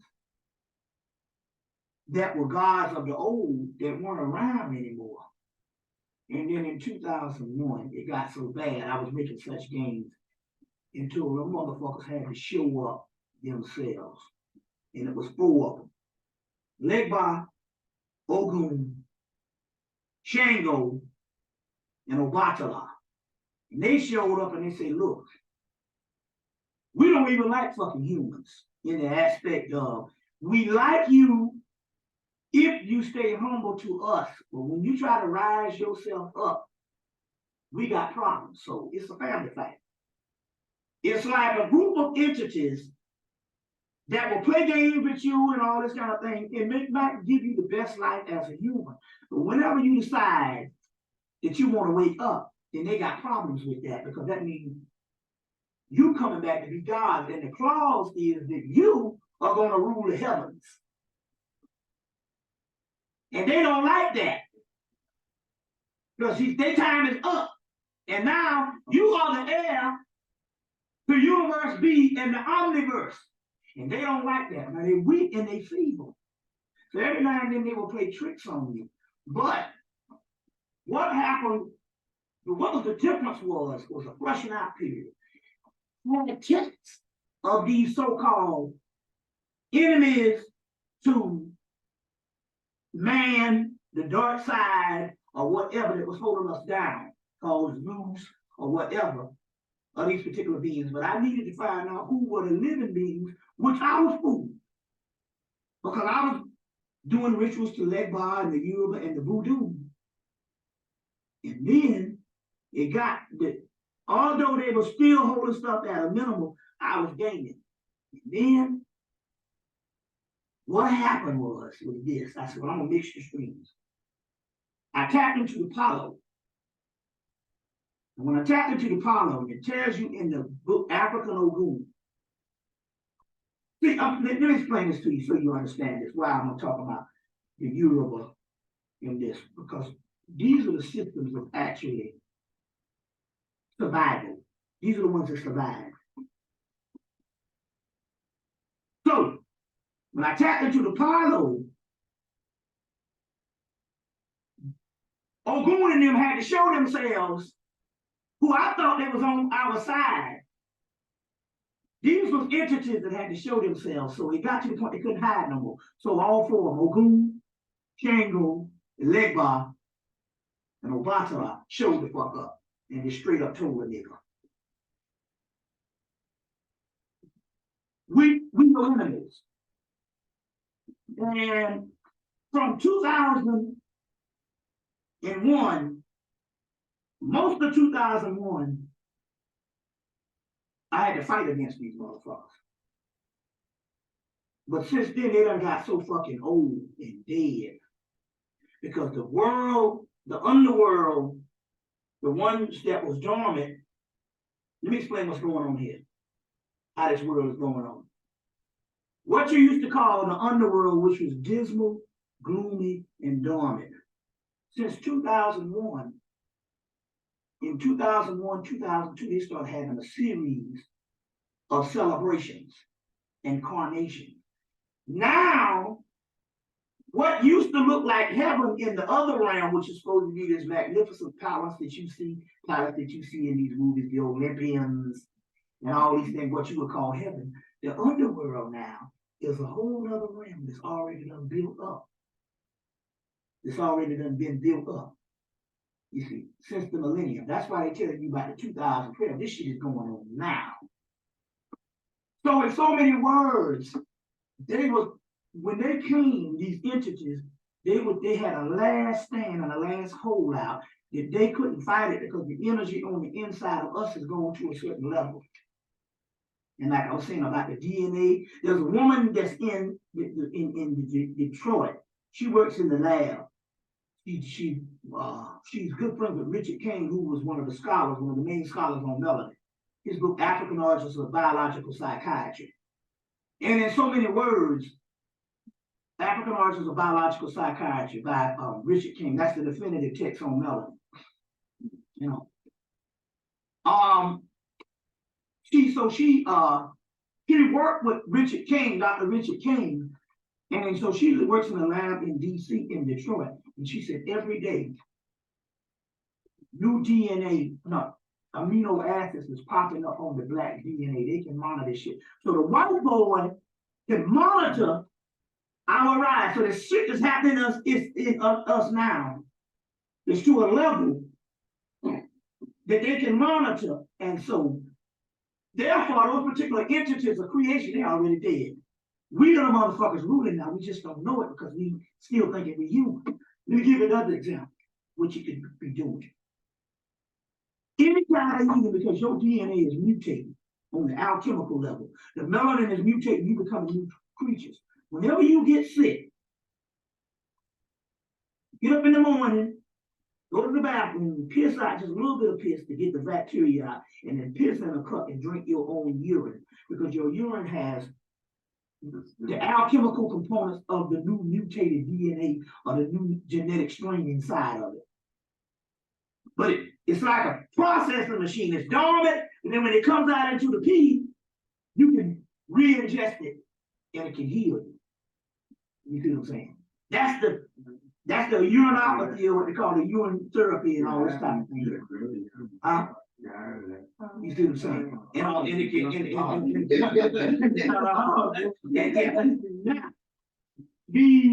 I'll tell you what I'll do. Okay. You can't drink like orange juice or something. You just bam and it seems like it's good, but it ain't. No, man, it tastes like seawater. I mean, believe it or not, once you drink it and all, it's also mental. It tastes just like seawater. You know what I'm saying? And not only that, you drink it down, it's gonna be gone in a few minutes. It's all a mental thing. What's that mean? No, I was gonna say that I just had a son and a daughter. My daughter is 2 now, my son is 1. But both of them, their DNA is sort of when they were born, the doctor called it the DeGeorge syndrome. So they say that they've been missing something out of the DNA, but by you speaking on that, shows that it is something different that's going on. Because they said that my ex and myself, they couldn't find anything within us for the cause. Yeah, well, you know what? The doctors, they play a funny game, because what it is because our DNA, look, they had geneticists that came to a genetics conference in 1998. And she said that they can't, our DNA is so different until they got to take another 100 years just to break it down and study it. That's why the Human Genome Project now went to Howard University. And they're telling them they get ready to study 15,000 black people's DNA. Because now what that DNA that they can't understand, they call that junk DNA. And that's the higher level of the melanin that they can't understand. But they will never be able to understand, because melanin keeps on changing. Melanin keeps on changing. Now, Venus went across the sun on June the 6th, 2004, 666. When that Venus went across the sun, that represents the return of the Shakti power, the return of the feminine realm. Now, when you get the movie called Mist of Avalon, you better probably have to buy it, get it on DVD. Mist of Avalon. Called Avalon, it's called Mabagloggin, it's called Lucius. Whatever it is, it's a mystical realm of the divine feminine. And you can't be let in this particular realm of the divine feminine until you can't be let in there with a patriarchal mindset. Patriarchal mindset. The woman has to be equal, and somewhat she has to be superior. You see what I'm saying? This is no threat to your ego, it's just the way the damn hierarchy goes. You see what I'm saying? She has to be superior. Even in the thing with Vishnu, which is the East Indian Heru, they ask him, what in the hell is your power? You Lord of the worlds. Where is your power coming from? The power that makes you Horus, Heru, the Christ. He said, all my power comes from Lakshmi, my feminine half. You see what I'm saying? So in so many words, in order to link back to that particular side, you got to get out of the mode of the patriarchal thinking. There's a realm of Avalon, Lucius, and that's the realm that we are in now. And the reason why your stuff ain't working for you, you got to get out of outmoded systems that is based on the patriarchal system. The patriarchal system is all exclusive. The matriarchal system is all inclusive. You see what I'm saying? Naturally, she gonna include her son. And that's a man, but that's shit. That's her number one shit. It's a boy. Now then, you can't get more inclusive than that. A mama and her damn boy is better than a mama and her damn daughter. You see what I'm saying? But that's already excluding the male, and that's one of the keys. Whereas it can't, whatever you do in your magical endeavors, it has to involve feminine energy. I'm going to show you where this is all going in a few minutes. Because the heart, because you can't fool it. The Miss Avalon, or the realm of this realm, to access this realm that we are in, which is the mentor. You say the mentor, land of Osiris. But Osiris is worshipped as a mother deity. In order to access that realm, you can't access that realm outside of the female. Everything is pregnant right now. You can't do shit without the female at this particular realm. You see what I'm saying? It's pertinent. You see, at this particular realm. Why? Because because inside of your heart is a female deity. That's the goddess Lakshmi. That's why I keep talking about her. She's inside of your heart. And she is the one that has the last say-so of who you are. You see, I thought my soul was. The soul is feminine. The Kundalini energy that's inside of us, the snake, is a feminine energy. You see what I'm saying? It's a feminine energy. So this is one of the keys. If you want to make the magic work, you got to get out of the outmoded shit of this male shit. You see what I'm saying? Why do you think the government, who runs that damn rap industry, makes sure it's all about the boys? Right. And all about your homeboys. And the woman is just in some backdrop as some object, relegated to the side. It's all about the boys. You see what I'm saying? That's government contrived. You see what I'm saying? Remember now, all of the music before that was black man's relationship to his woman. Barry White, Al Green, Teddy Pendergrass. You understand what I'm saying? It was in relationship to its woman. You see what I'm saying? On that particular level. You see, on that particular level. So, that's one of the aspects. The next aspect now for the magic to work, because it's real simple. It's not all technical like you think. we're gonna get into some of the things you need to do in a few minutes. Is to go to no self. Now, on October 16th, 2002, I went to no self. The no self is I sat in a chair one night, and Bobby HEMMITT disappeared. It was real lonely because I felt very insignificant. And then Bobby HEMMITT disappeared, and I was nothing. And that's what you gotta get to.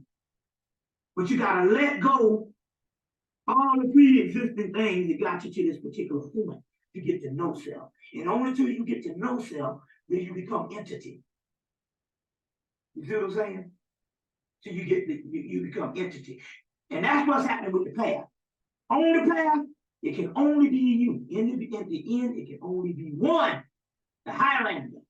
But that, they say in the end, it can only be one. It's metaphysical. It means it can only be yourself. But you have to annihilate and neutralize your prior self, which is your ego, the self that you thought you knew. The social realm around you and the world around you, you have to go to no self. You see. Then once you go to no self, pretty much everything else is pretty easy because your status in the society don't matter no more. Money don't matter no more. And whatever you do don't matter no more. You want to scratch your ass outside. Fuck it. See what I'm saying? Money don't matter no more. Certain things don't matter no more because you've gone beyond that particular part. And so you get the accolades for people who correspond to you and make you feel that it don't even matter no more. But they said, that's when they go back to the mythology. Luke Skywalker, when they told him to go to the Jedi Master, he saw a little man living in a shithole eating stew. He totally misconstrued it. Because he was thinking that the Master is supposed to be omnipotent, sitting on a crown, doing all this kind of thing here. The one that's omnipotent sitting on the crown is not the one in the physical, that's the one in the inner. You got to get to that. That's the royalty. That's the kingdom.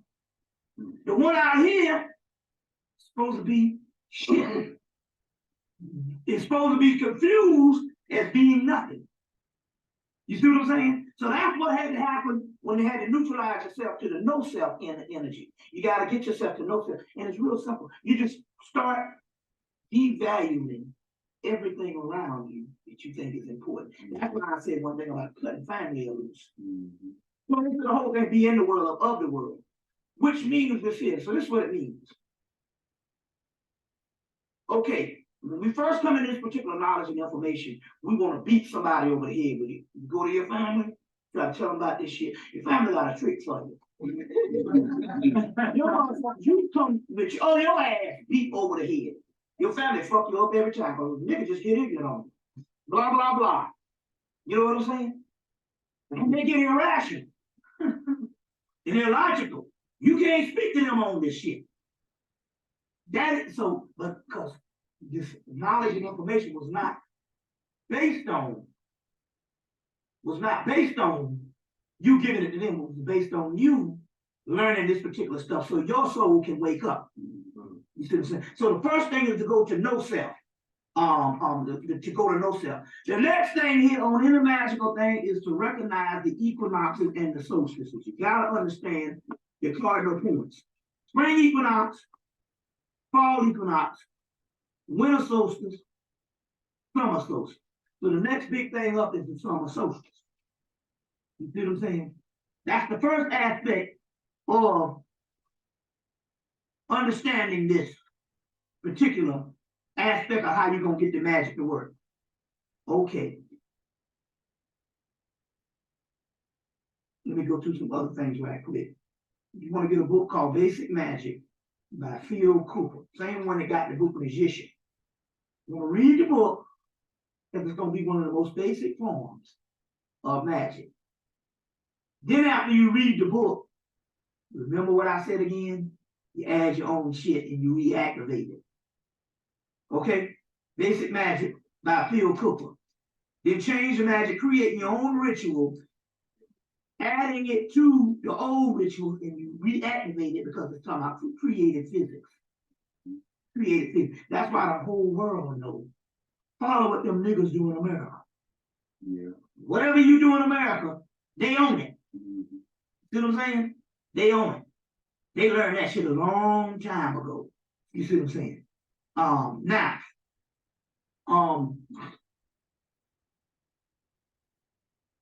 first thing you want to do in meditation, certain set techniques. One of the techniques is you go into meditation, you go to the end of the spine, you make it look like a little snake tail, all in your mind, a little snake tail with a tip on the end. You're gonna go into meditation, you're gonna break the tip off. Then you're gonna take these little gold strings, and they're gonna come from up on the tip and they're gonna wrap around your spine. Little gold strings, look like guitar strings. And you do one by one, by one, by one, until you do them until in the meditation till you cover your whole spinal column. When you cover your whole spinal column with it, it's gonna look like the same Olympic torch. The snake, but it's gonna look like the same Olympic torch, because the Olympic torch is not but the torch that Prometheus stole and gave to man. That's the Kundalini pineal gland. And at the end, you're gonna have a beam of light. You see, it could be a fire, or did you see Excalibur? Anybody saw the movie Excalibur? Get that movie and see Merlin when it's just like a beam of light. Just let it be a beam of light. It's the lightsaber. All that shit is the same mythology. So you're gonna take these gold cards in meditation. You're gonna wrap them around your spine. Until when you cover the entire spine in meditation, because in meditation, the biggest thing about meditation is thinking you're doing it wrong. Meditation is creative visualization. Whatever you create up in there, you are actually doing the right thing. So you take these gold cards and you run it up that spine, and then you imagine a light at the top of the spine. Now, this is what happens. Whenever you're out and about to really use your magic, because all this stuff is creative visualization. So you have to level out a lot of these techniques you see in the book. It can get confused. Now let's say you out and you someplace and you need to get from point A to point Z and there's somebody standing in your way. Might be some business transaction, might be some nigga that don't want to do right and give you some money. You know what I'm saying? Or give you a loan or whatever. What you do is you take the white light, you pulsate that light out of your pineal gland and you hit them in the face with it. But when you hit them in the face with it, you transfer the thought that you want them to have. And the shit will work. So you keep this thing, you take the white light, and you just hit them in the face with it. Give you an example. So sister sent me I supposed to be at a lecture in Detroit. This is about 10 years ago. Sister sent me a ticket. It had somebody else's name on it. But this was before 9/11 and all that, so you could travel a certain way. And the woman was like, "No, it's gonna cost you $40 to reactivate this shit." I said, "Ma'am, I got to be in Detroit in about 2 hours." She's like, "I'm sorry, old racist cracker." And all I started doing was to take that damn white light, kept hitting her in the face with it. So she said, "Oh, what the hell? Go ahead, put me on the damn plane." So you can do this. One sister went to court and was hitting the judge with the white light. And the judge looked like this and said, he said, he went ahead and gave her what she wanted. She was a lawyer. He gave her what she wanted. And at the end, when she was walking out, he said, "We need to talk sometime, sister." It was a white man. But he recognized she was running some stuff on him, hit him in the head with that beam of white light. You see.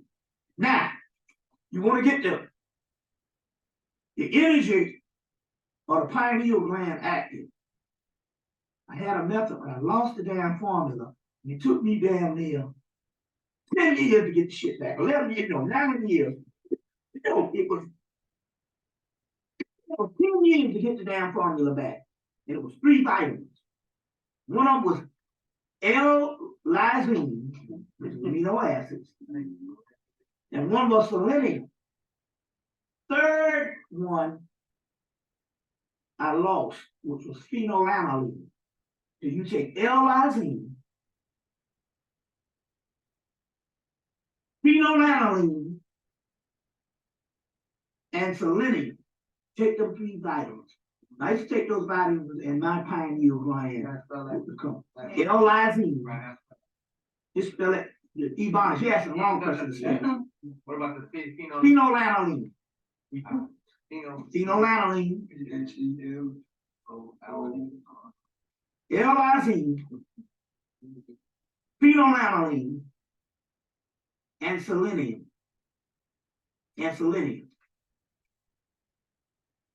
Now, you take those 3 together, and your pineal gland will really start being active. These are vitamins. The vitamin one is what there are phenylalanine and L-lysine amino acid, and selenium is a mineral. And that will start activating the pineal gland. Other techniques. There was a movie called Nostradamus that came out in 1994. Nostradamus, I can't think of this guy, it's a French actor. Nostradamus movie. But in there, he went to a Moor's house there. But although they showed the man as a white man, there was a Moor, because he was Islam, and he had all these ancient texts. So many words they were saying that Nostradamus was trained by this Moor. On NBC News the same year, they showed Nostradamus being followed around with this black man. Anytime you see the black man following around, like the guy Hakeem Bey says, that is never the servant, that's the teacher. You'll see them all through this. You see a black man with a turban in the background. Most people think those are servants, those are teachers. Now, let me give you another thing on how this goes. In the movie, the Moor tells Nostradamus to clear his visions up. He needs to take, he said, nutmeg and another elixir. The guy said nutmeg. He said nutmeg, he said, and other things. So they didn't give the whole system. They didn't give the whole thing. They said nutmeg. But what it is, you take some nutmeg, some cinnamon, and some honey, and boil it in a tea. And it will clear up your vision. I knew a brother up in New York named Bill Lee. He used to take that nutmeg, and that nigga be on that nutmeg, and we go downtown, and he be talking to these spirits, and be having a ball. So nutmeg, cinnamon, and honey. Now, you boil it into a tea.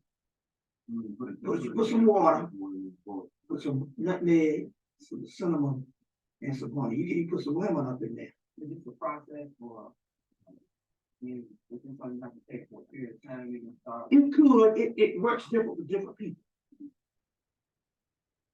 Okay. The next thing here is the realm of sleep. First thing you gotta do is you can't sleep with nothing electrical only in your room. The electromagnetic waves interfere with the pineal gland in the ability to go into sleep time. Now let me explain what sleep time is. When you regular sleep, your body rests. You rarely go into the dream realm. You get residue, but you don't go into what is called a deep sleep. The reason why you don't really get a deep sleep, the 2 things happen. You might wake up several times a night, go to the bathroom, and although you don't remember it because you still be sleeping, your eyes might open a couple of times before you wake up. Each time you wake up like that, you're breaking sleep. That's called fragmented sleep. In order to get to the dream window where you can get melanin to heal you or to have the visions, you have to go into what is called deep sleep. And deep sleep is the realm where your soul is, and that's your true self. And it can do all the healing. Now, the way to do that here is, remember now, in Kemet, pharmaceutical was not bad. Just the white man saying that only pharmaceutical is what the fuck he wants, which makes it bad. But chemistry and pharmaceuticals, we always had mind-altering things.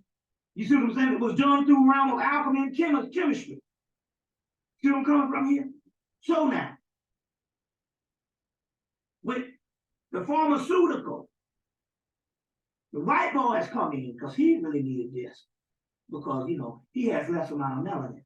So he has a real bad time sleeping. That's why melanin and sleep is the same. That's why they can take the melanin out of you, make it into a pill, give it to a white man, and he fall asleep. With melatonin. So he came up with the shit, diapotrypamine or whatever this thing is, in so many words, is what is in Unison, Tylenol, PM, or what they now got is called simply sleep. Now, every now and then, in order to get the real juice, you got to go to dream realm. And in order to go to dream realm, you got to jack in. You just like jacking into the matrix with the blue pill. Light blue pill, simply sleep, dark blue pill, Unison. Now, don't worry about it because it's simply sleep, but they designed it based on melanin.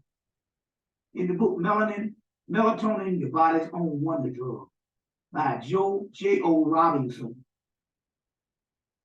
and Henry J. Reeder, R-E-A-D-E-R.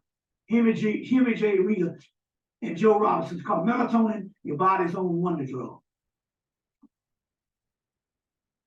They designed this diapotrypamine or whatever it's called. And anyway, it's Tylenol, simply sleep, Unison. They designed this shit for melanin. The mystery here is, because they needed it, but the mystery here is because we live in a fucked up world. So this is what happens. The less amount of sleep you get, this is the doorway. The least amount of sleep you get, you stay away from the doorway. The more sleep you get, the more and more you go to the doorway. So what you gotta get a deep sleep. See, it's not how much sleep you get, but what kind of sleep you get. You'll see that in the movie, The Hunger, with Catherine Deneuve and David Bowie as vampires. Where the vampire has to get a certain amount of sleep. That's Osiris. Bram Stoker's Dracula was nothing but the Osirian myth retold. He got it through a dream. And his second in the world of books, second only to the King James Version Bible. It's Bram Stoker's Dracula, and that's the Osirian drama. But he has to get a certain amount of sleep. You see what I'm saying? So, when you jack in with the Unison, the closer and closer you get to the wall of sleep, the closer and closer you come to yourself in the particular aspect of healing and in the tap into certain centers that's going to make you stronger magically and spiritually. You getting this? So get you some Unison and jack in on that particular level. Don't worry about, it's a spirit thing. You see what I'm saying? So don't worry about whether it's safe. It's going to be safe.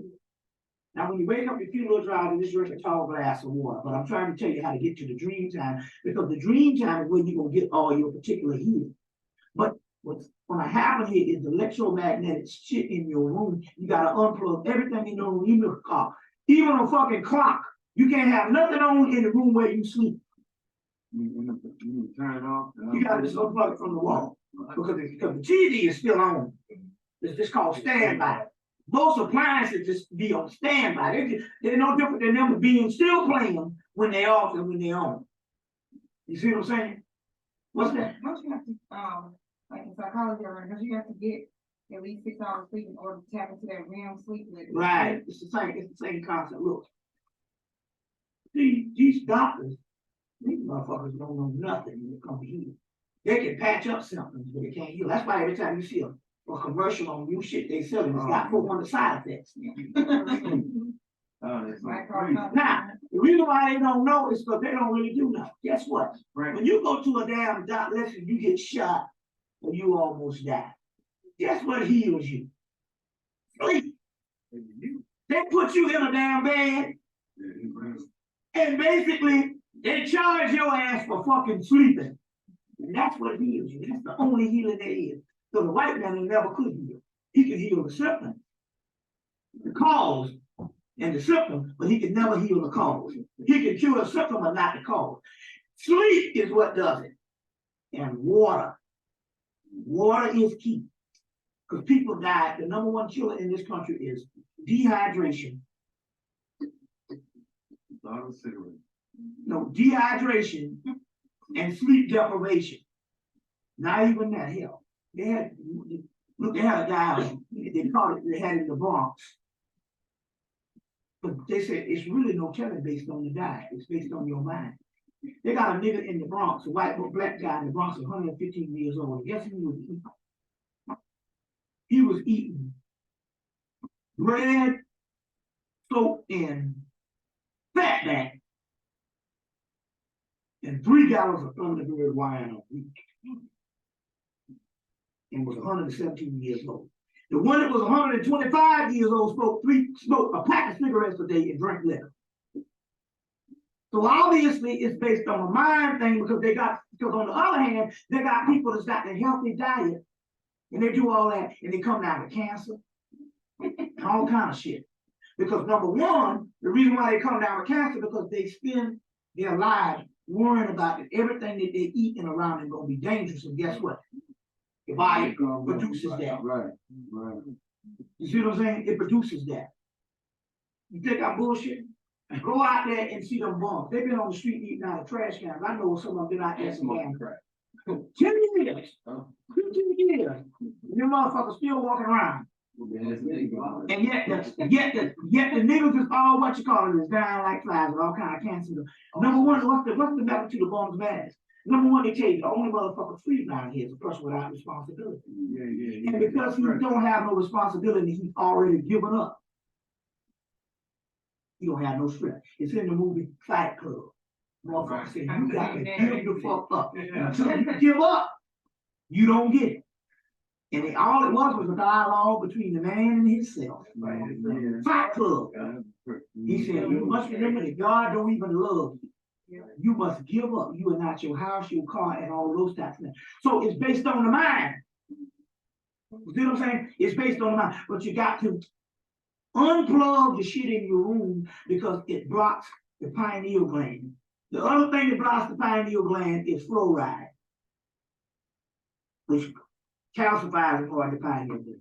Now, the fluoride. The doorway to the temple is the inner ear nucleus.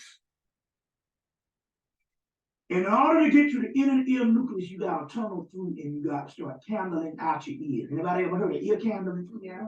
You got to start candling out your ears because what's affecting the pineal gland from the magic is you got to know the mucus or the wax is walled up and you got to start candling out your ears. The more you candle out your ears, the more and more you get to the doorway to the inner ear temple. So ear candling is key. Ear candling is key. You can learn how to do that.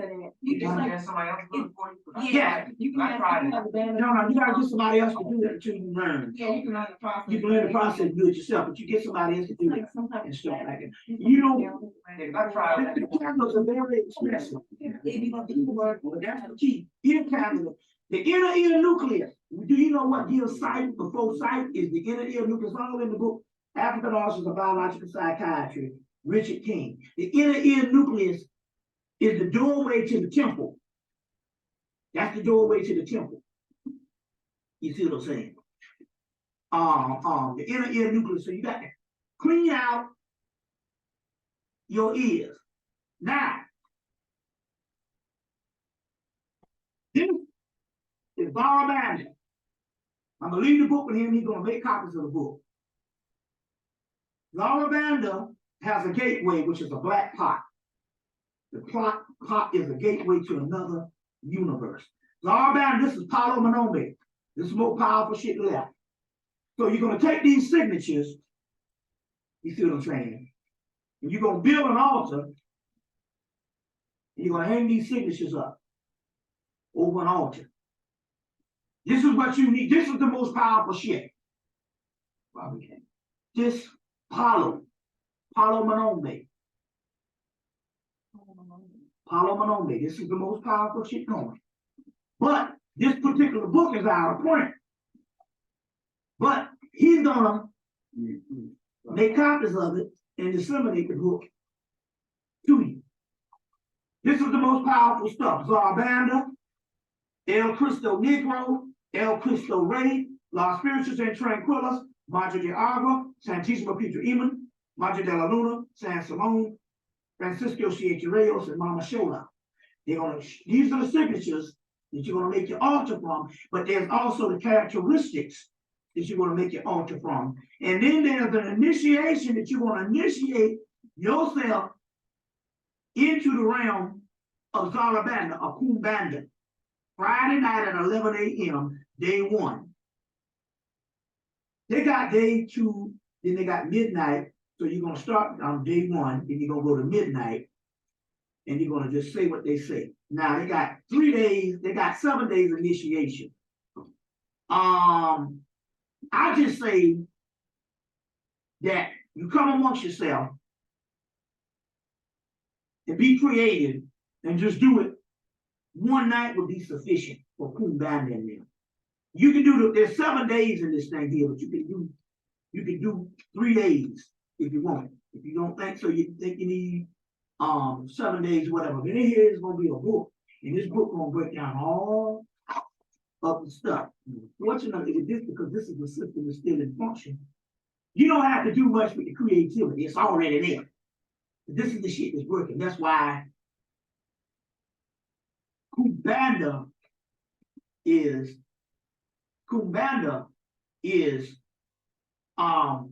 why the government got this shit on lockdown. Now this is one of the keys. You don't have to run off and join join some Palo cult or some Palo thing. Those are practitioners. Although they do their work and the magic does work, they're still on the practitioner level, which means they got to be subordinate to Zarabanda. What we're talking about is being one with Kumbanda. You see, one with Kumbanda. You see what I'm saying? And so in that particular case, you don't have to join another group. You basically are going to have a personal relationship with your Savior, Jesus Christ. You have a personal relationship with the entities, but it's about like being one with them. You see what I'm saying? And we're one with them. And there's enough rituals in here. I mean, there's tons of shit in here. Escape from the law to make one's nature strong. Cleansing against death. I would suggest laws for divine justice to open the roads to opportunity, wealth, and prosperity. We got a lot of them in here. Only thing I suggest is, when it comes to another Black person, because that's what happened with us in a part of our slavery. We started using our own magic, not to fuck up the white man, but to fuck up other Black people. You see what I'm saying? Now, me personally, I don't give a damn what you do with the motherfucking crack out there. You do what the hell you're going to do. You know what I'm saying? Whenever you think, oh, we all Rainbow Coalition, oh, they doing shit right now. Don't let nobody fool you. They're doing diabolical shit right now. They're getting ready to lump.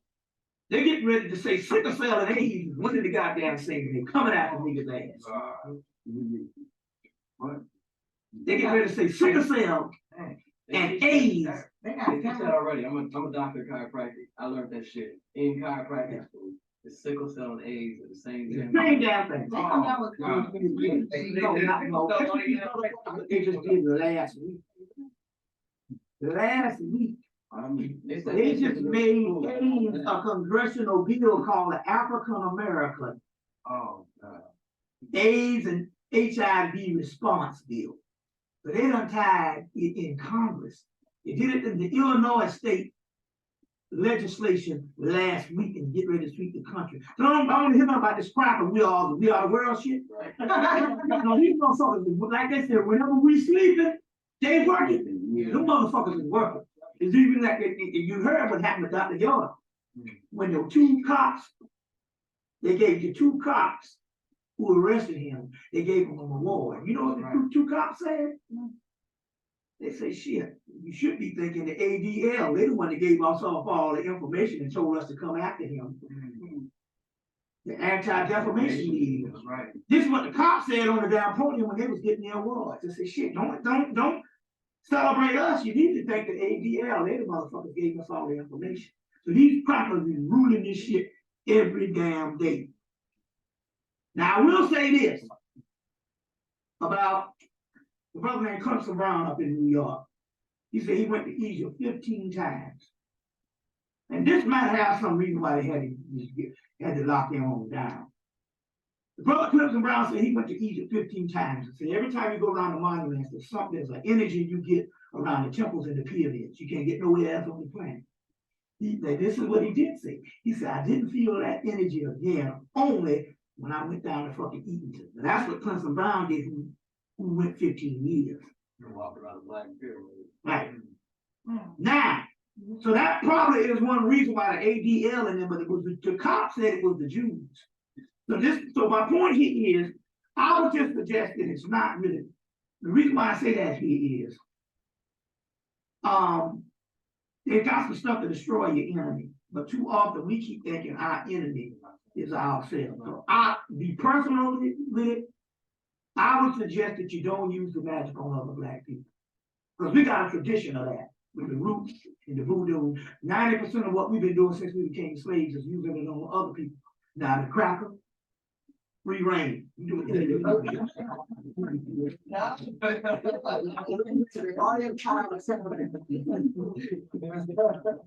But the mystery here is, and you can, this is what you can do together, is you can, I'll let you do this side. There's a 7-day period to cool down, but I did it in the night. You see what I'm saying? I did it in the night. You initiate into the missions of Kumbanda. Now, you're supposed to get a black pot. A lot of times it's hard to find the black pots. They started taking them off the market. You can get the small ones, it don't matter. I would suggest that you go to a toy store, especially during Thanksgiving, Halloween, but you still can find. They got a plastic black pot. You can just put a metal plate in it, and that would be sufficient. Or just go to any hardware store, any kind of store like Walmart or wherever, and see can you find a cast iron pot. Any kind of cast iron pot. I would suggest that because that pot is a gateway to the Zarabanda universe. To the Zarabanda universe. Kumbanda. It's the most powerful shit on the planet. You see what I'm saying? That's why the witches use it. Yeah, the whole pot, yeah, because that was a part of that. But in Europe, it's called an Ogun pot. But this is another gateway because Ogun and them it's a family, right? They just represent the Indian images. They don't want to let us go to the next round, but they ain't got no power now. But the Zarabanda pot, that's a different story. So there's Palo Monte, which is a light side, which is still cool, but Palo Manombe, this is the one. And so I'm gonna leave the book. This, like I said, there's only a few. I'm gonna leave this book with him. He's gonna go and copy it and stuff like that. Copy it and stuff like that. It's just only one thing. Just remember that the further you get with this, is the further you deal with the heart chakra. So what it just means you gotta be true to yourself. You can't lie to yourself about nothing. You understand what I'm saying? Look, you go to the court, you have your attorney. They say this cause magic. They say, no, we don't give a damn whether you're guilty or innocent. That's not our job. Our job is to get you off. But they always tell you, it's pertinent that you tell us the truth. Why do they say that? It don't matter whether you're guilty. It's just that they got a certain system that they can use to get you off if you're guilty. Now, if you tell them you're innocent, they might go to the other system, and that particular system might not be enough to get you off. So sometimes they have to know the truth. Well, it's the same thing when it comes to this shit right here. You can't have no ulterior motives. You know? You can't have no ulterior motives. You see what I'm saying? You got to be, that's what this whole balance thing, you got to be true to yourself. Any ulterior motives, they will say, oh, well, fuck that. You know, and sometimes when you don't have the shit working, it's because you didn't tell the truth to yourself, and you ain't got to do it. Now you're saying, is that subordinate? No, because it's all dealing with your own heart. This is just the system that's one of the most powerful shit to get to it. You see what I'm saying? Some of the most powerful stuff to get to it. That's why you don't hear nothing about Paulo. They got all these books. All in none. They got one on Paulo Monte, which I still say get the book on Paulo. By Baba Sirius. It's called the book on Paulo. But this particular one is the one. Now what happened with this book is when I first got it and tapped into it, I put the Yoruba with it and the Voodoo and nothing happened. Because I crossed the streams and they had odds with each other, especially Leadbine and which hold Kumbanda down. And so I you know, I do a ritual and I put the shit out there. And I let all the stuff I had on the floor stay down for about a month. So I decided to clean up the living room. And I took up all the stuff and I took up the Yoruba and the Voodoo, because the Voodoo is mixed with half with what you call it, with Leadbine now. And shit started working. Shit just started working overnight. I left it because it was on a black background on my black, one part of the fireplace has got this black tile, and I left them down and they started working. So they work like that. You can cross the stream with other things, but don't cross the stream with Yoruba, led by Ogun, Oshun, Obatalan, and don't cross the stream with them. Because they got their equivalent here, which is the underside. So this was the realm of Osiris found. There's even a day of the El Cristo Negro they have on October the 16th every year in Puerto Rico. Can you cross the realm with the Egyptian? Like if I said my altar had You can cross the realm with the kind ideas because I'm telling you what works because of the simple fact, like Anubis. right. Anubis is all America. You see what I'm saying? El Cristo Negro is Osiris. You see, El Cristo Ray is Amun Ra, so you can do that. You can cross the stream with the Kamite deities. Because the Kamite deities, it was still, most of the deity was based on the underworld of Osiris. Yeah. Let me switch this. Hold on.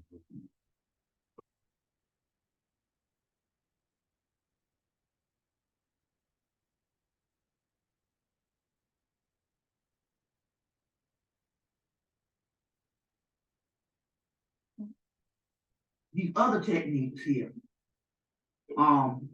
it's like shortcuts. Because a lot of this is still based on your mindset. You see, it's also shortcuts. So like I said now, going back, with this stuff here, all you got to do is just initiate yourself into it. Because everything is based on self-initiation. And initiate yourself into Kumbanda, Apollo Manombe, and you pretty much set because you're going to a certain amount of levels. So this is the most powerful shit. The reason why I say that because I went through all of it. I'm telling you, they done usurp, these crackers done usurp so much shit. As far as all the magic out, none of that shit, that's why this is not in the stores. And when they put it out, it only stayed out a couple years and they took this and it's out of print. That's because this is the one that works. This Kumbanda, and when the Kumbanda or the Zarabanda or Apollo, when I hit that Apollo, it was cooking with gas. It works. You see what I'm saying? So that, like I said, the little initiation process and all, you know what I'm saying? Now, one of the keys here is you always burn 7-day candles when you're dealing with these things. Now, these motherfuckers here like alcohol. You see what I'm saying? They like alcohol and stuff like that. I'll get into making up the elixir in a few minutes of what you can do. And what's that? Like that book by Witches and Basics. Like I want to that's when, yeah, you can make up your own rituals. This one here pretty much works if they tell you what they're gonna do. But you can make up your own, let's put it this way, you can take the pantheon. Once you initiate with this, it's like a series, it's a doorway you go through. You can take this pantheon, which is in the thing. You can take it, Zoroban, the El Cristo Negro, all the way down to the pantheon, which is the first page. And from this pantheon, all you need is the gods. You can make up your own ritual. So it ain't no limitations with the different entities. No, but these particular entities, there's 11 of them, and there's 11 cosmic power zones in the body. So in so many words, there's no thing and all, because you got to realize we are heirs to that kingdom. We have come out of several systems. We've learned certain amount of information, so we're heirs to that particular kingdom. It's just that you got to understand that the white boy knows that there's the last vestige of power left on the planet. 2 of them. I'll give you the one in a few minutes. So like Kabbalistic language, what I remember is like very like advanced, kind of like more.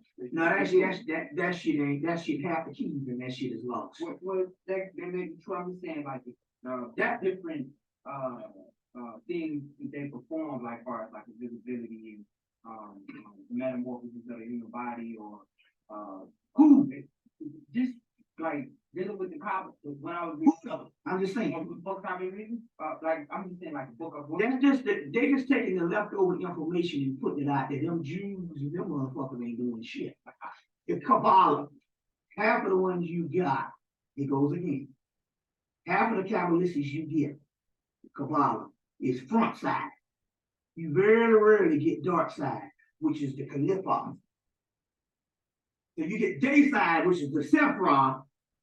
The back side of the street, most of those books never even talk about it that much. You see what I'm saying? They rarely talk about it.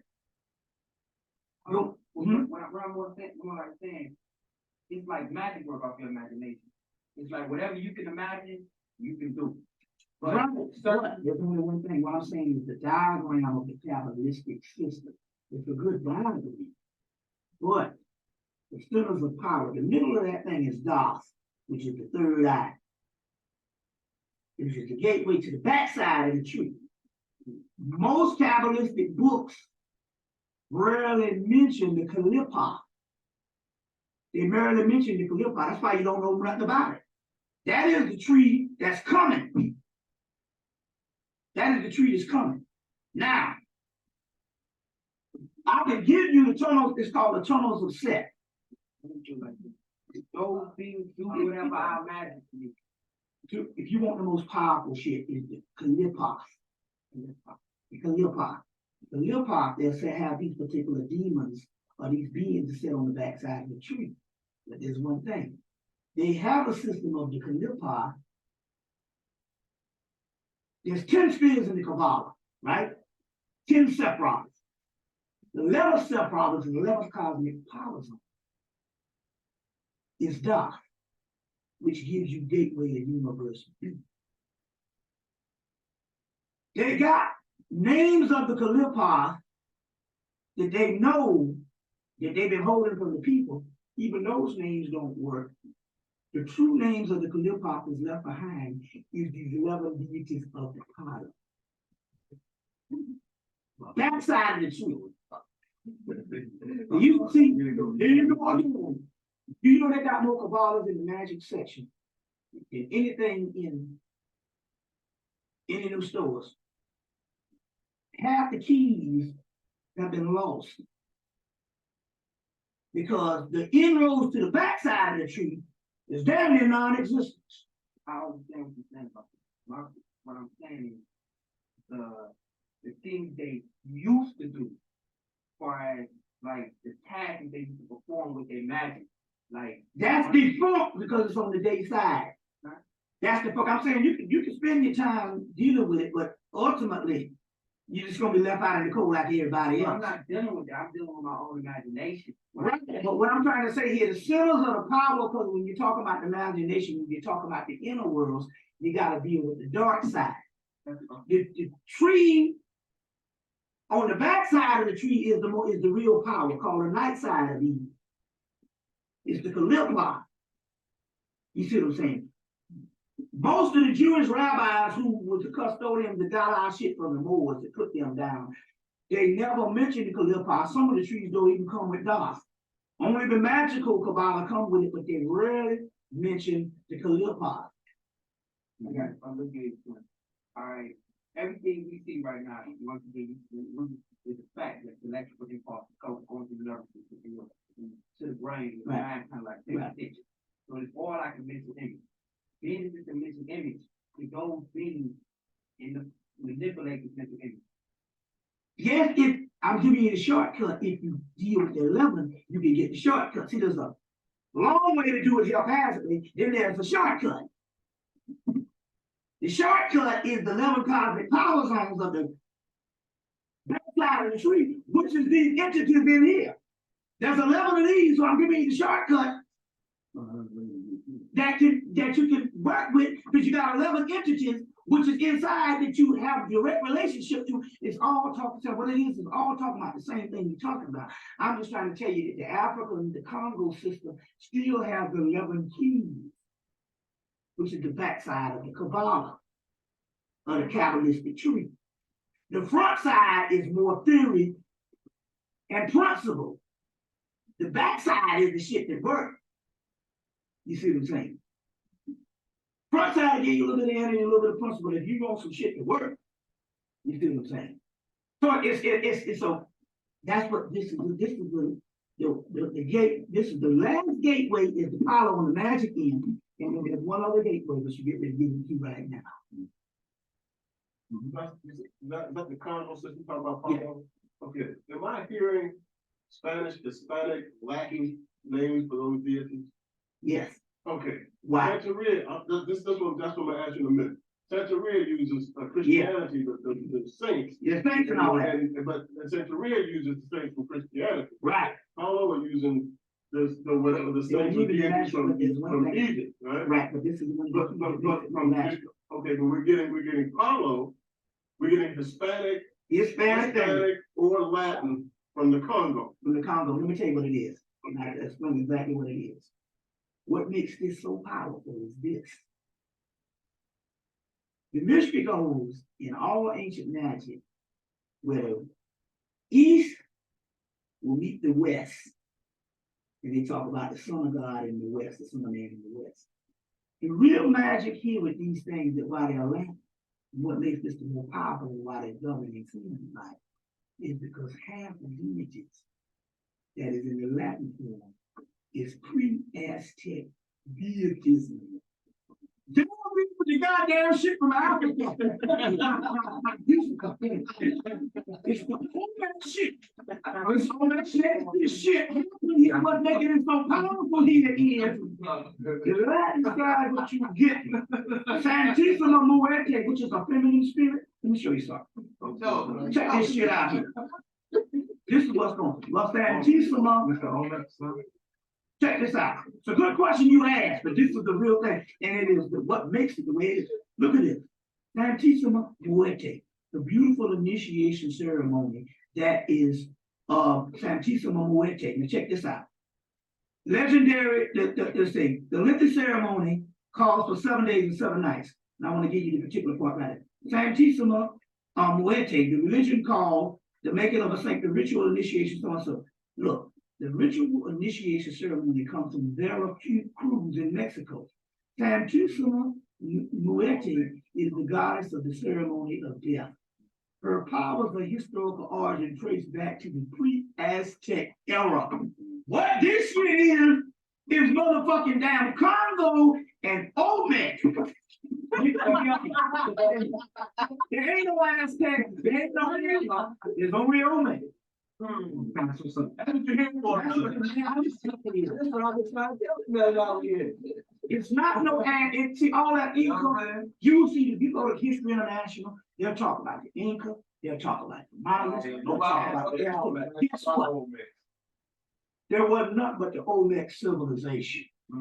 Yeah, I went to the big, I seen them pyramids, right, and I seen the god, they had the big nose. Big nose and shit. I say, damn, what's that? It's the same motherfuckers built them pyramids, so what you getting here is why they be quiet about this shit. It's just the most powerful, because it's the only one that fuses in that Aztec, Olmec, pre-Aztec, which is Olmec. It's the Olmec and the Congo, Africa, fuse back in. That's what makes the shit the most powerful. Sound like the waffle. You know what I'm saying? That's why that shit is. So it's the one that's the true power of that East meets West, which was prophesied. Egypt in the West. Egypt in the West. And Olmec and all that shit is fused together. It's Olmec. In the South. It's Olmec. That's what this shit is about. That's why they keep it quiet about it, because the Santeria is Catholic saints. You see what I'm saying? Fused in and stuff like that. Yoruba is the African thing, which was never West. And then you got Voodoo. You got Voodoo, but Voodoo don't have this Olmec shit. That's what makes it. The Voodoo got some Catholic stuff in it. This is what makes this the most powerful. This is the one that come out of Puerto Rico. And that's why we don't have hands on it. All you got to do is initiate and understand the fusion process of the entity that you're dealing with. You see what I'm saying? Santissima Muerte, Santissima Pietra, even those are, although they're Latin terms, you know, based on the area, they come from Olmec, pre-Aztec. That's what you got going on here. Which leads us to, so now you also want to take it to strengthen your aura. Take a spiritual bath. Yes, your aura, see, if you strengthen your, most things around you, just like you got feng shui, tells you gotta do certain things in your house, get a certain amount of energy. Most things around you is based on your aura not being strong enough, based on you getting hit over the head, bombarded with this negative realm. You want to strengthen and fucked up people. So what you want to do is strengthen your aura. You want to take the most powerful one is 3 caps of, not heavy on the tapes, 3 caps of bleach. 3 caps of bleach. Bath, when you use some bath water. You have 3 caps of bleach, 3 caps of ammonia, 3 caps of vinegar, 3 caps of vinegar, and 3 caps of lemon juice. So 3 caps of ammonia, 3 caps of vinegar, 3 caps of bleach, and 3 caps of lemon juice. Put it in your bath water and a half a cup of sea salt. 3 caps of bleach, 3 caps of ammonia, 3 caps of vinegar, lemon juice, and a half a cup of sea salt. Put it in your bath and you burn your candle. If you survive. Get in your bathtub and you burn, you see, it's spiritual. That's why you see, what happens with most people is they somehow, they can't stop thinking on the spiritual. Just like the brother here, I asked him a question at first. The brother was sitting in, he said, I gotta go to work. And I said, could you take off? He said he could, but he didn't. But he didn't understand the magical aspect. Had he taken off, what would have happened when he went back to work? Number one, it wouldn't have been nothing. As a matter of fact, he could have taken this spiritual thing, he could have taken off and didn't even call in. And he could have gone to work yesterday and they wouldn't even have met him. Because when you put spiritual stuff first, you see what I'm saying? But we're still trained to think that our world is carved out is primary and everything else is secondary. You see? You see, so that's why I was saying, I asked the question, well, could you call in? And he said he could, well, he should have. Because you never take spiritual things and put them second. Because when you put spiritual things first, guess what? It operates to the point whenever you think some shit is going to be worse in the physical, it always take care of itself. Even better than what you did had you. You see what I'm saying? Yeah. You see, so that. So now you take that, you burn a candle. See, you thinking, so you gotta think on a God level now. You can't think as what's going to happen physically with a human body by getting in that. Because it's spiritual. You see what I'm saying? It's spiritual. See? Okay.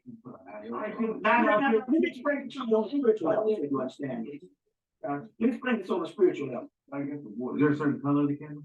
No. Whatever the spirit tells you. Let me explain on a spiritual level. I first said to clean your aura, because your aura can cure any ailment and everything if it's strong. So already, you are already cleaning the mechanism that will ward off those things being toxic. You have to start thinking on this spiritual level. You know what I'm saying? You can get so spiritual that you can walk through this wall. But you can also get fused in this wall halfway and be stuck in this motherfucker. Depends on what mode you doing.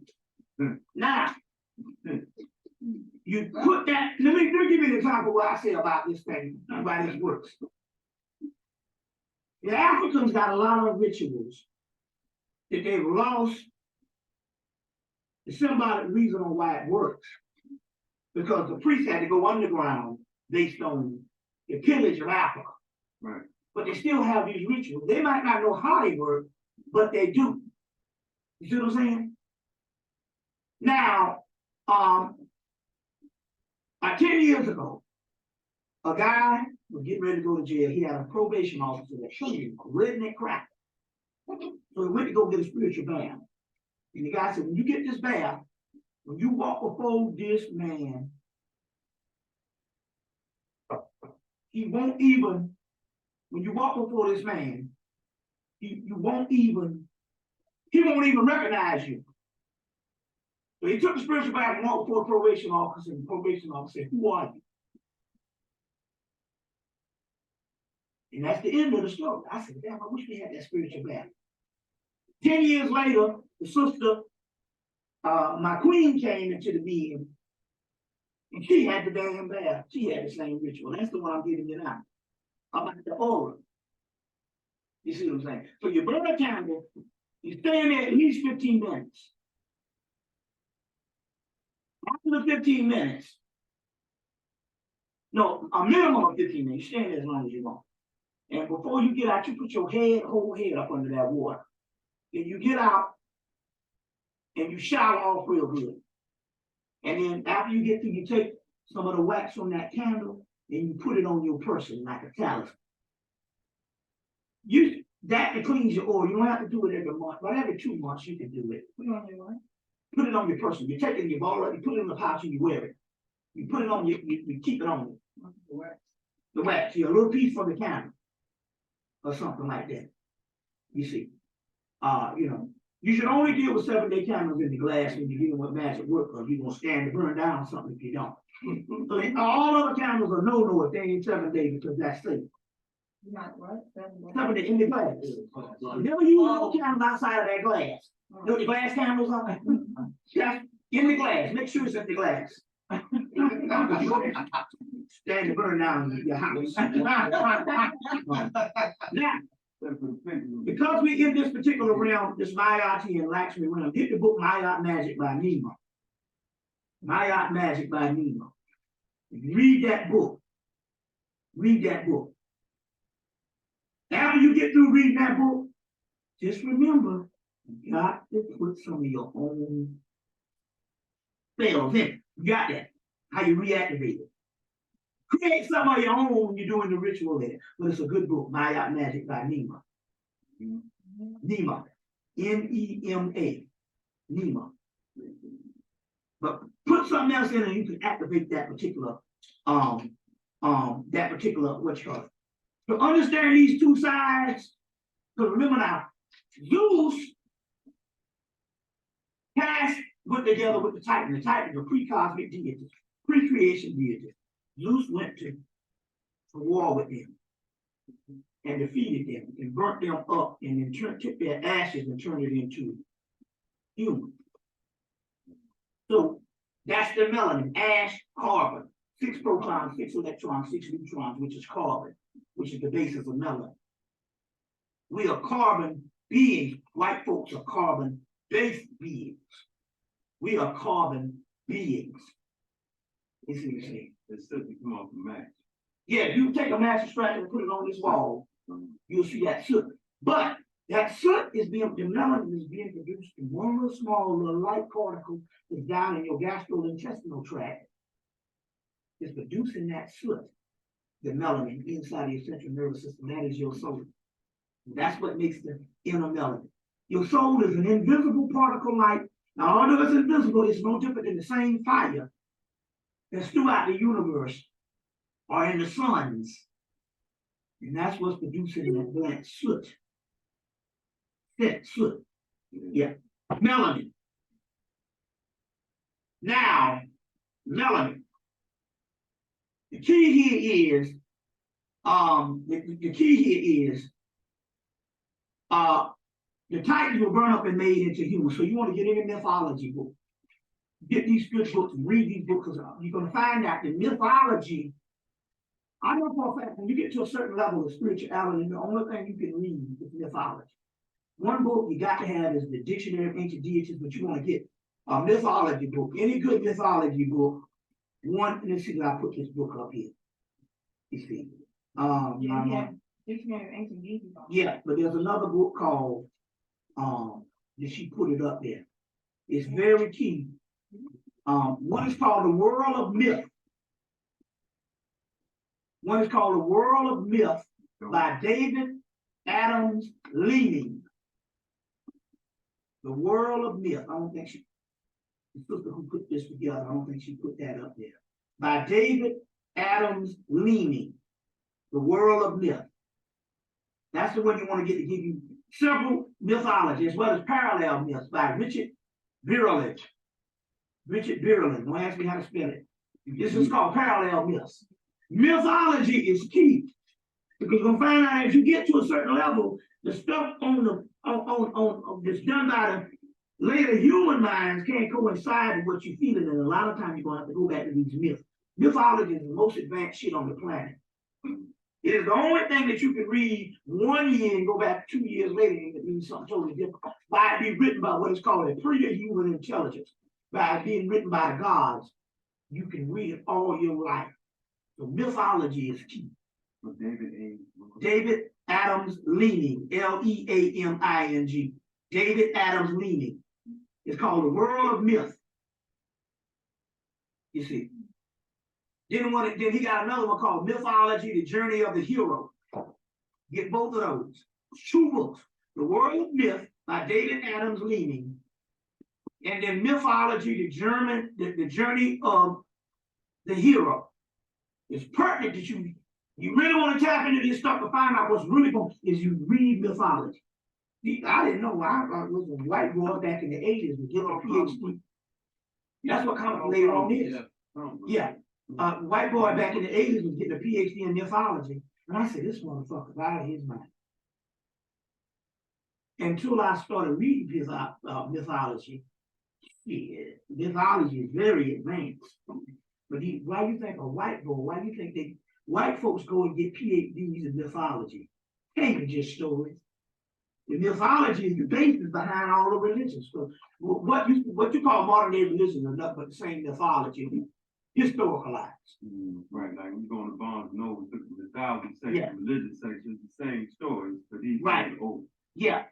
But the mythology section is more powerful because you understand them as principles that can be applied to you and what you're going through now. A lot of it is prophetic in some old religious shit, which is more moral behavior. Don't walk into this. Right. So that's very key. Now the book you need to get, another book is called the Shakti Mantras.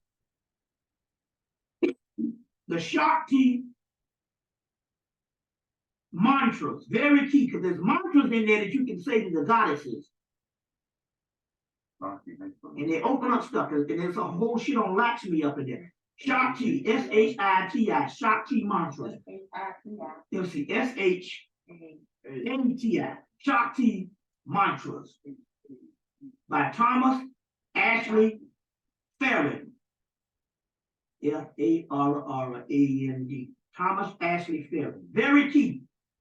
Because you're going to find out before the gods, before the mythology and stuff was male, it was all female in the pre-dynastic world. And the only thing that survived is those pre-dynastic deities over in India. They're called the 10 Mahabodhis. But they are these primal mothers, and they got mantras to them. Durga, Kali, Lakshmi, Parvati, Lalita, for several of them, but it's called the Shakti Mantra. That's a very powerful book. Because the ones over in India, those entities are still alive, because they never stopped worshiping them. The chakras, yeah, it's called the Shakti Mantras. That's the book you want to get. Thomas Ashley Farron. And they got mantras that you can say to get you what you want. Money, this type of thing, want your nature to rise or whatever. You see what I'm saying? Now, any music from dead folks, Jimi Hendrix, Tupac, Biggie, Marvin Gaye, Barry White, anytime they cross over, that music is very powerful. Very powerful. Now, any music, now, you want to get the Gladiator soundtrack to do some rituals with. Any ritual you make up, get the Gladiator soundtrack. That shit is, they really like that shit. The Gladiator soundtrack. It's got some shit in there. Because remember now, the Gladiator is a degraded song that the Romans put in from the original Etruscan thing of the Olympics and the aspect of the gods. So whatever the energy was when they put that movie together, that Gladiator soundtrack is real good. There's another thing to do rituals. It's a CD called Gabriel Roth. R-O-T-H, Gabriel Roth. It's called Totem. Real powerful shit. Gabriel Roth, Totem. Now, for the HEMMITT thing, there's 3 CDs. One is called, his name is Phil Thornton. 3 CDs. Phil Thornton. They went back and they studied and found out how that music, what music would sound like. And part of the stuff you get with belly dancing and the stuff you get with the Islam and stuff, that's some stuff that came out of HEMMITT. But it's called Phil Thornton. The name of one of the tapes is Eternal Egypt. The next tape is Immortal Egypt. And the new tape is called Enchanted Egypt. So Eternal Egypt, Immortal Egypt, and Enchanted Egypt. Very key on the Kemetic thing is that particular music to do some rituals with. Immortal Egypt, Eternal Egypt, and Enchanted Egypt. You see what I'm saying? And Enchanted Egypt. Phil Thornton, get some of that music. It's real powerful. Another one to meditate on is called the Tibetan Bells. Get the Tibetan Bells to meditate with. Then you want to deal with some East Indian stuff, because that's a lot of the Lakshmi energy and Shiva and Vishnu. You need to get a guy by the name of J-A-I, that's his first name, Jai Uttal, the last name is U-T-T-A-L, J-A-I, first name, U-T-T-A-L, Uttal, the last name, and the Pagan Love Orchestra. The Pagan Love. It's Jai Uttal and the Pagan Love Orchestra. The name of the latest tape is called Shiva Station. Good music that you could also access that's dealing with the whole that some of that stuff is still alive up in there when you're gonna get the Shakti Mantras thing. Then there's one called Bombay Beats, which they're a mutant Pagan Love Orchestra. Then there's one called Bombay Beats. That's one where they mixed in that East Indian sound with the beats. Just like the Beatles and all them in the 60s mixed that East Indian sound in and stuff. You see what I'm saying? With this stuff. Well, this is now they took some beat shit. That's all basically what Jay-Z and your girl Missy Elliott and a couple of them was doing. Even Timberland and even the last what's the girl name? To do all the sex shit. Little Kim album. She mixed some of that stuff in the Timberland stuff. That's all that whole. That's that whole East Indian thing. There's one called Bombay Beats also. There's some stuff also. I don't know the name of it. It's just sometimes you can still get it. Bombay Beats. How you can still access some of this stuff here is, you can just go to, Tower Records might have it, or you can go to like these metaphysical bookstores like, Phoenix and the Dragon or the, Hoot Owl. And, they'll either have them in store, or they can order them from Newly, the metaphysical book company, in like 2 days. Another book, Get Paxed with the Devil. Very key, because you're gonna find out in the magical system of Paxed with the Devil, what you thinking is ironic, by Jason Black and Lon Milo Duquette. Jason Black and Lon Milo Duquette. Paxed with the Devil. And then when you go in there, you'll find out that most of the shit you're talking about is African ritual. That's what the Paxed with the Devil is. Because the white man trying to keep you from your shit. Like this Palo stuff. You see what I'm saying? I was reading a book about Tracy Gray, the devil. Tracy Gray, yeah. Yeah. That was a good book, too. You see. Now, Who's all in the box? Jason Black, Lon Milo Duquette. Now, trust me, when you get the tape back, it's more going on than you can actually comprehend. I mean, not comprehend, you can take in, because I'm just steady talking. When you study the tape, there's a lot of shit up in there. So you see, spirit, you add shit. Now, check this out. Dream interpretation. Very key magically. There's a little simple book you can get called Dreams and What They Mean to You. A little $6, $7 book, a little $6 book, paperback book. Dreams and What They Mean to You. By Magene, Migene, Gonzalez, Gonzalez, Whippler, Wipper. Magene Gonzalez Whippler. Dreams and What They Mean to You.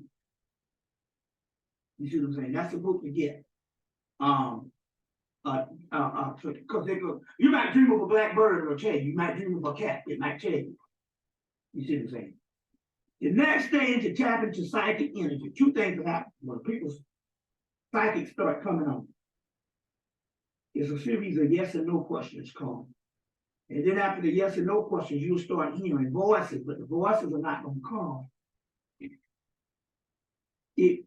When they first come, they're going to come like a thought voice. It sounds like yourself.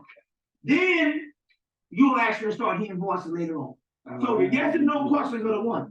That is key that you get a pendulum. A pendulum. Buy you a pendulum. And you ask the pendulum yes and no questions. If it swing one way, that's yes. Swing the other way, that's no. So what you do is now, let's say if you ask Laura Banda, you don't want to just ask the pendulum, because guess what? The universe got all kind of assholes out here. And if you just ask it like that with the universe, never say the universe gonna take care of me, or the universe this and the universe that. The universe house all kind of fucked up in you. So you gotta be specific.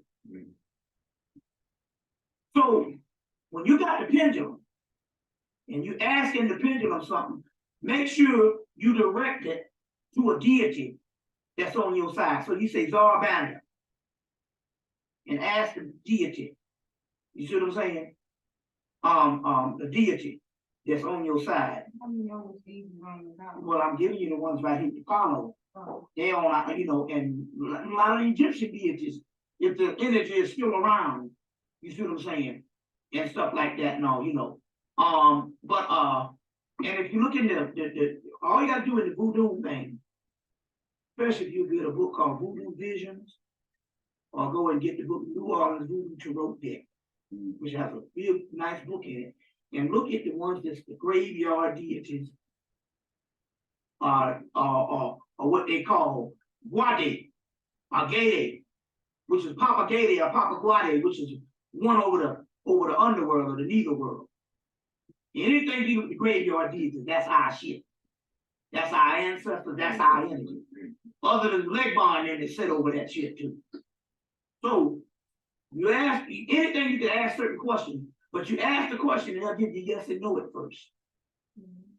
Based on the way the pendulum. You'll know, so first you do is you ask the pendulum to swing a certain way to give you yes. It'll swing that way in your hand. Then you ask the pendulum to swing another certain way to give you no. And then so you establish which polarity is gonna give you that yes or no at the pendulum. And then you start asking the question, say, so and so, what happened? You know, tell you all the mundane shit that's going on, like this motherfucker fucked over you or something. You know, to do that.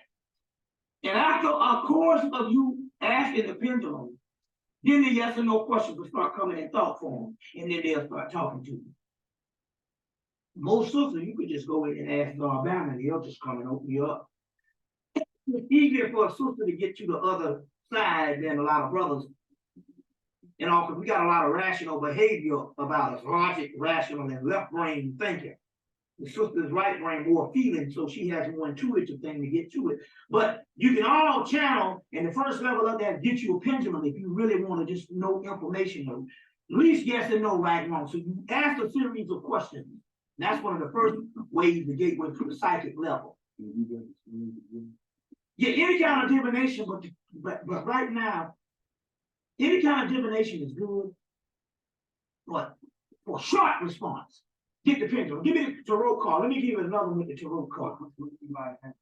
Like I said, Hoot Owl sells them. Hoot Owl, Crystal Blue, you know, little 5-point sells them. A lot of people sell. Any metaphysical book still sells pendulums.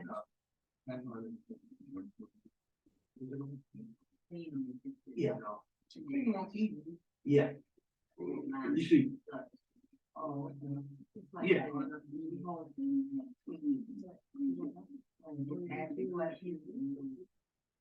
Yeah. Okay, now ask the question. You can see. Yeah. Now let me show you this. Now this is what okay, the tarot card, most people think the tarot card is used for just divination. But it's a whole nother mystery system within it if you just study the tarot. That's why I get the book. The one by Alan Milo Duquette, Understanding Alice Crawley Tarot. That's one of the newer ones. You know, let me show you a fast way to read. At the bottom, you will see trumps, which will be your major arcana. It's called trumps. Which is your major arcana. It's 22 major arcana on this book. I don't know how many.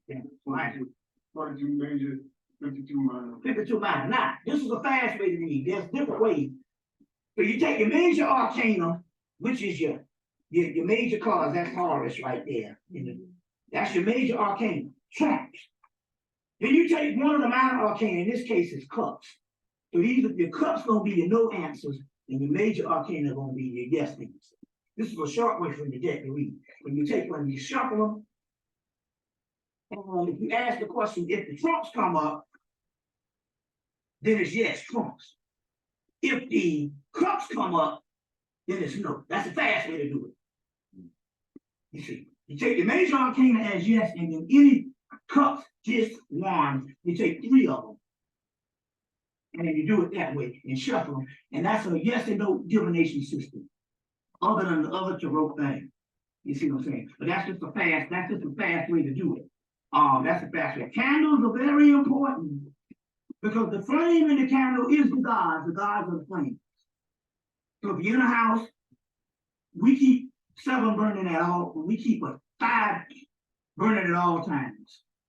You really don't need but 2 for the power, because 2 represents 11. 11 cosmic power zones. 2 is sufficient. You can use more if you want to, but 2 is sufficient. You see what I'm saying? 2 is sufficient. So now, to start off with this thing, to make this magic work, what you're gonna do is this. In the mystical school, they had a place, and all that shit come out of Egypt. The plays, and later on, they attributed to Greece, and then Shakespeare and all that old bullshit. All that shit came out of KEMMITT in the mystery school. So one of the mystery schools, because we are now in the Eleusinian period, one of the mystery schools, they had an Isis and Osiris play called The Rites of Eleusis. Brought up in the Moors by the Spain, brought up in Spain by the Moors, and later on the cult societies, like the Golden Dawn Society, got a hold of these texts. So Aleister Crowley, in the early 1900s, got a hold of something called the Rights of the Lucius. And he took it on the damn road to Cambridge, Oxford, and all these colleges. And he was doing these plays. And as a result, it started putting people in altered states of consciousness. Altered states of consciousness. So then they banned the shit in England. But the play comes from Kemet. It's one of the few plays that's left behind in Kemet. Now the book, Rights of the Lucius by Crowley, used to cost about $90 for the damn book. One of the keys here is the Lon Milo Duquette just came out with a little, I think his book is like $16, maybe $19 now. The book Magic of the Lemma, which is the magical system of Aleister Crowley. And in the back of the book, he reprinted the ancient Egyptian text in a modified version of the Rights of the Lucius. It's called The Magic of the Lemma by Lon Milo Duquette, L-O-N Milo, M-I-L-O, M-I-L-O, and Duquette.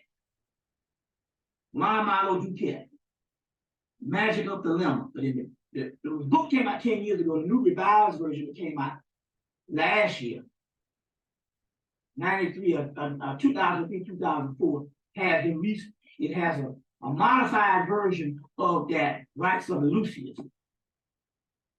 Here again, get that shit and perform it. And sometimes performing is just saying it out loud. Add a few of your little ideas up in there, and you can go into altered states of consciousness. That's an ancient text that survived, the Rights of the Lucius. You're going to find a lot of the ancient texts that survive in this book, Hermetic Magic, if you put your own magic to it. If you put your own magic, magic to it, Jimi Hendrix is used to put people in altered states of consciousness. You see, a lot of people now to this day, when they hear Jimi Hendrix, he come to them. You see, that's why they had to take him out. You see what I'm saying? Put people in altered states of consciousness. You see what I'm saying? So this just the Lucius thing that we're talking about, that's the realm we in. There's a book called the Mysteries of the Dark Moon. I can't think of an author. All you need is the Mysteries of the Dark Moon and read up on Lucius. And it's all this stuff about the goddesses and stuff like that. We are now in a Lucius. You see what I'm saying? We're now in a Lucius in this particular aspect. In this particular aspect. Let's go into a question and answer right quick. Let's go into a question and answer right quick to get the ball rolling on some other things. Now, these pictures here are going to bring them. This is Maya. It's got Heru, it's got Anubis, so it's got all the deities. In Kemet, every year, they used to marry these two temples together, the temple of Dendera, the temple of Heru at Dendera, and the temple of Horus at Edfu. And they used to marry these two temples together. So you need to put these temples side by side and produce a certain image. Now, we went to the Egyptian exhibit they had at the museum up here this summer at the High Museum, past summer. And they had a little picture of a doorway of a priestess of Heru. And in the headphones, they mentioned that you're supposed to look into the doorway because the doorway was walled up, but the doorway was not made to go through physically, but to go through astrally. We looked into the doorway and imagine myself going into it, and all kind of shit started happening. We started cleaning out. And all kind of stuff started happening. So I asked the spirit, look, we need that fucking doorway. And he said, God, you had a doorway for years. It's just that now Heru is Venus. It's just that the doorway wasn't activated until June 666, June the 6th, 2004. So now she said the doorway, this temple of Dendera right here is the black doorway. And if you take this and encase this particular thing on the wall, you can either mount it on the wall. It don't have to have, see, mounting, you can do several ways of art. You can put it on the wall, that's art. You can mount it on the wall by putting a banner around it without glass, that's art. Or you can encase it in glass. The key is to stare into the doorway. I'll blow it up a little bit. Stare into the doorway. and imagine yourself going through it astrally. And as a result, you will get the healing properties of Heru Venus. You see what I'm saying? But don't carry nothing with you. Got to be heart chakra thing. You see what I'm saying? And imagine yourself in this doorway, you will get certain things. Or you put these two together, and it's produce a certain energy of the male and female marriage of Heru and Heru. Heru and Heru. This another one here is to meditate on the Sri Yantra.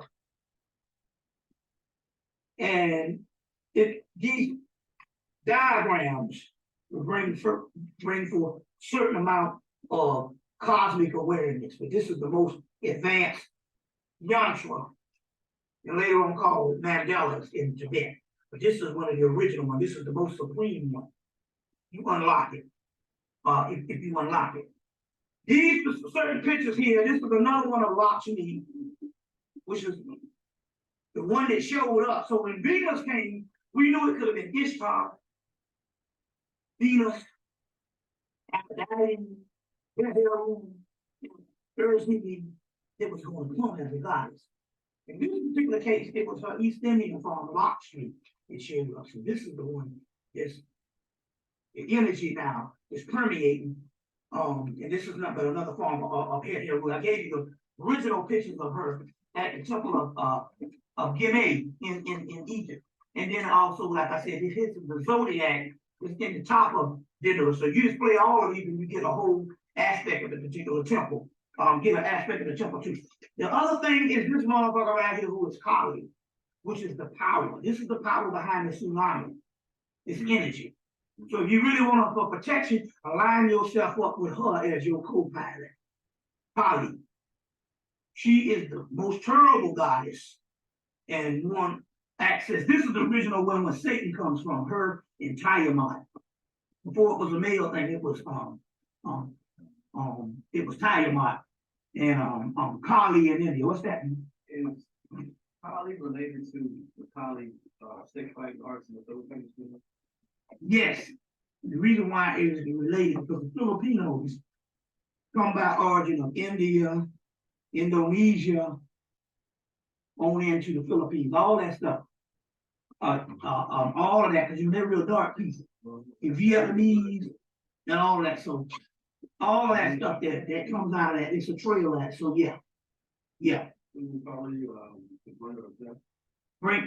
to bring up death and destruction. She's lived in Hebrew, Sekhmet and Kemet, or a combination of Sekhmet and Hathor. If you get the book, two books, you can read the story of the destruction of mankind to understand these images. That is destruction of mankind is in Budge's book, From Fetish to God in Ancient Egypt. In the back of the book, they have these texts.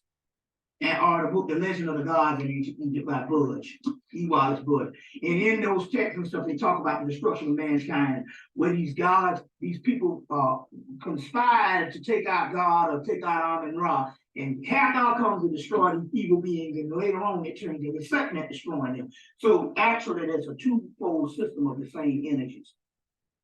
The last frontier of magic is sexual magic.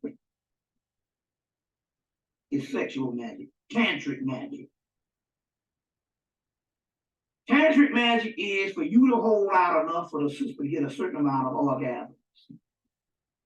She can get a certain amount of orgasms. There's a ray of light that come on around you and the sister, and you both get the energy around that ray of light. But the key is to hold out until she get that particular orgasm. Now, if you start at a certain point, there's the book Sexual Alchemy. There's one in here. There's one I got on here, Donald Tyson. A Modern Sex Magic, Donald Michael Craig, which is excellent. And then one of the definitive texts is Tantra, the Cult of the Feminine by Andre von Leitsbeth. And once she gets a certain amount of, and especially in that book, Andre von Leitsbeth, he documents it. There's a certain energy that comes around both of you all, and you can create what you want. Let's say you want a certain amount of energy create a certain amount of things for the community, for the job, for your job, or whatever you want to do, to manipulate this physical down here. You can do it in the tantric level of you and your woman seeing eye to eye when you bumping and grinding, and you both getting a certain amount of orgasms. I was in Revelation. Yeah. You see that, you know? I saw that, yeah. They were gonna bring in Christ. Yeah, and that's one of the things on this tantric level. In the bedroom, that's the, so other than the Apollo, which is the last Omet, what you call it, Omet Congo. The last gateway of magic that's left is the tantric level. Is the tantric level. The key here is if you start practicing on not having an orgasm. Now, first of all, the men, just do this.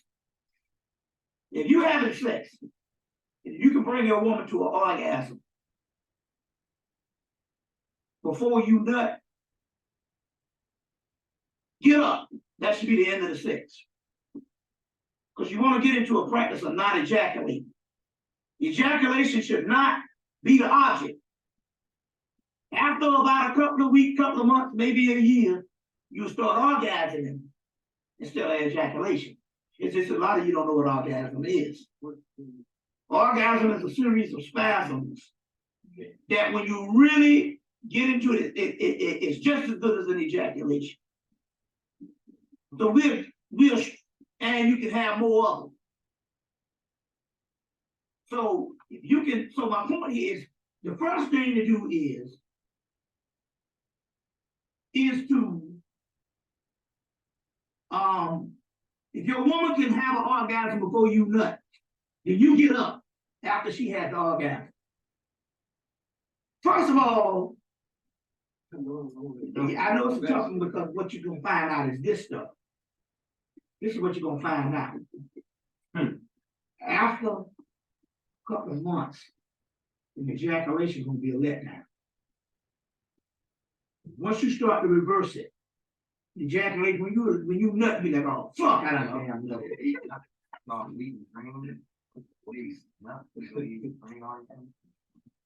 So you get into a thing, and after a while, the centrifugal force will reverse, and you can go longer and longer without doing it. You see what I'm saying? One way is simply you let her sit on top of you so the gravity keeps the vagina, keeps the energy down to a certain point. You see what I'm saying? And you just work with it over the course of the year. You're gonna have some fuck ups on this one. But over the course of the year, you'll start orgasming. You see what I'm saying? And the more and more you learn how to not ejaculate, the more and more energy you're gonna create, because you're gonna give her time to have a certain amount of orgasms. And when you start having, then you start creating the real deal magic. So a lot of this magical system, the most powerful, the most ancient, is the only one that's left behind, is the tantric. That's the powerful one. You see. And the first step of a lot of stuff in tantric is not as complex as some of these books make it out. The first step is the man to stop, to learn how to pull on his ejaculation. So if you can get up, believe me, it's psychological. Now you can go back 2 or 3 times a night, as long as you are setting the mood that you're not going to ejaculate. You see what I'm saying? Oh yeah, okay, go ahead. We're gonna go into question and answer. But